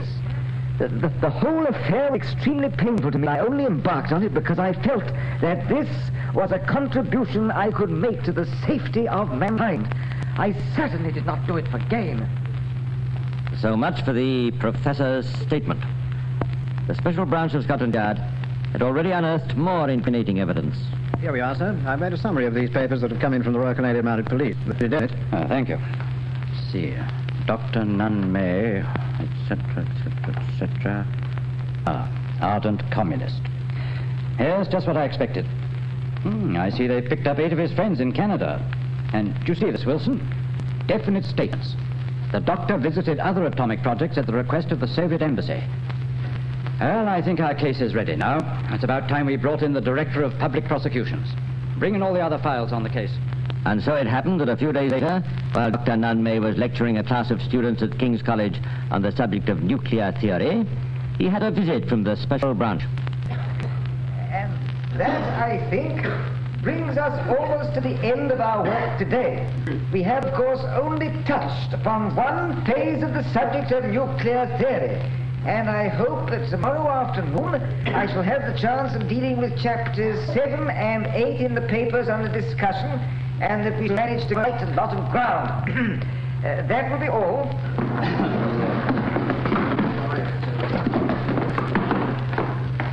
Excuse me, just one moment, please. Yes, what is it? You are Dr. Nunn May? Yes. I have a warrant for your arrest. I must warn you. Yes, I was expecting something like this. Well, if you'll just follow me.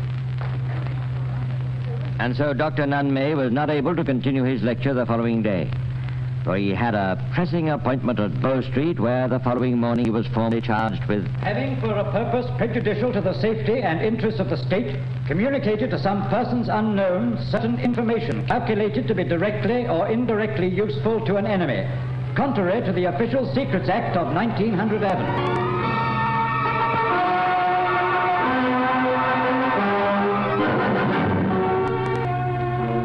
At the Old Bailey, Mr. Justice Oliver said, I have listened with slight surprise to some of the things learned counsel has put before me. The picture of you as a man of honor who had only done what you believed to be right. I do not take that view at all. How any man in your position could have had the crass conceit, let alone the wickedness, to arrogate to himself the decision of a matter of this sort, when you yourself had given your written understanding not to do it, and knew it was one of the country's most precious secrets, when you yourself had drawn and were drawing pay for years to keep your bargain with your country. That you could have done this is a dreadful thing. I think that you acted not as an honorable man, but as a dishonorable man. I think that you acted with degradation. Whether money was the object of what you did, in fact, you did get money for what you did. It is a very bad case indeed. The sentence upon you is one of 10 years penal servitude.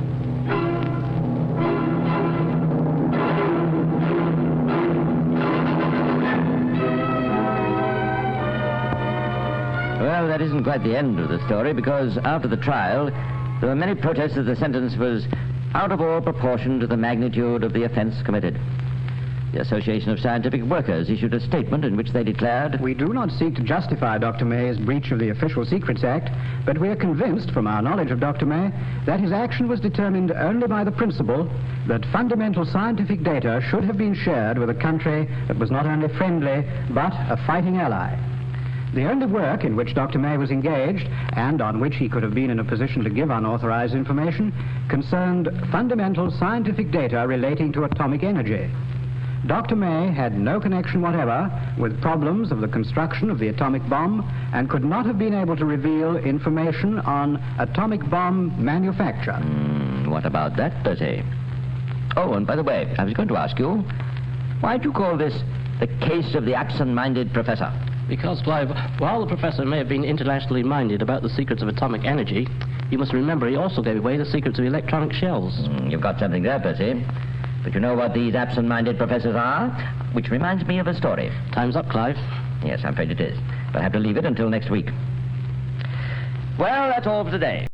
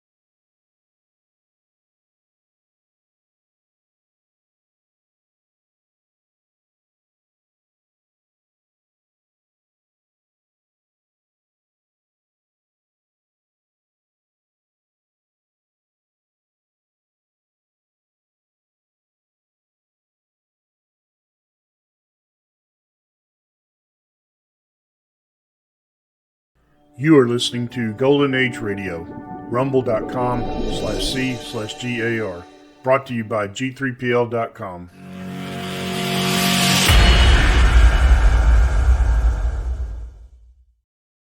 This is Orson Welles, speaking from London.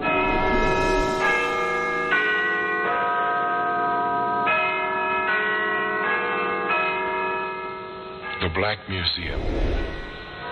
Here, in a grim stone structure on the Thames, which houses Scotland Yard, there's a warehouse of homicide, where everyday objects, a simple glass, a piece of rope, a woman's handkerchief, all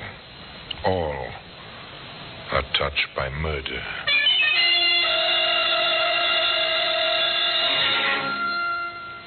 You take this iron bar. It's a familiar object. The handle of a jack. If you own a car, you have a jack handle. Maybe you've used it, but never, I trust, like this. Gracie, quick, give me the jack handle. Here, let me go. What do you want? No, don't hit me.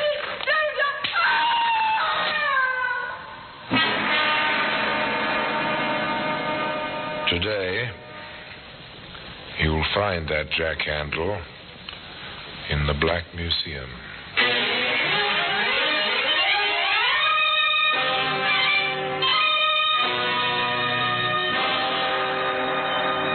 From the annals of the Criminal Investigation Department of the London Police, we bring you the dramatic stories of the crimes recorded by the objects in Scotland Yard's Gallery of Death, the Black Museum.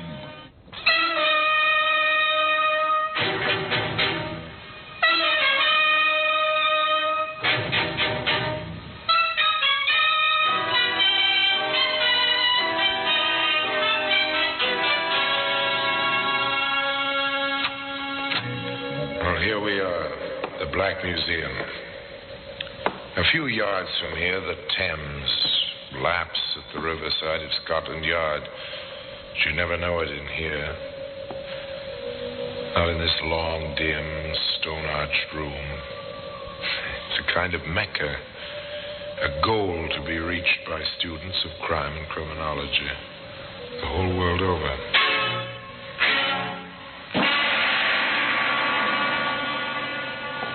Yes, here in this room lies death and the mementos and souvenirs of death on these shelves, in these cabinets, under this well-dusted glass. The weapons, the key clues of every homicide in which Scotland Yard has taken part for almost 100 years. Now here, in this case, the small white box. It's from Edinburgh. This death was in this box. Death by poison. The death of a too importunate lover. Now, this tiny pistol, it's oiled, it's in working order. A Derringer, it's called. The killer wore it up his sleeve. And one morning at 8 o'clock, in the British tradition, the trap was sprung. The killer walked on thin air. The executioner received the customary £10. Now, here's something more familiar, a jack handle. It's intriguing. Once, according to the case book, yes, that's the story, a tale which begins innocently enough when London lived in the blackout, and many American men found their after-dark amusement in tiny, hole-in-the-wall cafes. Think of me always, though we're far apart. Keep a tender memory within. Well, look around. Small tables crowded together, not much light. Pretty stuffy, and the blackout curtains, the double blackout door don't help the ventilation much. The girl singing is pretty in a tawdry sort of way, provocative in the manner of a cheap pin-up, but the two young men in the American uniforms don't seem to mind. How's about it, Tom? Not bad for a dive? Not too bad. 5 will get you 10, it's out of bounds. Yeah, not yet, son. Just opened. The MPs haven't cased the joint yet. Oh, good deal. Oh, nothing to worry about, kid. Well, who's worried? What can they do? 6 months in the stockade, maybe? That's okay with me. Apparently, at least one of these gentlemen is over the hill. Now, their interest has shifted. And quite naturally, of course. You think she has to sing for a living? It can't be much of a living. She's not too bad. Maybe she dates. You wouldn't know what to do about it if she does. Says who? That says me. What were you stateside, anyway? A parson's son or a school teacher? I worked in a bank. So what? I got along. I did all right. Hiding in the army? Hiding in the... Oh, maybe. Could be. I get it. Still water runs deep and all that stuff. Oh, look, Teddy. What you don't know won't hurt you, see? Does that apply to Gracie? Gracie? You mean the babe? Well, who else? Grace Harwell, the London thrush, who don't sing half as good as she looks. You know her? Well, I met her a couple of times. You want to knock down? Well, why not? Now? Well, sure. Gracie, let's see your speed, son. You got a ringside seat. Well, pity. The Yank who thought he'd take Soho single-handed. Sit down, Gracie. What'll you have? My regular. Who's your friend? Oh, meet Private Tom Bennett, Gracie Harwell. Hi. Hello, soldier. Let me get your drink, Gracie. Faster that way. Hey, what about your ringside seat? I'll be back in time. That fast you can't work. Grace? Yes? How would you like to help me win a bet? Well, this is a new approach. Good. Now, look, all I need to win is a date with you, see, for tomorrow night. Well, how about it? After the show? You want furlough? Maybe. Maybe not. I'll be in town tomorrow night. Got a car with petrol? No, but I will have. You say that like you meant it. I will have a car and gas. When and where?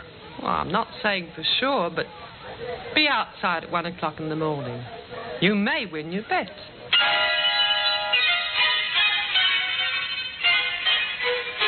So, they met. That was the beginning. Next morning, Tom was at the appointed place, complete with Jeep and fuel. Hi, Gracie. Hello, soldier. Come on, climb aboard. Where'd you get it? Let's say I borrowed it. Shall we go? Why not? A boy, a girl, a Jeep. In the London blackout without benefit of cherry planes and bombs. A time to relax, to make an impression on the girl. The former bank clerk made his play to the girl who sang club dates on the seamy side of London. It's too bad. No moon tonight. The moon means bombers. At this point, that's not too bad. Well, that's silly. Oh, look, bombers mean there's a war on. No war, I wouldn't be here. Well, what's good about that, being here? I could itemize. One, I met you. Let's leave it at that. You start early. That's the States. Don't waste time. You didn't waste time borrowing the Jeep. What's one Jeep, more or less? I worked in the carpool. I know my way around. You must. You went back to get the car. What are you getting at, sister? The car is out without a pass. So are you. Smart girl. I know my way around. Want to sell the Jeep? I know a fellow will give you a good price. No, I need it. What for? Business. What kind of... Look out! That bike! Gee, thanks. Oh. That's no place for a bike this time of night. Nor the girl on it. What kind of business? I have a small problem. Being out without a pass, I don't get paid. Oh. Money's necessary even in wartime. I had my ways back in L.A. Mm-hmm. Los Angeles to you. But I need a car. You get it, Gracie? Now, if you'd like a small demonstration, we can begin. You know, a man boasts to a girl and decides to make good the boast. This very modern variation on that theme consisted of stopping the Jeep at the side of the road, cutting the engine, waiting. Half amused, half interested, the girl sat quietly as the soldier climbed out of the car and stationed himself in the shadows. Along the road came the bicycle, the girl on it pedaling swiftly, her thoughts 1,000 miles away. She drew alongside the parked, half-hidden Jeep. Okay, sister, I'll take that bike. What's the idea? I'm going to get home. I want that bike, do you hear? Oh, I won't give it. Shut up. You want one across the mouth? Oh, no. You leave me alone. You leave me alone. You leave me alone. How was that, Gracie? And she left her bag. There ought to be enough left in it for a couple of beers. So that's the way you do it in L.A. Yeah. You're all right, Tommy. Only next time, let's crack it for more than the price of a couple of beers.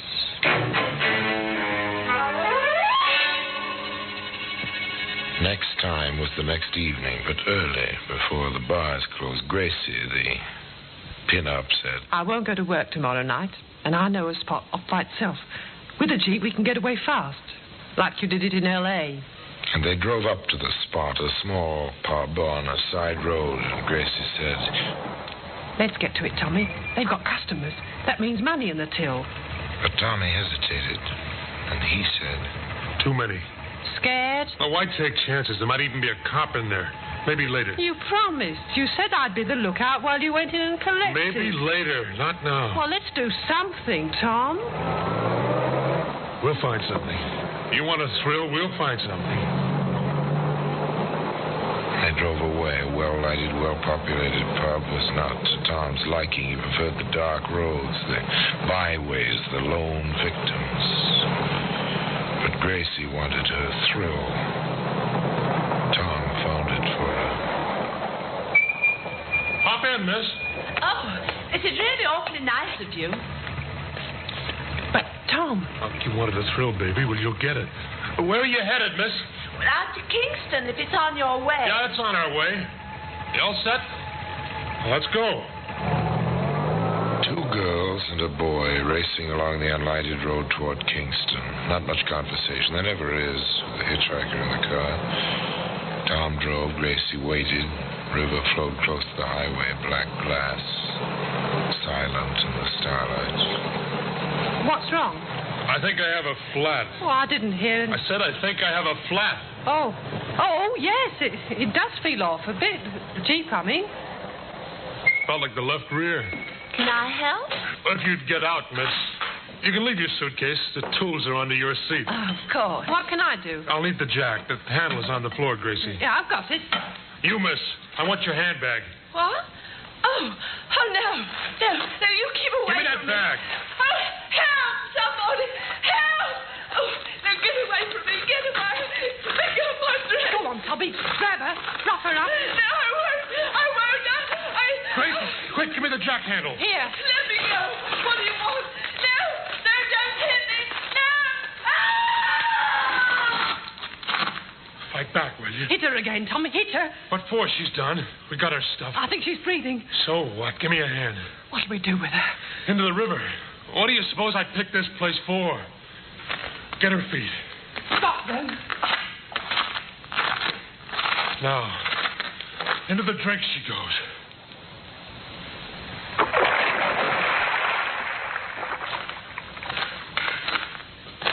Oh, Tom. Well, did you get a thrill out of that, baby? That's the way we do it in L.A. Knock them over and dump them someplace where they won't be found. Okay, let's get going, Gracie. We got places to go and things to do tonight. Nice, clean fun. The end of that night's work was a jack handle. It lies today in the Black Museum.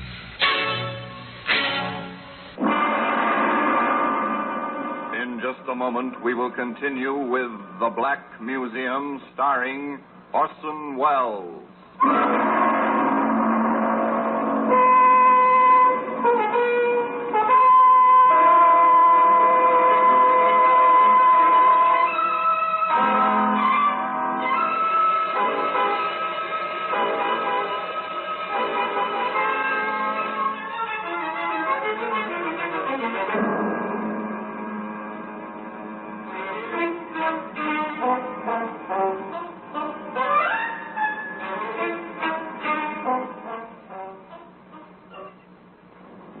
And now we continue with The Black Museum, starring Orson Welles.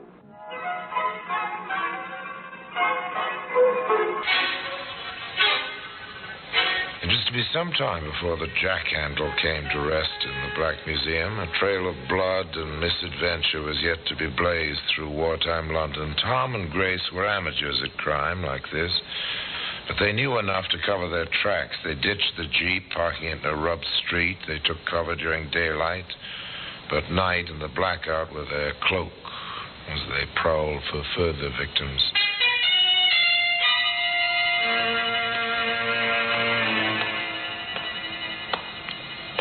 I'm sick of walking. Does my lady want her limousine? I want a ride. Do you hear, Tommy boy? I hear. Come on, we'll duck into this vestibule. Something will be along. Give me a kiss. Oh, you never have enough. Haven't kissed a babe in a doorway since L.A. Good. What's that in your pocket? This? You like it? Shell in the chamber, full clip. Where'd you get it? Army stores, Natch. Pretty? Throw it away.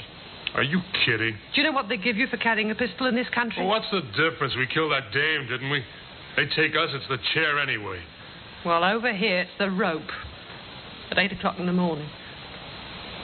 I'm cold, Tommy. I'm cold. You cold? Maybe you're the warmest thing in London. What's that, a car? Must be. Come on. Throw the pistol away. You want to ride, don't you?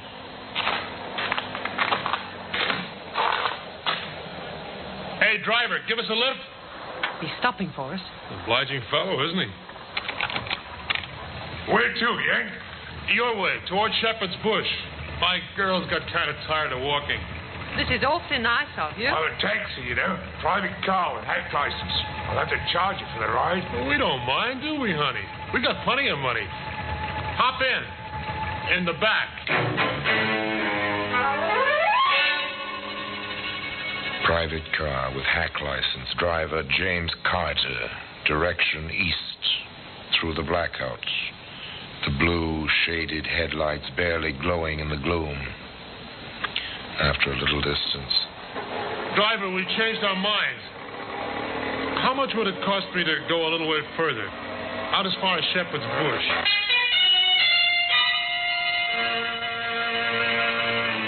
Driver Carter obliged. It was his job. Pick up passengers, deliver them through the blackout wherever they wanted to go for a price. A living of sorts. Driver Carter thought of it as a living. It's plenty deserted out here. The Jerrys did a thorough job out this way. It's near the docks, isn't it? I suppose so. Oh, it's a good place. Perfect. You think he's got any money? All right, driver, stop here. Yes, sir. Nothing here but the rubble. You heard me. Stop. You know what this is? Service pistol. You hold it, Gracie. Got it. Now, don't move, driver. She's got an itchy finger. You can have my wallet. Keep him covered, Gracie, while I open the front door. Give me back the gun. Hurry, Tom. All right, you, driver, get out. On this side. You can have a car, too. Just leave me alone. Gracie, did you ever see the hole a 45 makes in a man? No, Tommy. Never. No, John! Big enough to put your fist through in the back where it came out. Let's toss him in the rubble. That'll do it. Now we can ride anywhere you want to go. It doesn't take much to kill a man. You pull the trigger. The firing pin strikes the cartridge. The powder explodes. Then the bit of lead tears into the man. That's all. Nothing left but a few chemicals, which once were living flesh. A few rags of clothing. Toss it into the rubble. Dust to dust.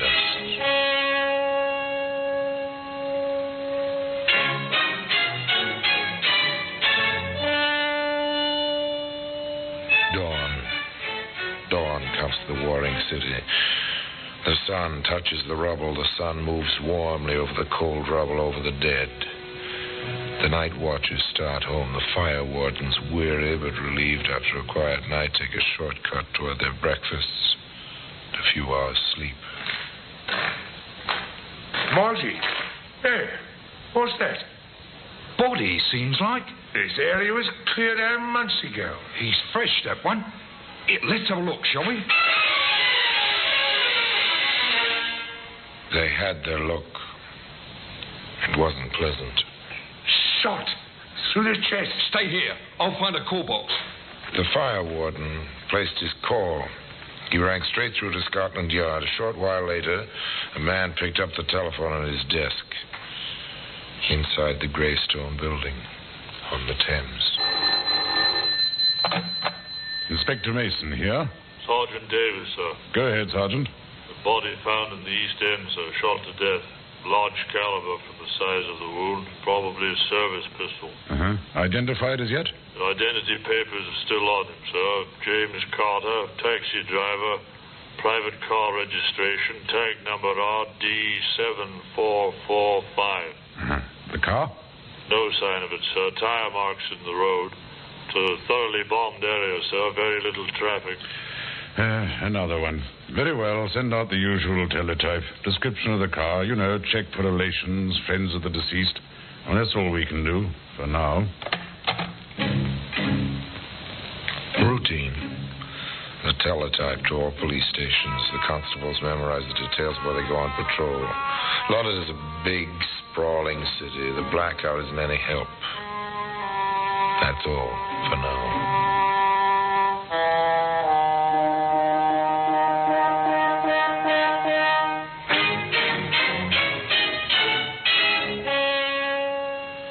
But the wheels had begun to turn. Routine, inexorable, never-ending. And so, another telephone call. Constable Gray, Inspector. Yes? Ladbroke Station. I believe I have the car that was posted this morning. RD7445. Black sedan. It's parked in Bush Mews. Yeah? That's a dead end, sir. It's facing out. Oh, very good, Gray. Stand by. We'll be along shortly. A sharp-eyed constable on the blackout, the parked car. Routine. Inexorable. Inevitable.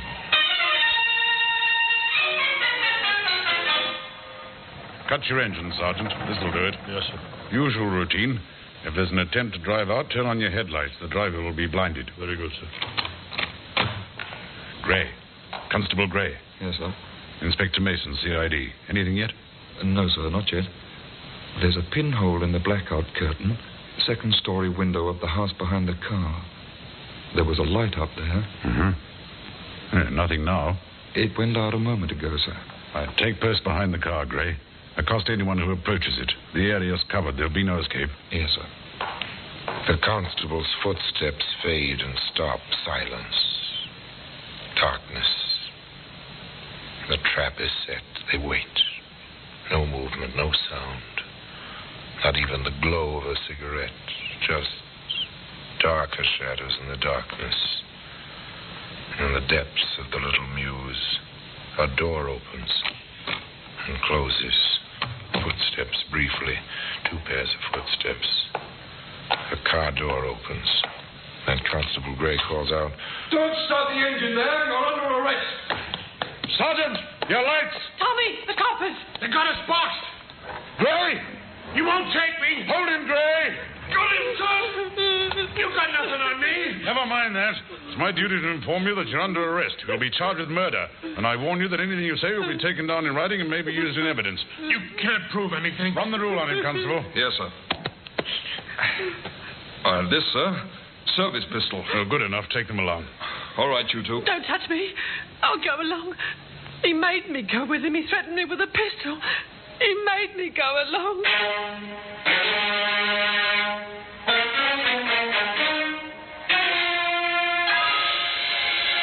That was her cry. All through the trial, which followed swiftly. That was the plea of the tawdry little pin-up from the seamy side of London. He made me do it. He hit me, showed me his pistol. He made me do it. What of the robberies, the cheap, shilling-sized robberies?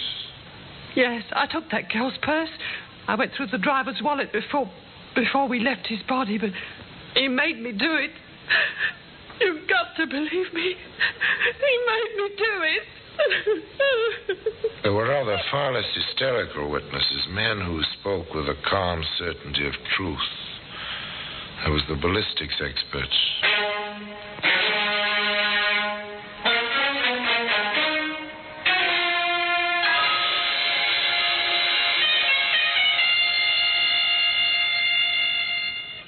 There is absolutely no doubt. The bullet which killed James Carter, the driver of that hired car, was found in the flooring of the car. We have compared it with test bullets fired from the pistol found on the accused. The rifling marks are identical. The death bullet was fired from that pistol.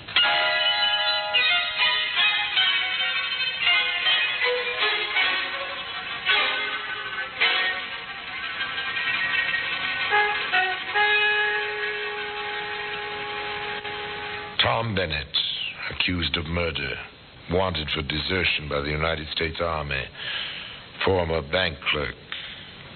He played his role defiantly. I tell you, she's framing me. This whole deal was her idea. You should have seen the bang she got when she watched what was going on. Now she's trying to pass the buck to me. And with customary thoroughness, Scotland Yard turned up a surprise witness. Yes, those are the two.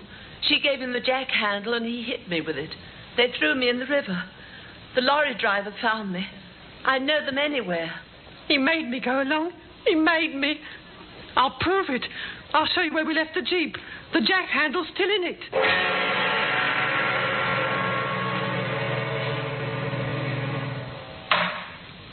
Gentlemen of the jury, have you reached a verdict? We have, my lord. Let the prisoners face the jury. What is your verdict? We find both defendants guilty of murder and add a recommendation of mercy for the female prisoner.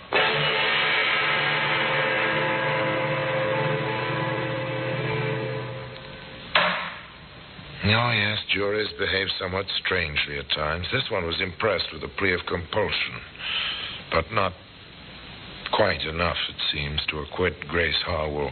Thus, it came about in due course that the judge pronounced the sentence.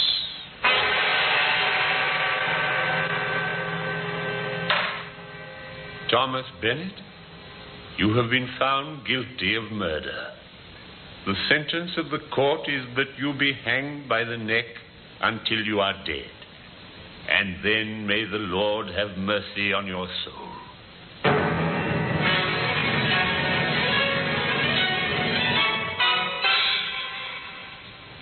On Grace Harwell, the judge pronounced the same terrible sentence. But the jury's recommendation for mercy led the Home Secretary to commute this to penal servitude for life. A lifetime for Grace Harwell to remember. He made me go along. He made me go along. No jack handle. It lies today in the Black Museum. So much for the story of Grace and Tom. Tom's life ended on the scaffold. The life of Grace Harwell continues in the drab monotony of Holloway Prison. The service pistol, of course, and the jack handle remain in their places, their special places of honor, on a shelf in that curious room which is known in Scotland Yard as the Black Museum. And now, until next time, till we meet again in the same place, and I tell you another story of the Black Museum, I remain, as always, obediently yours.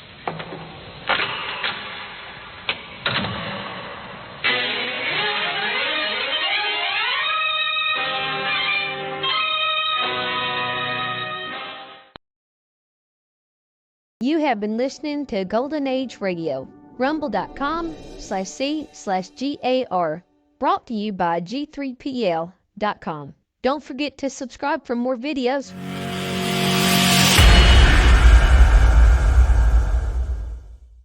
I would like to extend my sincere gratitude to Old Time Radio Research Group for their remarkable efforts in preserving and archiving the captivating world of old time radio programs. Their dedication to safeguarding these precious audio gems ensures that future generations can relish the enchanting stories, music, and entertainment of the past. Their invaluable contribution allows us to step back in time and experience the magic of radio history firsthand. Their link is in the description below.